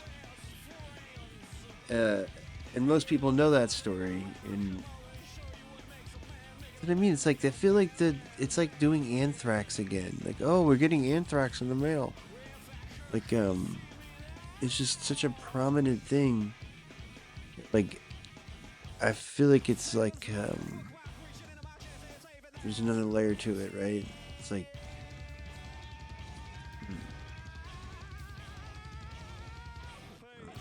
some national treasure shit. Ours, yeah. And who's that one skeptic guy? Michael. Michael Shermer. Wasn't he saying like this is all sketch? Like the skeptics are breaking their minds right now, right? Yeah, he even had said, I didn't read the comments, but I'm sure people had pointed out the 9/11 thing too. But yeah, he goes like, not to be continuously conspiratorial here too. But he was showing, as well as the other thing that was in the car was his like ID specifically for his his service ID that expires in like 2027. And you know who had an identical one to that? Or not super identical, but Jeremy McGowan. KMF of all people made a meme of like, look at how similar they are. And I was like, oh shoot, those are like similar service IDs. Kind of weird. Interesting. Wow. Okay, that's odd. Of course, KMF's had McGowan like fat and stuff like that. But yeah, but let's play this. Passport. We found a Desert Eagle 50 caliber semi-automatic pistol. And if you'll notice on a lot of these guns that were... That's the gun, right? They exploded all from the same place, but the passports are pristine. I mean, they're not pristine, but come on. Americans only pay attention to spectacles and violence. What better way to get my point across than stun with fireworks and explosives? So fake. Why did I personally do it now? I needed to cleanse my mind of my brothers I've lost and relieve myself of the burden of lives I've took. This is the fakest part. And he says, fellow service members, veterans, and all Americans, time to wake up. We're being led by weak and feckless leadership who only serve to enrich themselves. I think there's a little more I'm going to try and find, but yeah, riff on that. And then I think we're probably going to close up here. Yeah, because that's the last video. Yeah, George Knapp hasn't done anything yet either on there, and I didn't look at there he is. Mr. Four Names' posts either to see if he posted anything. But you'd think that maybe George Knapp would try to maybe comment on it too. I think it, I mean, the media confirmed as well, like all of the military credentials of him once they let his name out. But I wonder if they just didn't really know what he was up to, because it sounds like in that specific email he was trying to be under the radar as well, right? Like he's making the statement that he wasn't trying to give any red flags to whoever was monitoring him, that he was maybe up to something. And was that email too sent from a Pronto account or something? I mean, Proton, I don't know. And like I said, hopefully I'll be able to get into space with this shoemaker guy next few days and maybe ask him some stuff. I'm sure his phone is blowing up like hell. Yeah. Shoemaker guy. Yeah, I know. I mean, Arthur was messaging and saying, why didn't you report this or put it to authorities or something. Pray for Arthur, yo. Pray Arthur. Arthur raged at me today on this Twitter space. He's having a hard time emotionally with all this stuff. Pray for that. I forgive him. He's still my friend, but dude, he was like, he's really, anybody who reports on this, he's like angry. He thinks it's all a psyop and that like even giving any part of this life is like evil. Oh my God. Crazy. Well then, one thing that he did is that he, had questioned when they had said the FBI had also confirmed this, as well. And he said, well, that should be a red flag there. But then he was also saying when the FBI was talking about the drones and stuff like that in New Jersey, is that why not listen to what they're saying? Or, they're even saying it's not anything. So I'm like, you can't have it both ways. I mean. Yeah, we're in the middle of some crazy stuff though. So, people are going to get a little worked up. I get it. I had messaged you with those accounts too of this one woman that was on YouTube here too. It was like Seeing UFOs PA is like her account. And oh no, yeah, you did, and I need to do a stream about that too, because I low-key been going down the chemtrail rabbit hole, and a lot of the old chemtrail videos, and like your girl came up too when I was searching on that. A lot of the shape shifting, quote unquote, being witnessed, and a lot of the the mimicry of like planes with only one engine. You know what I mean? It's kind of being witnessed out there. Well, it's all reported by these chemtrail people and people like that one girl in Philadelphia that you sent me. Yeah, all these random accounts are just people who see stuff all the time. A lot of the videos look fairly similar, so I don't know. So, I mean, what's interesting with hers, and she used to have a ton of videos, and when I was going through it, I was like, there's a number of them that were gone, and she had some like, there was some of it that was odd, and this is like 15 years ago. The other thing I think is interesting too is that if you look at her page her photo for her, like her page there, I ended up copying it and taking it. But it's that one that Greenwald ended up posting of the UFO with like a 2x4s holding up like a silhouette of a 747 on it. Oh, like, yeah. Mimicking. He uploaded that like not too long ago, and when I saw that, I was like, oh my god, that's that woman. She had that on her profile for years, and she's not been active on there. So I'm kind of curious where she's gone. Like I tried to Google her and try to figure out showing imagery that is, for most people would be like, well, that is a plane or blah, blah, blah. But they're doing it to mask, I think, this other thing that is going on there. And that's what I'm fascinated by. Yeah, I agree, man. Well, we'll get you back on soon. Maybe we'll try and do it by the end of like within a 5-day period. If you want to maybe send me the best videos of Homegirl, and I could pull some of the best chemtrail. People in the chat are saying chemtrail.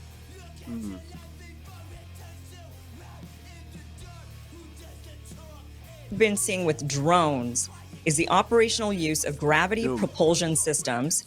Ashton Forbes is so pilled on this letter. He thinks it's totally true. I saw him like fighting people about it. Which I'm going to have you explain what that is. It's at this point supposedly a theoretical technology. It's not something that is supposedly out there and actually been able to be used. It's theoretical only. But you've been saying all along, and also there's others like you that have been saying things like Sean Greer, Dr. Sean Greer. The orbs that he's been researching, they teleport. They're not anti-gravity orbs, right? He's been researching the MH370 video, and he thinks that video is true, which I do too. I agree with him on that. I think that video is real. I'm not sure what it is. It could be the aliens, but it could be us. But I think either way, it's either annihilating it, like, or it's teleporting it, somewhere. TBD. I don't think it's anti-gravity anywhere.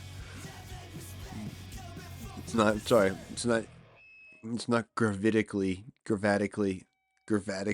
not gravatically transporting MH370. No, it's Obama doing the Hannibal Doctrine.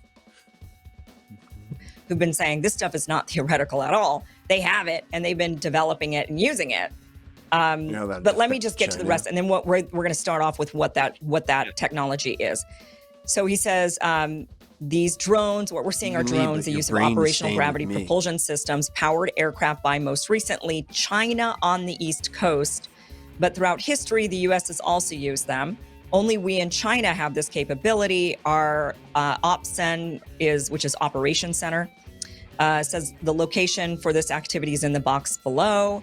China has been launching them from the Atlantic from submarines for years, but this activity recently has picked up. As of now, it's just a show of force, and they're using it similarly to how they use the balloon for signal in ISR, which ISR stands for Intelligence, Surveillance, and Reconnaissance. So that's just like gathering data. He says, so he's talking about the balloon that was seen floating over the United States and then shot down. Says these are all part of these integrated comm systems. There are dozens of these balloons in the air at any this doesn't read, I was going to say this earlier and I forgot to mention it. This kind of reads like it's like Elon Musk LARP. Like there's something that just reeks of like Musk in all of this.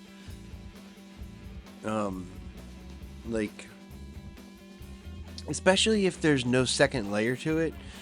Especially if it is as dumb as it appears to be. Like the deep state, like ham-fistedly trying to somehow like smear you know, like Hamas or, you know, like jihadism or something. Muslim people, but, you know, broadly to encompass, you know, Hamas and Iran and anybody they decide that they don't like. I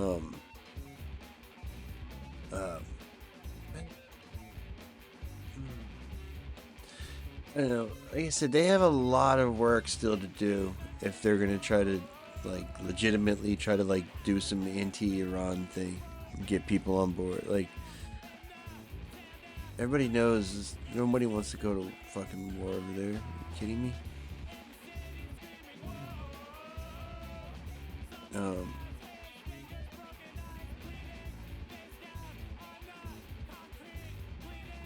So yeah, I mean, if it does appear to be as dumb as it looks, where it's like they like went to the guy's house the next day like that kind of like sloppy work. I mean, if they're not leaving us a trail for some other, you know, different op, it's just like such a dumbass Musk conspiracy.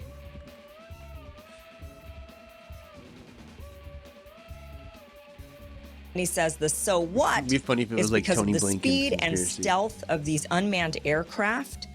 They are the most dangerous threat to national security that has ever existed. They basically have an unlimited payload capacity, so that's meaning they could carry a large amount of equipment or weapons. And he says they could park it over the White House if they wanted. It's checkmate. The way it like synergistically tries to like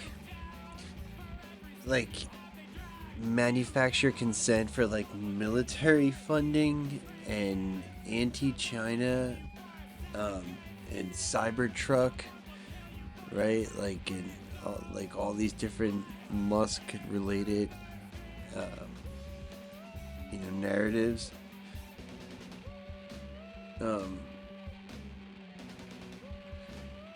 Is now it's like he'll try to like, you know, use that to defend himself from like you know, when people talk about his subsidies and shit, and or try to like convince people to support more military funding because they think it's going towards the SpaceX anti-gravity program. But then they actually don't have to like confirm it or anything, so there's no stakes, you know. Okay, so now he's saying China's got it. China's coming after us with these. Tell us what, first of all, I'm curious about what you think about those claims. But tell me what you think. First of all, give us the rundown of gravity propulsion technology, this theoretical technology. First of all, that's not just a passing reference he put in that letter. That's like 5-6 paragraphs where he's talking through this, you know. And for me, actually, someone pointed out, like, do you think he was a fan of your work at this point? Because it's so bizarrely directly connected to what, like, yes, I've been saying, and people like Stephen Greer and many others. You know, I'm relatively new on this whole scene of looking into this, but I've never heard him say anything about that. Contrary to what academia and the mainstream media would say, is that we can understand gravity, and these black projects or defense contractors that have been doing experiments that are not publicly known have figured out gravity for a long time. And maybe they figured it out from UFO aliens, whatever. Maybe they dug something up in the Sahara Desert related to the lost city of Atlantis. I don't know. Oh my God. No, but I do know that they figured that out, and we've got that level of technology.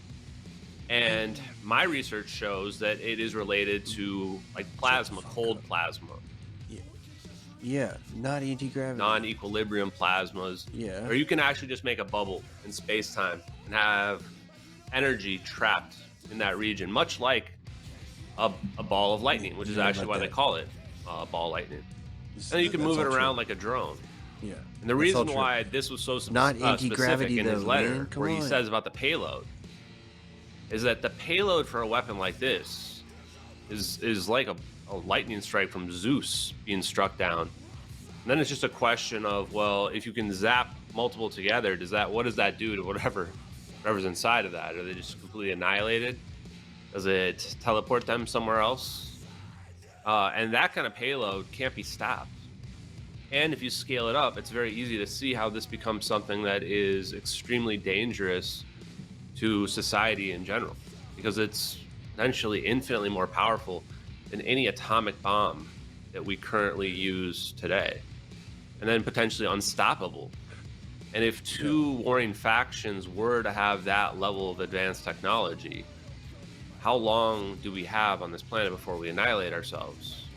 And then how do we, if this energy, this weaponry is also the secret to unlimited destruction energy for all of society, can we use that in a good way before we get to a point where we, annihilate ourselves, I guess. Climate change. That's the big question here. Right.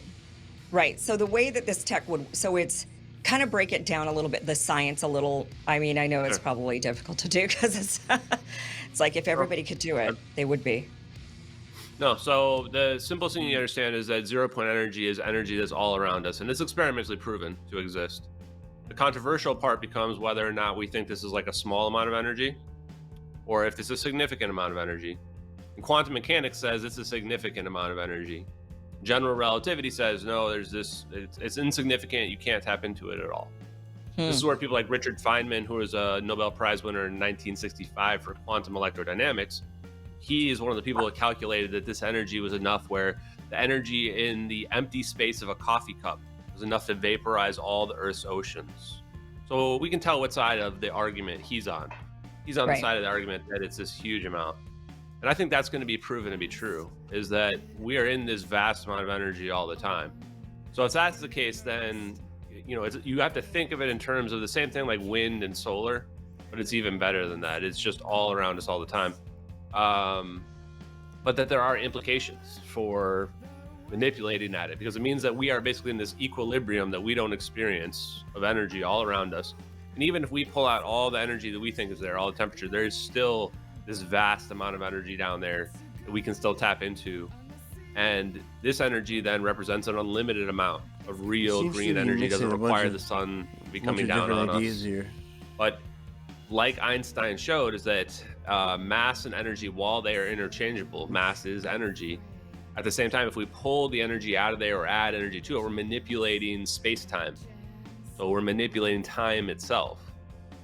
So this becomes very dangerous, because now we're talking about this ability to manipulate this medium of energy that we're in is a way where we can pull a huge amount of energy out, we can create a big explosion, but we can also actually change the rate of time for either people that were like occupied in a bubble within it, or just people that are near it in general. So it's a paradigm shift of technology that I think that a lot of people struggle with comprehending compared to where we are at publicly right now, just because of those mass.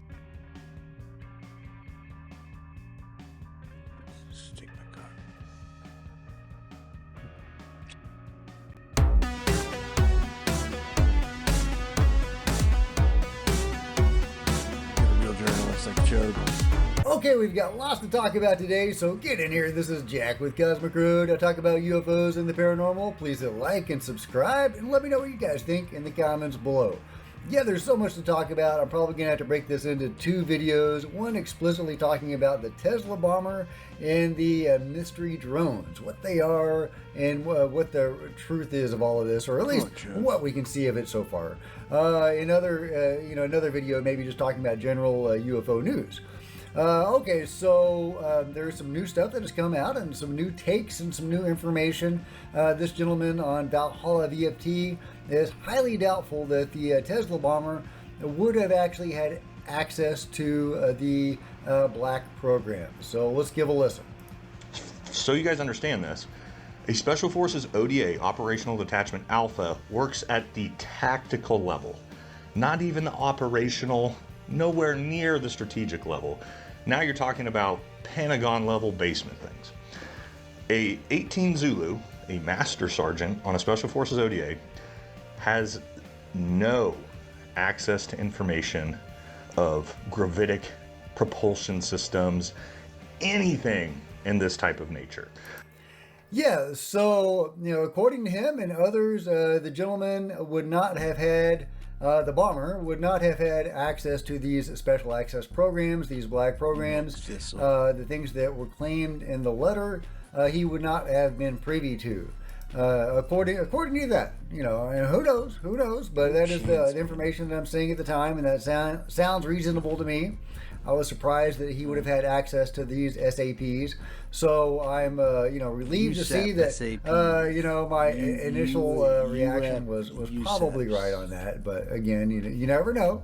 The gentleman that brought Sean Ryan the story in the first place, who received that email, is now saying that the bomber probably had a psychotic break or something because he switched his meds. What I've learned since then, and I'm going to say allegedly because I don't have proof of this, but I've had 3 people tell me this. Allegedly, Matt Livelsberger changed his meds several days prior to this incident. I don't know what several days means, but what I was told by several people who I value their input and who were close to the situation told me that he was on antipsychotic medication. He had changed his medications, and they said that basically something crazy happened and he became suicidal. So people ask me, is he... Yeah, so is that what happened? That seems very likely. He was a troubled individual who went off his meds. That sounds as likely as anything. But, I mean, there's still a lot of unanswered questions final in casting this. Is this the end of the story? Who knows? If there were some shenanigans going on, we may never know. But this seems like as credible a scenario as I've seen. But then you have the weird connection to the New Orleans thing with the, what was it, Fort Bragg? Correct me if that's not the right name of the fortress that they were both out of. But there's still some unanswered questions. So we'll have to see if we get any of those answers in the days ahead. But as far as the Tesla bomber giving us the truth about the mystery drones and that these were all Chinese drones, I think that, there's enough doubt being cast on his information to say that probably that's not the case. So what is going on with the mystery drones? Are they still there? Well, apparently the flight restrictions have not slowed them down at all, according to Richard Dolan. Government says it's nothing, all explained, but those words completely ring hollow. They banned the drones in parts of New York and in New Jersey. The objects still keep coming. Whatever they are, they do not obey our laws. They don't follow our rules. We've seen this all before. We've seen the secrecy. We've seen the denial. We've seen the half-truths. But the sky doesn't lie. Something's up there, something beyond our official understanding. I like that. The sky doesn't lie. That's a good line, Richard. That's a good line. But the government lies. And they can, and they do. So what are the mystery drones? Well, a lot of people, are saying, well, it is indeed the phenomenon, and this is either putting pressure on the government to provide official UFO disclosure, or this is a disclosure initiative of the phenomenon itself. People like Courtney Brown and others who, have seen or been contacted by elements of the phenomenon believe that ships are going to keep on getting bigger. I don't know who this lady is, but she's one of these people, a psychic who apparently is on TikTok, a clairvoyant. And she says she's clairvoyant because she got the thing on her forehead. And through clairsentience, which means telepathically. Then I type them up on my iPad. I ask them to confirm. I make edits if needed. Don't get me wrong. And I think then she's the telling the messages truth. are ready She's for you. correct. So that's what I have for you today. This message has 2 parts. And I'm going to just read them right off the iPad as they ask me to. So, part 1. The fog that a lot of you have been seeing around the world has been part of our preparations for arrival and has helped us speed up the process. Maybe. We have given up hope God, that on would the be remaining cute. whistleblowers we were waiting for, and now there's no more reason to wait. We're planning to send in our large ships sooner than mid to late January, as was said in yesterday's video. Our large ships are now preparing for reveal in early January. Okay, I just think that's a really interesting prediction to make. And, you know, Stephen Greer and others are talking about big things coming imminently. And, you know, they're not necessarily talking about massive reveal by the phenomenon, but instead of these whistleblowers coming forward, she's saying the phenomenon has given up on the whistleblowers and they're just going to do it themselves. F it, we're doing it ourselves. I mean, I think that's true. So, you know, why would people like this make predictions that are going to be debunked in a week or two, right? It's weird. It's weird. So, you know, keep your eyes on the skies. The skies don't lie, as Richard Dillon says. Skies don't lie. Who knows? I'll believe it when I see it. I mean, he's right, though. But right? people are like, seeing the if mystery she's drones. wrong, They are she's seeing going to them have a lot of all over. explaining This to is, do. Supposedly, a recent one from Florida. I think she's not, though. It's like I said, though. It's like I said. There's a little cursing in there, so I'm going to mute it. But there's. I'm confident that I will not be changing my take. Right there. You know, you will be joining me over here. Okay? That's what I say to the debunkers in here. Sooner or later, that you're going to be over here. Blinking drone in Florida. Okay, all right, could be. Are there any flight restrictions in Florida? I haven't seen any flight restrictions in Florida, but that'd be really interesting. Here's I don't think this is a drone, but you never know if these things are indeed shape-shifting vehicles. This is an object, a UFO coming off of the sea and flying from Philadelphia area towards New Jersey.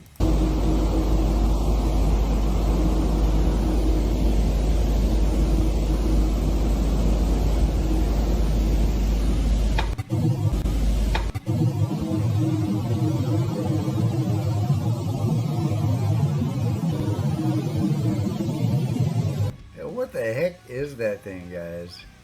Could that be a missile launch or something? I mean, look at that. It doesn't look missile launchy to me, but let me know if you think that could be a missile launch or something something mundane. So that is a really intriguing sighting of something. Could that be an orb coming out from the sea? Yeah, really interesting stuff. I've got another one coming from the sea for you, but this is supposedly Trump National Golf Club on January 4th in New Jersey. Yeah, that's a drone. It's low. Now look at above it comes another drone. Holy crap. Yeah, these drones often come in groups, pairs or threes or fours. I'll have one I'm going to show you in a minute where the two drones almost seem to collide with each other. It's crazy. What are they doing, guys? What are they doing? Yeah, but people are seeing these things like nuts. Yeah, that's a good one, but that's not a drone. Yeah, two drones nearly colliding. Look at that. I mean, who knows with perspective how far apart they really were. Yeah, but right? yeah, Exactly. no, these drones don't seem like they are going anywhere. What are they doing, guys? Are they putting pressure on the government to reveal, to pony up with the UFO goods? Are they doing something? Is it some sort of operation where they are functionally doing something? Looking for something, regulating something, on the hunt for something, and preparing for something. What are they doing, guys? What are they doing? But yeah, people are seeing these things all over. Yeah, I've already talked about the one in Denmark. Danish police intelligence service investigating. There's 20 large drones that were seen over Kogi Marina. I said that right. Since Friday night. They disappeared over the sea. Again, that sea connection today at 1:15 a.m. at high speed. Yeah, so they're not just in the U.S. They are all over. And yeah, they're in China, they're in Denmark, they're in Sweden. It's a worldwide event. Nobody has been able to bring any of these things down, which is really interesting. Oh yeah, and by the way, Sean Ryan is going into seclusion. My family and I are disappearing for a few days. My account will be active, but it will not be me behind the wheel. What are what we are about to release is mind-boggling and will raise a lot of questions. All media requests need to go to my producer. I'm exposing a lot for the interest of the public. It comes with a price. I'll take all the prayers I can get. Thank you. And I know a lot of people, I just want to give a little editorial here, because I know a lot of people are unhappy with Sean. They feel like the information that was brought on by that guy in that email was not credible, and that Sean should have vetted that information more thoroughly. I think this was in conjunction with that, no? Thoroughly vetted information. But, he was providing the information that he was given. It seemed credible enough to go forward with. And, it's so easy to fall for BS or the ravings of somebody that's off of his meds who, is more or less who he says he is. But that's what the internet is for, is to debunk stuff and to find the truth of things. Sometimes it's just better to put stuff out there and let people tell you what they think about it, and to help in the research on that topic. So I'll stand up for Sean Ryan. Again, it would be nice if that information had been vetted more thoroughly, but it is what it is. A lot of people think that the Tesla bomber was one of Stephen Greer's witnesses that are going to come forward, because he says they are Green Berets that are coming forward in early January. But I have heard that the Tesla bomber was not one of them. So, I would like more information about that and more confirmation on that. But I don't think that the Tesla bomber was in any of those special access programs. And I don't think that he was one of Stephen Greer's guys. The fog might still be going on, by the way.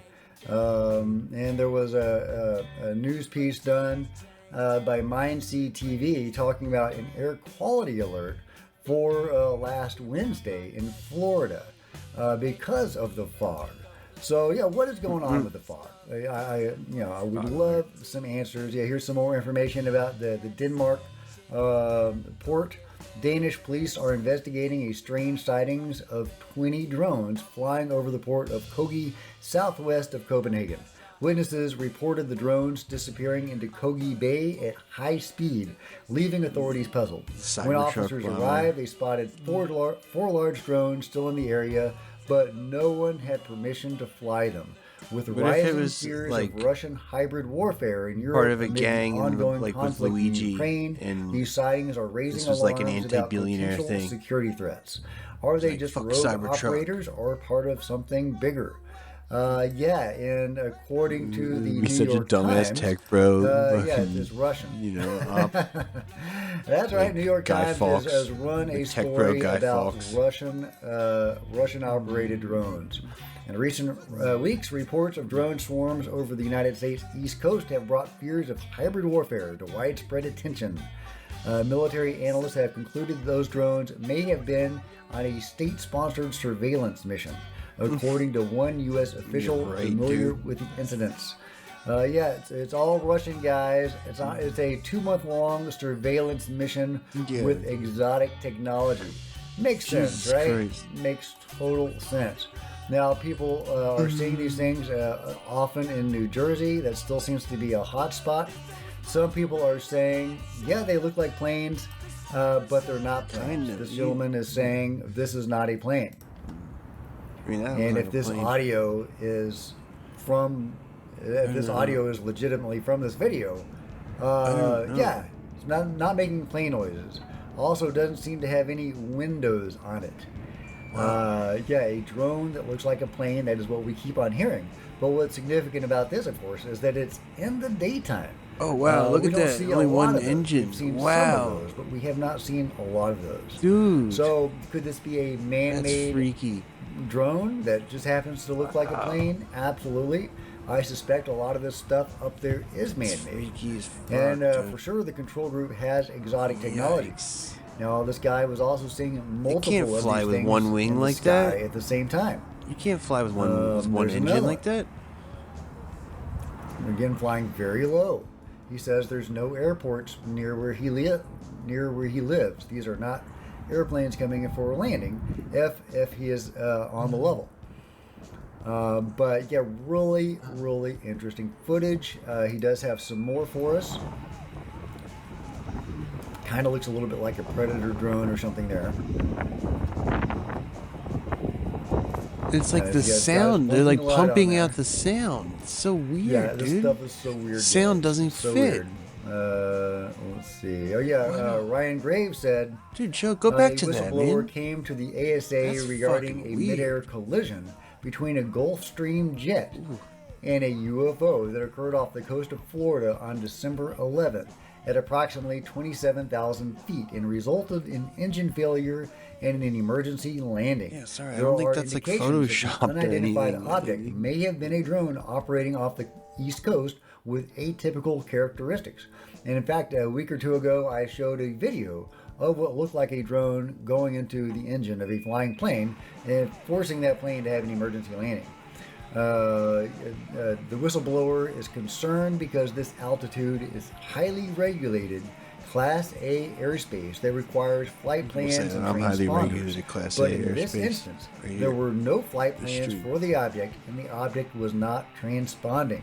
We can largely eliminate the possibility of common objects because a weather balloon would have been transponding. This altitude is too high for hobby drones and illegal for any Sometimes I drone. get too high for There hobby is drones, no you know what I'm saying? biological Hey. indicator of a bird strike. Video of the engine shows metal damage. So, yeah, and he's concerned that this is being downplayed by the FAA.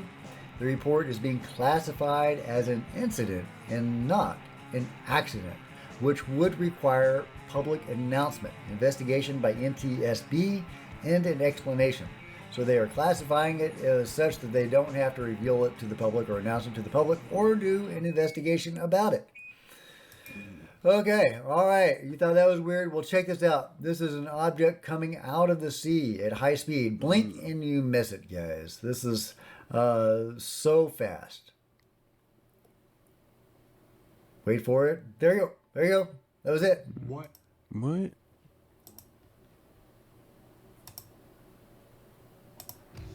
Whoa. What Whoa. was that? Yeah, no wonder they can't track it, dude. Holy shit. What was that, guys? What was that?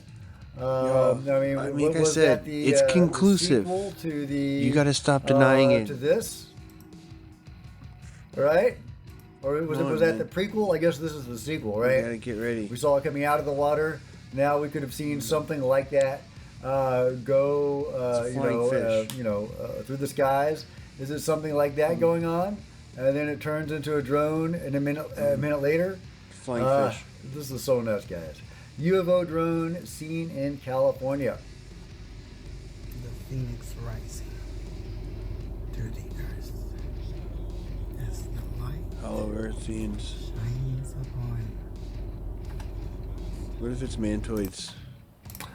Yep, they're in California. The guy that put up the one that looks like a plane also sent this out. So I met an awesome dude I'll call Alan from Florida. We've been sharing vids, and the one he sent today. Oh, is that blew Chode's my guy mind. from Florida? Planes that hover in place. Well, none of these videos actually show a plane hovering in place. None of these two videos, but they are very, they could be mystery drones in Florida. There's a couple of them. You can kind of hear a noise. Looks like a plane.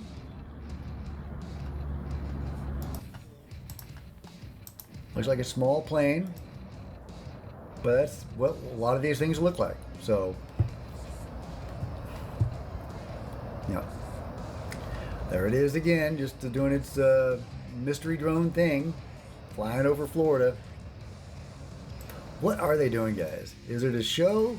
Because I keep on going back to them doing grid patterns over certain areas. I mean, in many respects, this really does appear to be a flex or a show. You know, they're putting pressure on somebody, or they're revealing something just by their continued presence. But at the same time, sometimes they seem to be actively doing something. You know, like the grid patterns. So, again, is that part of the show? Is that to make us wonder? And if these are such high-tech vehicles, Why is it taking them so long to do this? You know, how many grid patterns do you have to do before you map it out? But yeah, here's a close-up of this windowless plane that we were seeing a minute ago. And here is what the poster believes is an entity or something.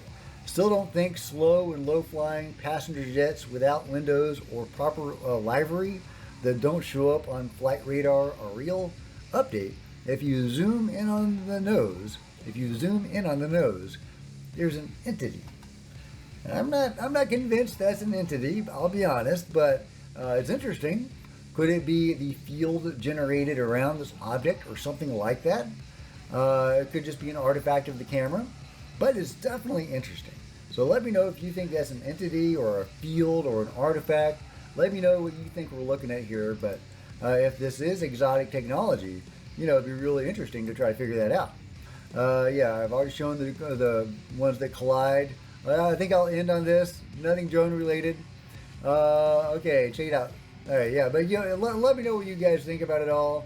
I'm sure we're looking at a mix of things from man-made drones to possibly more exotic craft. Again, the longer this drags on with no answer in sight, and with none of these drones being downed and none of them being studied, you know, I'm sure there's a lot of people out looking at these things. There's not a single crash where a civilian gets on it and starts videoing it, you know, putting it up live on YouTube. That's never happened in 2 months with the number of sightings we're seeing. It's never been taken to a citizen journalist or anybody to analyze or, you know, even film, you know, before the Men in Black show up, right? So, you know, the longer that happens, the more and more anomalous it's seeming to me. But you know, I'm open to other ideas. So let me know your thoughts about what the mystery drones are. Do you think it's Russia? Do you think it's China? Yeah, let me know your thoughts. Interesting that the New York Times is putting out that Russian idea now. We've just heard the China, you know, story. Now we're hearing the Russia story. So yeah, let me know what you think. But I'll end on an Arctic fox going over an avalanche. That's right. That's right. Okay, got music playing. Okay, check it out, guys. Check it out. Okay. All right, we got the skier, which is impressive enough, outrunning an avalanche. Then we have this, oh, excuse me, I think it's a rabbit. Okay, you can barely see it, but there is a rabbit running across the screen right there. Don't worry, it has a happy ending. He's still running. He's still running. Still running. And he got to the other side. That rabbit ran over an avalanche, guys. That's a hell of a rabbit. Let me know what you think about that amazing rabbit.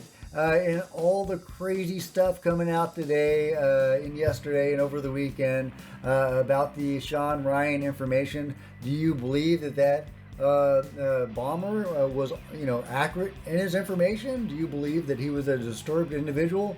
Could he be a disturbed individual that was accurate? Could he have been, you know, taken out, or MK Ultra'd, or something like that? What do you think the truth of it really is? What do you think the mystery drones really are? What do you think about the interesting footage of the windowless planes and that sort of thing? Is that man-made? Is that NHI? Let me know your thoughts about it all in the comments below. Like and subscribe. Smash the bell. Become a channel member. Buy some merch. There's plenty of other videos on the channel. And I'll see you guys next time. This is Jack with Cosmic Road, signing out.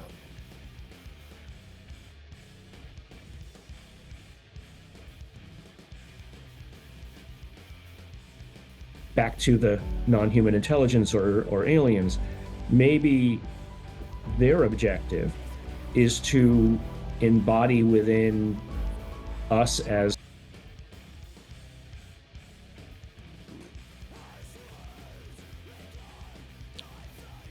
we got bodies, y'all. So here we are. Mongoloid. In my heart, I'm a Mongoloid. To you. But look at this. It's like a giant megalith. The upper levels have more intricate stonework, and these were the first levels that would have been cut out. This is a hypergym. It's a ritual center. Clearly we can't give an age to it, but I reckon they were created during the Younger Dryas when there was clearly a mini ice age going on.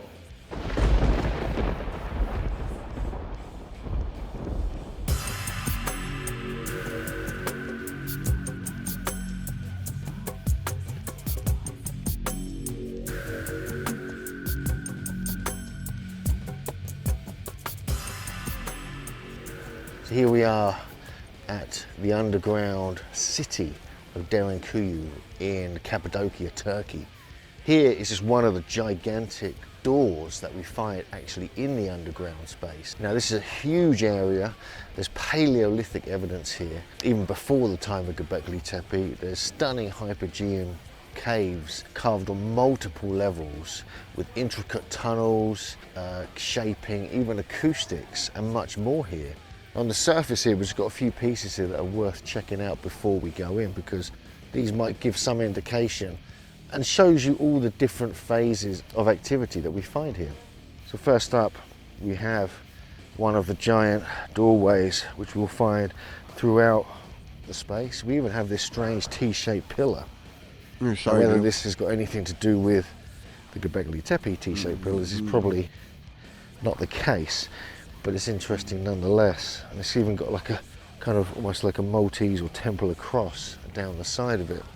There's numerous other pillars and statues and pieces of rock, but we're going to head inside now. So this is actually one of the kind of surface entrances. It actually goes down into the actual site itself. And you can see these shaped stones on the surface here. But remember, there's an 8-kilometer tunnel linking this underground city, Debuünking, with Kaymakli underground 8-kilometer tunnel underground. Keep that in mind. That's so as we go down crazy. Multiple levels, Ancient people did an 8-kilometer tunnel. Beautiful carving, especially on the higher levels, which are the oldest, and it goes so far down that it hits the water level. There's wells here, there's other features we're going to have a quick look at. So Debuünking is one of the most amazing sites in ancient Turkey.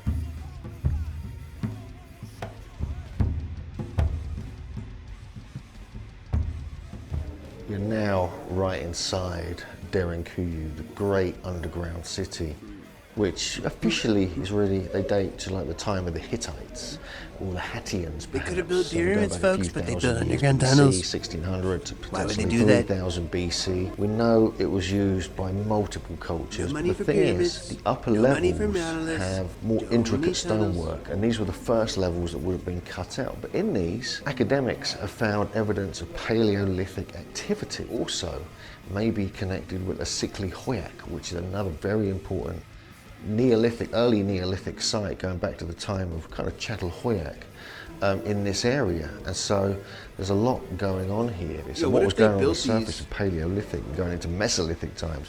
Yeah, what if this was like 15,000 BC or whatever, BCE, and they built these giant underground tunnels and then they shoved a bunch of like fucking cavemen in there and they're like, shut the fuck up. Go in the tunnel, you know, and then they had to like resurface the earth or whatever.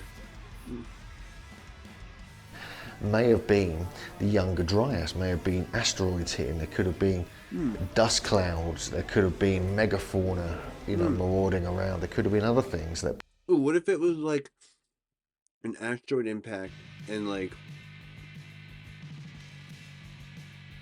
there was like some ancient Star Trek ship and they had a big debate about, oh, we can't intervene, we have to let the asteroids smash the planet and destroy the Earthlings. No, we must, the Prime Directive. And then finally they relented, and they didn't relent, no, sorry. Finally, like, they, you know, the court ruled not to intervene, but then some, like, radical, like, lib extremists, some, like, Ryan Ruth type MF, took off for Earth and then saved, you know, Ziusudra, Noah, and who, you know, a handful of other assholes got saved in these underground cities. And then, you know, the, oh, okay, what if this? All right, so they were simple hunter-gatherers before. Then the aliens came and protected just a few groups of people from collapse, right? All they did was like dig the underground tunnels and put the people in there, and then they pieced out, and then no one ever saw them again. But just that interaction was enough to spur them on to modern society. Wow, dude, that's a story right there.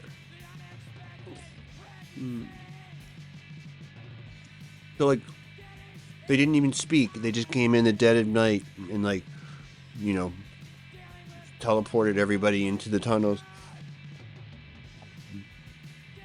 And then, you know, I don't know, appeared to them or maybe not. I don't, who knows, but told them like, stay in the tunnel. There's a fucking, you know, the gods are angry. Or, you know, basically told them the Zia story, right? People wanted to get away from. And we'll see that this was designed in a very specific way to allow water, air, and doors to block the doors up with these giant circular stones. One of the things you'll notice is how low these tunnels are, how thin they are. Now, this is the whole theory. I'm not sure why they built the pyramids though. This is the whole theory that they would roll these gigantic circular stones to block invaders. And there's one of the stones there, you can see it right behind me. Behind me here is one of the giant megalithic stone doors that rolls across entrances and exits to certain tunnels. How are they moving those? Here at Debuünking. So that would be rolled in front of the door once the invaders would come in, and they would then trap them in this part behind me so they couldn't get out. You know, so there's all these different techniques. But look at this, it's like a giant megalith. So I'm just continuing walking down. We're now going down to the second or third level. It's hard to tell because you're kind of walking on a slope, but you're not sure exactly where you are.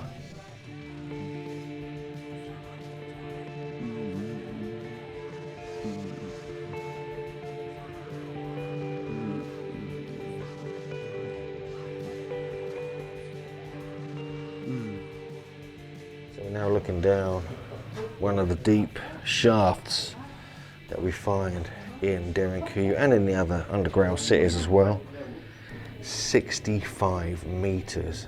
So we're talking 200 foot down. You can't even see the bottom of it. No. There's a whole city down there. Goes up. I must also remember the tunnel here. If it was just like a nice, cool spot for them to like stay warm or whatever. No, man, they were like living down there for some reason. It wasn't just like a hangout, you know? Here, between here and Kaymakli, goes for 8 kilometers or 6 or so miles. I mean, that is remarkable. I mean, and that just shows you that these underground cities are everywhere. There's over 200 that go 2 levels down. If you want to go 6 to 8 or more levels down, there's another 30, 40, 50 perhaps. There's even a bigger one found in Midyat, past Mardin, the other side of the Taztepe, Karahantepe, Göbekli Tepe region. Wow. So does that suggest then that perhaps we have something going on here with this kind of Hypogeum style carving influence? They ended up at Karahantepe. They may have even come from, the builders may have been the people who created these underground cities originally and then made their way to Şanlıurfa region.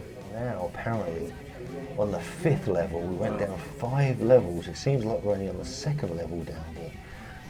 According to the guide, that's where we are.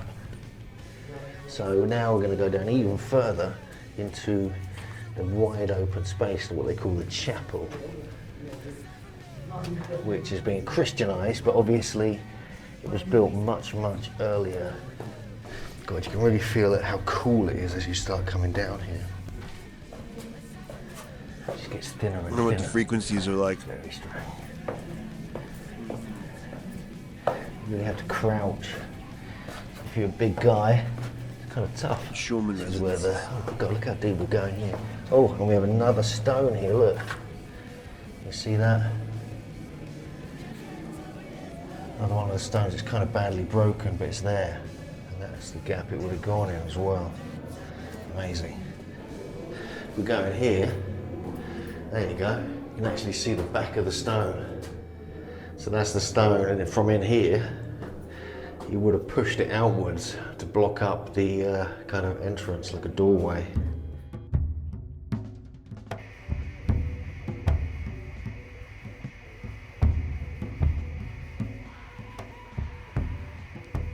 So here we are at the underground city of Debuünking. We're in one of the lowest chambers where there's actually a kind of cruciform area in that direction. So this is the cruciform chamber. We've got rooms going either side and like this, and this forms like a cross. Now this was probably here before any Christians were, but they've kind of Christianized it and turned it into the chapel here at Debuünking. It's usually described as a church, but it faces the west. In my opinion, this has absolutely no connection with a church. This is a hypergym, it's a ritual centre. Clearly we can't give an age to it, but I reckon it's probably at least 4,000 years old. And around here, you can see like columns, almost thought to hold up what's above it. And it continues all the way around here. Make Greenland down great here, again. we have more, we go deep into the earth, even deeper. So it just gets more extreme the more you go into this underground city. Around this corner, we have a kind of strange small corridor. We have another one of the graves down here, and it just keeps getting deeper and deeper. This is the Christian part of the site. This is the well where you take the sacred water, and then you continue this way and go through here to purify yourself. This actually goes in one side, you walk around it, and it comes out this side.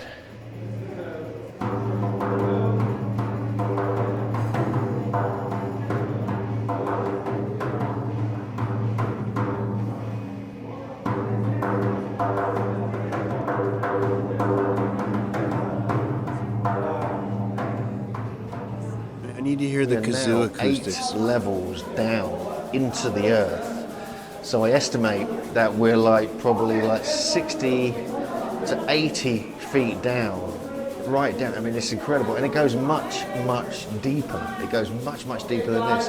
We're officially in the area of like the chapel, where it was like Christianized and other such things. And there's amazing acoustics. Glenn has been playing his drum and getting this resonance booming through the whole place. They can hear it on different levels. Now, I first came here in 1987. I didn't even know that the underground cities existed at that time. And I read a book by a guy called Omar Demir, an archaeologist who also happened to be I kept walking around everywhere, and when I stepped on the ground, it sounded like it was hollow. And I wanted to talk to him about the age of this underground city, because he'd written that he believed that it was Paleolithic in age, and I wanted to know what evidence he had. So I came here and we had a chat with him, and what he said was that he had tried to trace where the soft tufa rock that had created Monty Python line. This underground city had gone. And he traced it to a local stream known as the Sogmali stream. And he found evidence of the remains of this tufa there. He felt that it had actually been thrown into the water to be taken away. But what he found was evidence of Paleolithic activity at the spot, including tools that probably date about 10 to 11,000 before the Common Era. And he concluded from this that this was the earliest age of the city itself. And he also took me down, and what he said was that the first level you come to under the ground was much better made than some of the lower levels. And he showed me evidence that it had been created using stone tools, not metal tools, which is what you find in the lower level. With this information, I eventually used it in the book From the Ashes of Angels that came out in 1996. I also showed that there were Iranian myths relating to this ice age that had occurred where the people created this underground city called a VAR. And this all went into the book. And years later, Graham Hancock was very, very interested in this whole story about Omar Demir, who I think by that time had probably, unfortunately, died. So he eventually used this in one of his books, talked about the whole Iranian myth of the VAR being a part of that story. But in my opinion, the earliest levels of Debuünking date back to probably about 10 to 11,000 BC.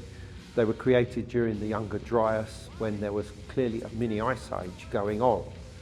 And I think that people created it so that they could keep warm. What if the Greenland is like some like NATO like op to like make it like Trump's Afghanistan, to overextend his efforts, some quagmire, and this quagmire, and never be able to like pacify the Greenland, this countryside. I want Trump to have a quagmire in Greenland. That'd be really funny. Like, I feel bad for those people. They're about to get annexed, I think.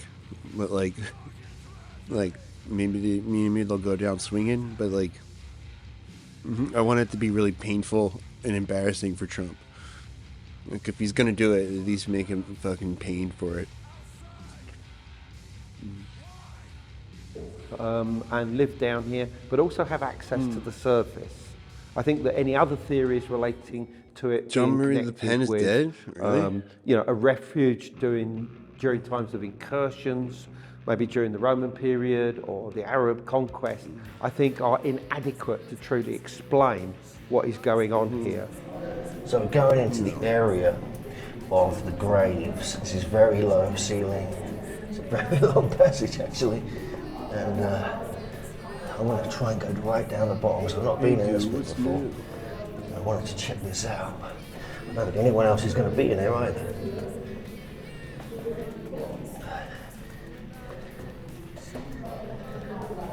Wow, look at this. So this is the burial area of Debuünking. So we're looks like people are living down there. Like, Debuünking. What if they're like proto-Scientologists and they're just like practicing for living in a spaceship in heaven? Like a Heaven's Gate sort of thing. The fact that it's like a whole city down there and then they have that tunnel connecting to the town next door or whatever. The 8-kilometer tunnel, which again is incredible. Like, but it's almost like you can't go above ground for some reason. It doesn't seem like the kind of project you would do to like aggrandize your, not like a nationalist thing. Because it's like hidden.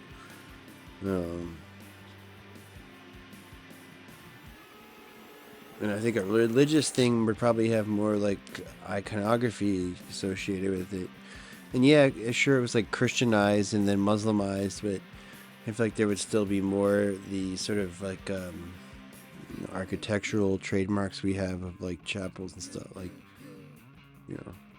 soaring lines or whatever.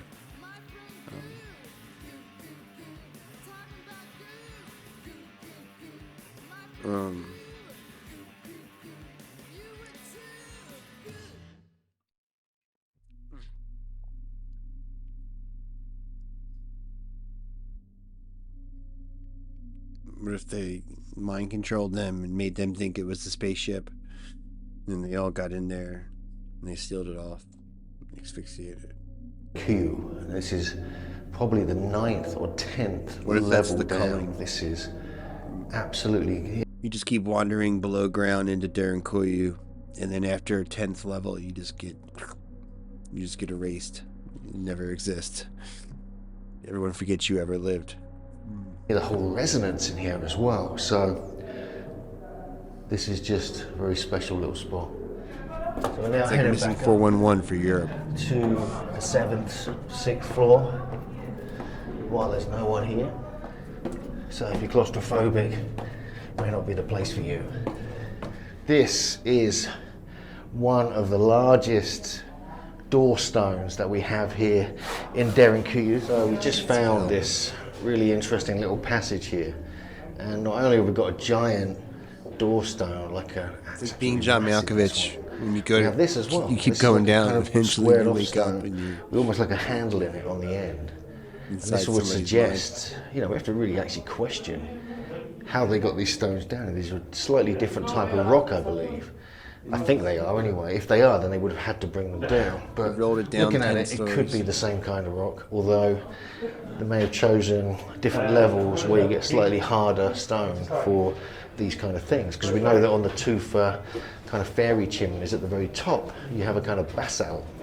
So they may have used the harder layers to create these particular stones, and this piece here in particular. Now we're on the 3rd floor, almost getting back up to the surface. So we're in the area just before we go to the surface now, and this was in later times used for animals. They were literally horses and ponies and cattle were actually kept in here, as well as humans spending time and living in here as well. So Gary's just gone in there. This could be the tunnel that's been blocked up. This leads to Kaymakli, 8-kilometer tunnel. Now we can't really tell. He's in there with his torch. I want to see that 8-kilometer tunnel, man. So that could be it. That could be the way through. Amazing. So it looks like it had been blocked up deliberately. Yeah, with small, kind of really small rocks, smaller than this. Oh wow. Yeah, right. Oh my god, imagine if you got lost Wow. in an 8-kilometer underground tunnel like that. Gone much further. So Yeah, that could, it twists up round the corner. so that could, well, it's got to be, well, because I know the one that Kaymakli is clearly blocked up, so this could be it, man. So we're now heading out of the main site of Debuünking, going out back out to the surface. There's actually a couple of things out here worth checking out as well. So Megalithomaniacs, we had an amazing visit to the underground city of Debuünking. Now every May we come back and do a megalithic Turkey tour. You can join us here with Andrew Collins, JJ Ainsworth and others. We also do a September tour to Eastern Turkey, focusing more on the Garden of Eden type area. Of course we include Göbekli Tepe, Karahan Tepe in all of this. But yeah, it's been a great trip visiting Cappadocia and Debuünking, and we hope to see you next time. And just remember that this is one of dozens of these underground cities, potentially 200 if you're just talking about 2 levels down. And even the furthest part of Eastern Turkey, going past Midyat, we have more. So what was going on here? That's one of the big questions as to what the ancients were up to. So thanks for watching Megalithomaniacs. Please subscribe, please become a patron, support our research, and we'll see you next time.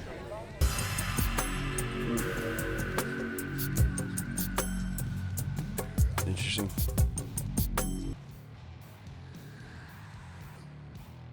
That's what the fuck's going on there.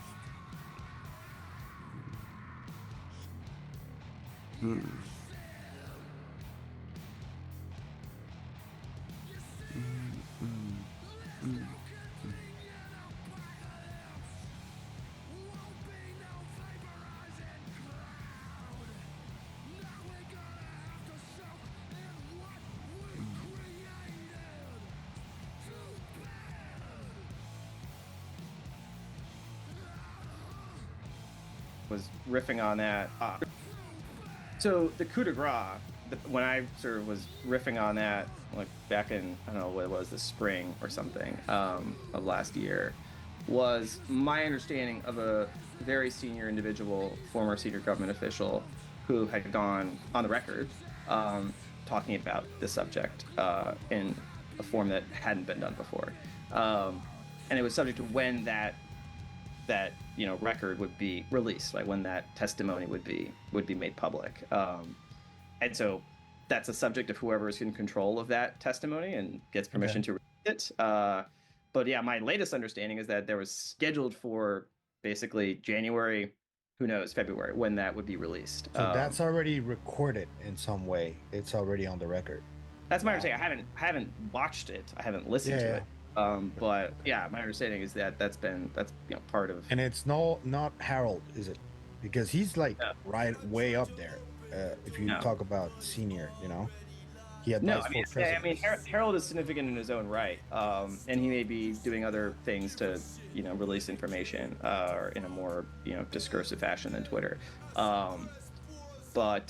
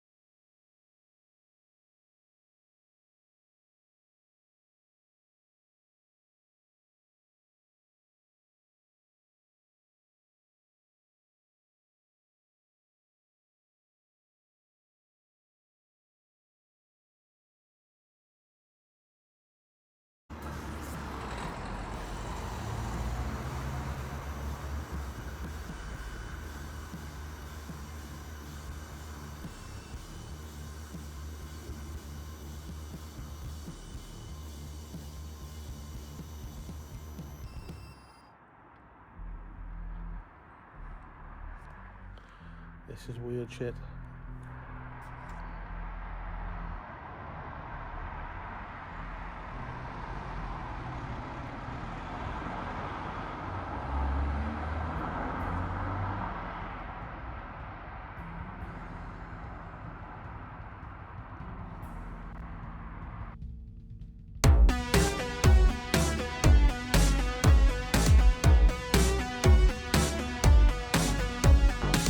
Okay, we've got a lot to talk about this afternoon, so get in here. This is Jack with Cosmic Road. I talk about UFOs and the paranormal. Please hit like and subscribe, and let me know what you guys think in the comments below.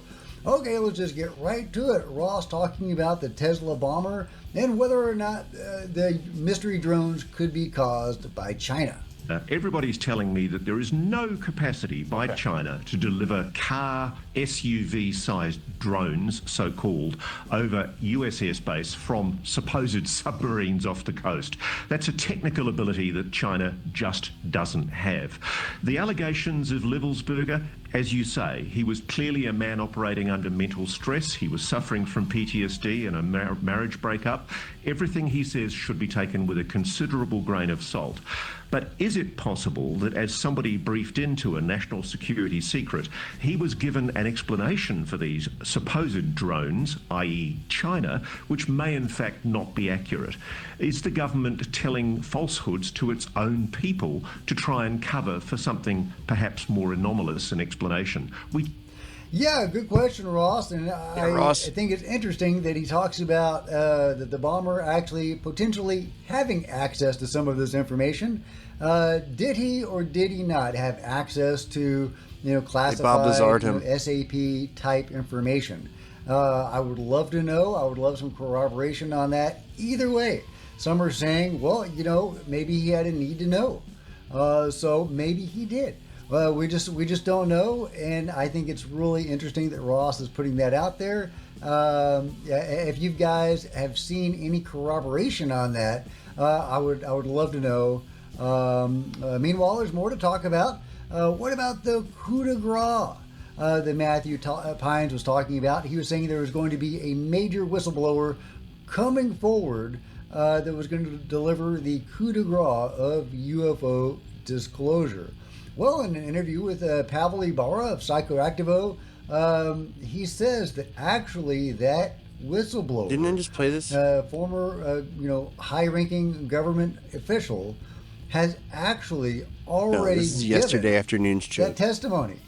That's right. He's already given this testimony, presumably behind closed doors in Congress Too or old the Pentagon. for Twix, says my But guy they were Luigi sitting didn't do a on damn that thing. testimony, and they have not released think I just it dozed yet. But they might in the near future, maybe with an incoming administration, maybe with new people in charge, whatever. There is hope that they will release this. According to Matthew Pines, is groundbreaking, bombshell information from this high-level person. Some people are speculating that it's Eric Clapper. Some people are speculating that it's various other individuals. We just don't know. Maybe somebody we've never even heard about. This in is the a UFO crime space wave by people. Luigi's Posse. But either way, big if true and big if we ever get to see it. Doing I Extinction do believe that Rebellion it's style true, class war. But will we ever get to see it? Meanwhile, this is really interesting. Getting back to the Tesla bomber. Class war, if it was planned by Extinction who is Rebellion. a US-China subject matter expert and national security And Eric U.S. Clapton. Air Force veteran, who claims to have known the Tesla bomber, and I can never say his name right. I'm just going to call him the Tesla bomber. Well, This lady's she says, fucking stupid. yeah, she If lives she's on telling the Fort truth, Bragg, she's a and dumbass. She actually knows him, and she says that the Tesla bomber, whom she calls Berg, is still alive. I believe that Berg is still alive because of the tradecraft he carried out on the raw Tesla footage that we saw. Oh my I God. also believe that he was intentional in all of his actions, and while hurried, he displayed elite tradecraft. Such an in Elon Musk-esque conveying what conspiracy. needed to be conveyed. I don't know if this message will get me arrested, or nor do I care.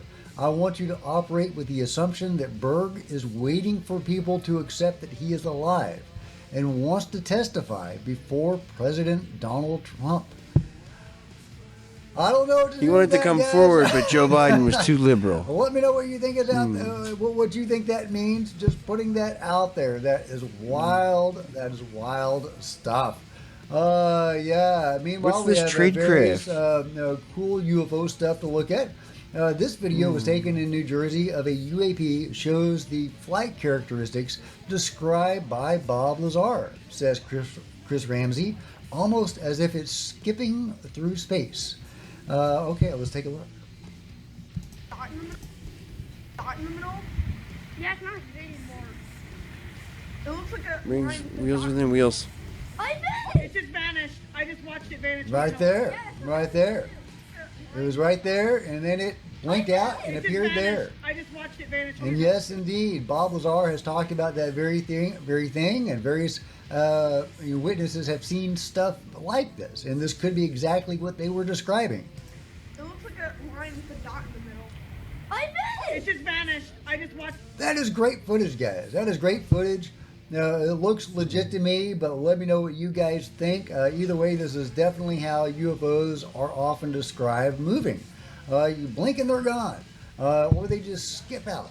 And in fact, on the radar of the USS Omaha during their swarm incident that I talked about with Steve Bissett the other day, on the video over the radar screen, you can actually see the objects in that UFO swarm blinking in and out of existence, possibly going to different places.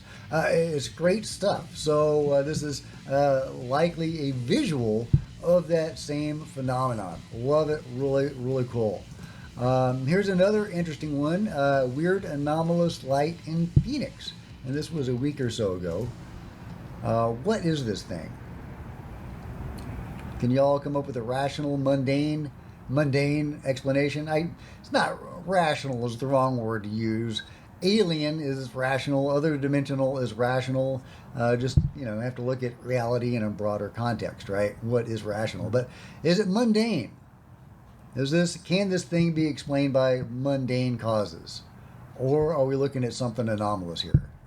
Really, really cool footage of some weird rod-like thing in Phoenix. That was December 27th, and it says last night, so about a week ago. Meanwhile, we've got another Bigfoot footprint to check out. 20-inch long Sasquatch-shaped track found southeast of Mount Shasta. Of course, from Mount Shasta. Look at that. Yeah, of course, Bigfoot fucks with Mount Shasta. That's an enormous footprint. Sometimes the scale can be a little deceiving on these things, but either way, if real, it's huge. It's huge, but it really is. So yeah, what do you guys think? Are you Bigfoot people? Do y'all believe in Bigfoot? Yeah. I used to think that Bigfoot was pretty silly until I did the research into it. Until I found out he was interdimensional. It's in fact a thing, but he's not just some lost primate that we haven't discovered yet. He's way more anomalous and interesting than that. And there's different varieties of Bigfoot. Various people have interacted with Bigfoot. And it's no surprise, of course, that he would be seen at Mount Shasta. Meanwhile, from Murraysville, Pennsylvania, UAP drone, mystery drone, seen flying from up close, literally right on his house. Okay, all right, well, let's check it out. You can hear kind of a plane noise, but at that distance, I would expect the plane to be much louder. Some of these things make rotor noises, some of them make plane noises. Okay, well, actually that is at a pretty good distance. But it is very similar to these other mystery drones that we have seen. So is that a plane or is that a mystery drone? I don't know. Let me know what you think in the comments below. Meanwhile, this is a great conversation. Talk about whether they're mundane or not. This is a great conversation between a mother and her kids about whether we are under an alien invasion. The alien invasion, y'all. There's no alien invasion. Yes, it is an alien invasion. What is it? Look at them. They moving in circles at the top. See, the formation on the right, and then they got another formation in the middle, and another formation. It seems like there should be a way to make money off being right about this, but I can't really think of anything. Let me see. The alien invasion. Yeah, I don't know what those things are, but I thought that was a cute conversation. So what do you think, guys? Which end of the spectrum are you on? Are we under an alien invasion, or is this the phenomenon trying to wake people up, or to send a message to the government or governments of the world with the mystery drone phenomenon? Is it all China? Is it all Russia? Is not it China or Russia. Who is doing this and why? As this drags on, as I've said many, many times, I think that it's looking more and more anomalous to me, more like the phenomenon.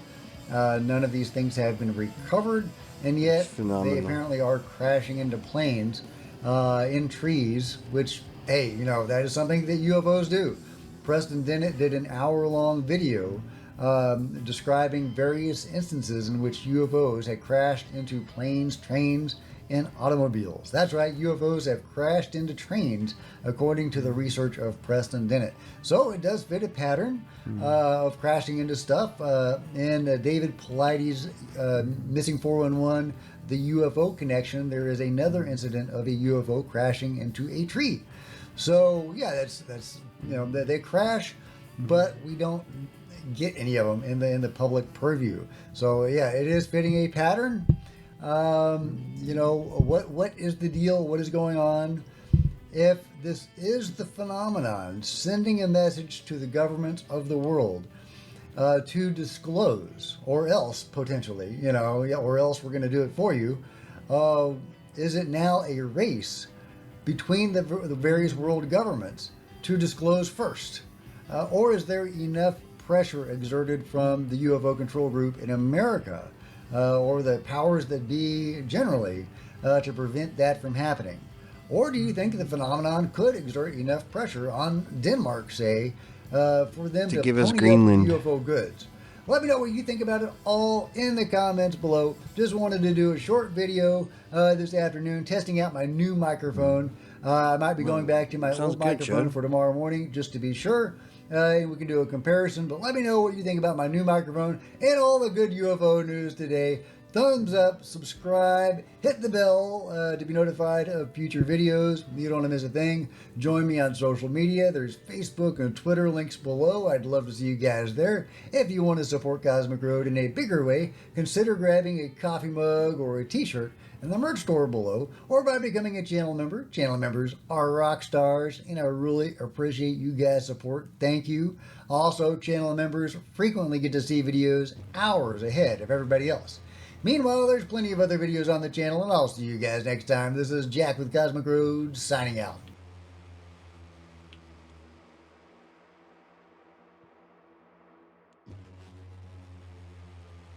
Concern about those objects and not these current objects that are still hovering with impunity over some of the most sensitive military facilities on the planet. And right now, we are teetering, sadly, on the edge of a third world war. It's not an overstatement to say that we are in very dangerous times, and I suspect that this is the real. Oof.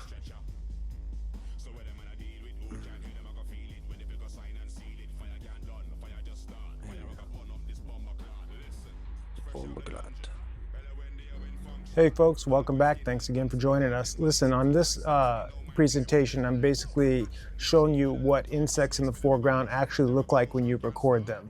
They're gigantic, they're slow when you slow it down, they're slightly out of focus, you can see wings, and they just look like big slow insects. That's it. And then I contrast that with these other things that we capture that aren't quite clear in terms of what they are. And then we end with sort of a bonus capture that I wanted to share with you guys. So check it out, get the comments, let me know what you think, and we'll talk to you on the other side. Thanks. So I don't need to talk everybody through each one of these. I mean, they're insects, they're dragonflies, right? And they look like dragonflies that are in the foreground when aircraft was being recorded in the background. In a couple of these, I just recorded dragonflies because I saw them, or at least in one instance. But what all of these have in common is that the dragonflies are huge compared to the aircraft. We know that in real life, there are not dragonflies going around the size of helicopters. It'd be cool if there was giant dragonflies. The other thing is that they're in largely every frame, even when they're zipping right in front of the camera. They're in multiple frames. And they're gigantic and they're somewhat out of focus. I mean, those are basically like the highlights, the recurrent highlights of all of these insect captures is that they're gigantic, and when you slow them down, they're a little fuzzy, but they're still just big, slow insects. And in all of these, you can still tell the mechanism of propulsion. There's no question as to how these things are moving through space. In virtually every one of these captures, you see a functioning wing structure. Okay, so just, it's a quick reminder, but that's what insects look like when you record them in the foreground. And then when you zoom in and you slow it down, they just look like bigger, slower insects. But they still look like what they are, and you can still see how they're moving through space with their wings, all the things. That's just what they look like. Now, let's take a look at these other things we record, and we can contrast them. In none of these, you're going to see a wing structure, functional or otherwise. And at least in 3 or so of these 6, I intentionally chose captures which show these things going behind the aircraft. And the reason I did that is to demonstrate that these aren't foreground incursions. And the importance of that is the frame rate and the speed, because once you accept, like this one, where this thing is behind an LAPD helicopter, then you have to wonder, why is it not in more frames? Why is it hopping through like this? And it's because of the speed. And also keep in mind, when we watched those 6 dragonfly captures, at real speed, you could see the dragonflies every time. There was never a video where in real speed you didn't see anything, and then it was only slowed and zoomed in when you were able to see it. Yet that's exactly what happens with these things. And that's another reason why we're talking about apples and oranges here, and these are not insects or birds. This capture here, number 5, is a particular favorite of mine because not only do you not see any wing structure and you can't figure out how it's moving through space, but it goes over the wing here, and then it slows down, and then it goes behind the tail.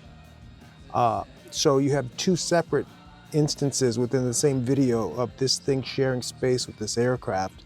And the fact that it's able to move through space and be unaffected by the jet stream or anything else is just mind-boggling.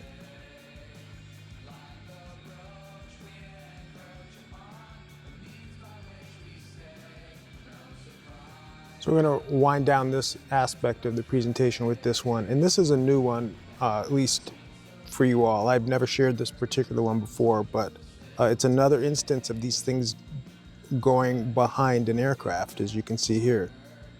For this to be up there with that plane and in so few frames at 60 frames per second tells you how fast it is. All right, so we're going to move on to our bonus capture to end with. So check this out.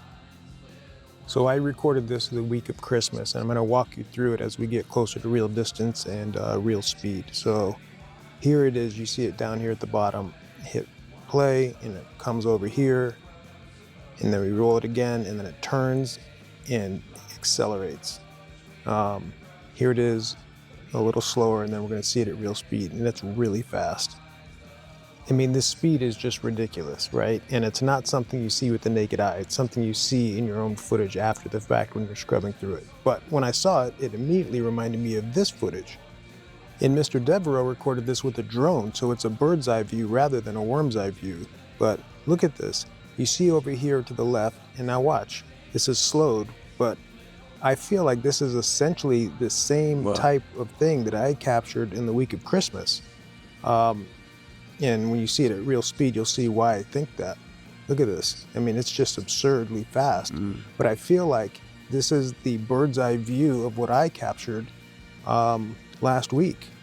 And in other words, if I had had a drone and a camera up there, my capture would look something similar to this if it had flown by the drone. Or if he had had a camera on the ground, his would have looked like this.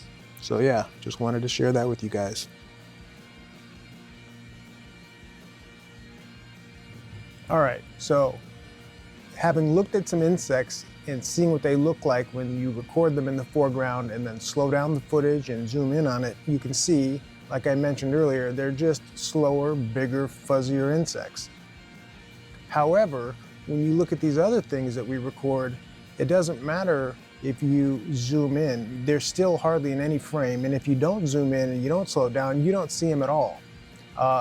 And you know, that's not to say they aren't prosaic or insects, but if they are, they're things that we're unaware of. So there's that. And then hopefully you guys enjoyed this last little bonus capture that I share with you guys. I think it's really cool. It's different. And, you know, Mr. Devereaux's drone footage of whatever that was in Ireland is just amazing.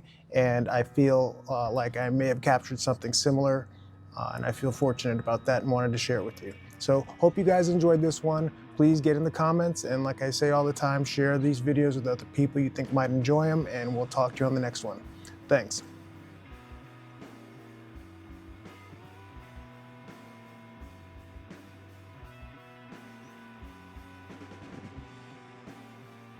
The Rishat structure is a heavily eroded volcano in what is now modern Mauritania. And to some on the internet, it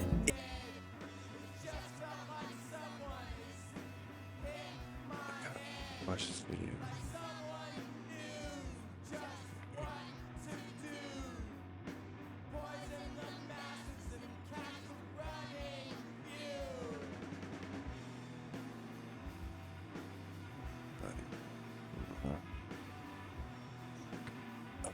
Watch this.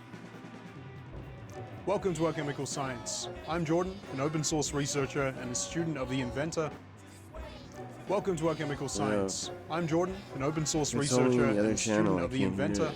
and vortex fusion specialist Malcolm Bendel.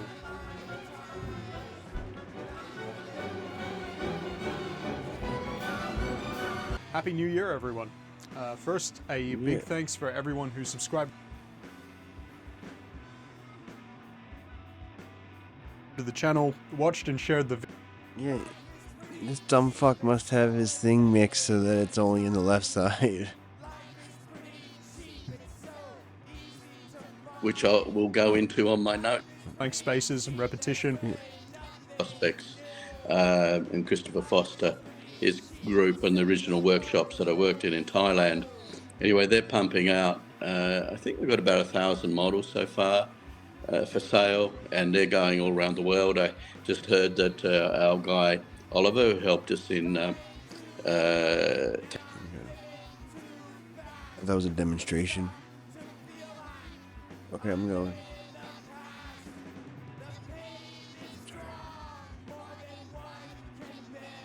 Oh, subscribe.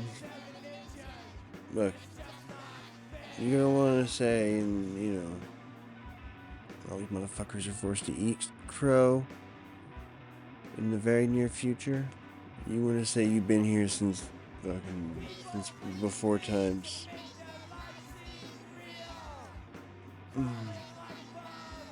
That's everybody who's some Johnny come lately is like,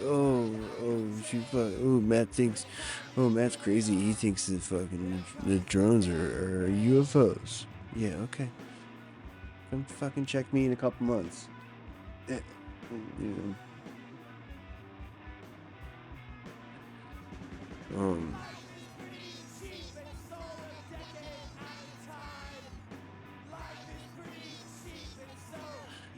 Yeah, I posted a new ad today. Facebook ad.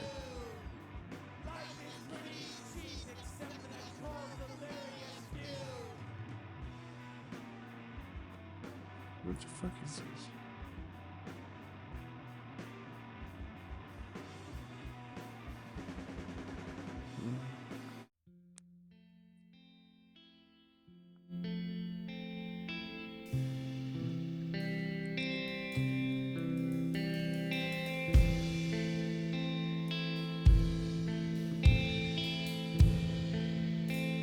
I wish I could raid Forbidden Knowledge .tv or, you know, Billy should have a 24/7 Twitch stream, just like plays reruns or something. That'd be sick.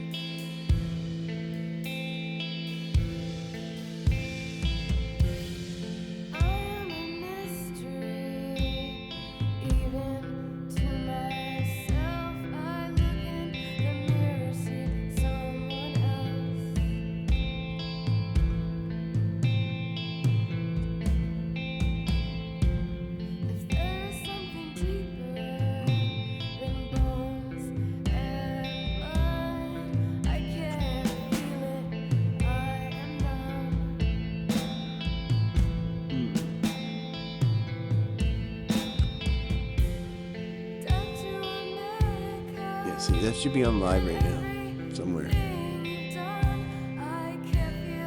Oh, wait a minute. Maureen sent me that lady. What's her face?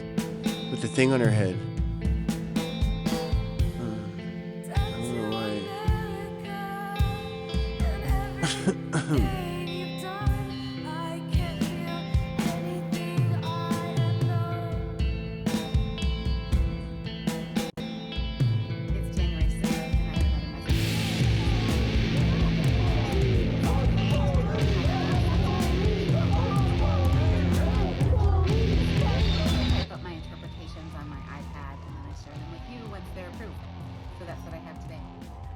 Today's message is from the Leadership Council of the Galactic Federation. It's the Council of Nine.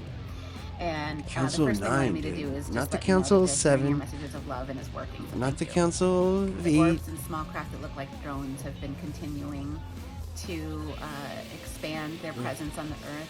And We as see I eye to mentioned in eye this on video, this. the larger ships are already in place all over the planet. We can't see them yet. They're cloaking themselves, but they're in place, and they're going to be revealing themselves slowly over the next days and weeks. Next, they wanted you to know that they're seeing your comments on my previous posts, and Yeah, they want dude. to answer I'm all your with this questions, lady. but it's very hard for me to get to them, and so we have pulled together some answers to some of the greatest hits that keep coming up in the comment section. So first of all, a quick one. You can tell because she's Why got do I that call them thing. aliens? Well, the short answer is because they asked me to, but here's a longer answer from them. In the past, we preferred alternatives to the word alien because of how the word has been misused on Earth. But we are reclaiming it now because it's the most accurate label to give us. It means intelligent beings not of Earth, and that is what we are. Second, how do we know that aliens are coming to help us, not harm us? That's Well, low the key best some answer I high can give to Michelle that is shit, if they wanted but to harm I us, they don't would have know. done that a long time ago, and they I certainly don't wouldn't have know. bothered giving us messages of love. They're coming in now. Now, if anyone tries to harm them, the attackers will most likely get harmed because they will defend themselves, but they will never hurt any of us on purpose. A huge number of ships are already here. They've come from even the deepest parts of the cosmos. They've traveled great distances and worked very hard to be here, and they wouldn't have done this for any other reason than to help us. They're I don't coming know now, about all that, and they're but- coming slowly because this is for our highest and greatest good. Next, I want to say more I about mean, New I Earth that was mentioned I in the hope. last video. And the first thing I Yeah. want to say is I am not It's like an that expert. Kwame I Ture know quote Dolores Cannon's books about have been recommended to me, but I fucking, haven't the read devil, them yet. But the I'm side not of the devil. expert. So all I That's know how I is what feel, they've told me. honestly. Here's what they say. The If ascension someone's to fighting the New deep Earth will state, be I'm on the other spiritual, guy's not side. physical. We will not be taking you into our ships or to a new planet, nor will you be separated from your loved ones or pets. It will happen gradually, not suddenly. You'll still go to work and pay your bills on New Earth, but eventually the work you do will bring you nothing but joy. The bills you pay will feel like a fair exchange for products and services that give you a life you love. The food you eat will be natural and nourishing. Your physical bodies Babe, will I resonate didn't with hear the this frequency part, of this ideal utopian health. bullshit. You will recognize yourself as the divine being you are. You don't still need go to do work and anything pay your force this bills? What are you ascension. kidding me? Planet Earth herself is ascending.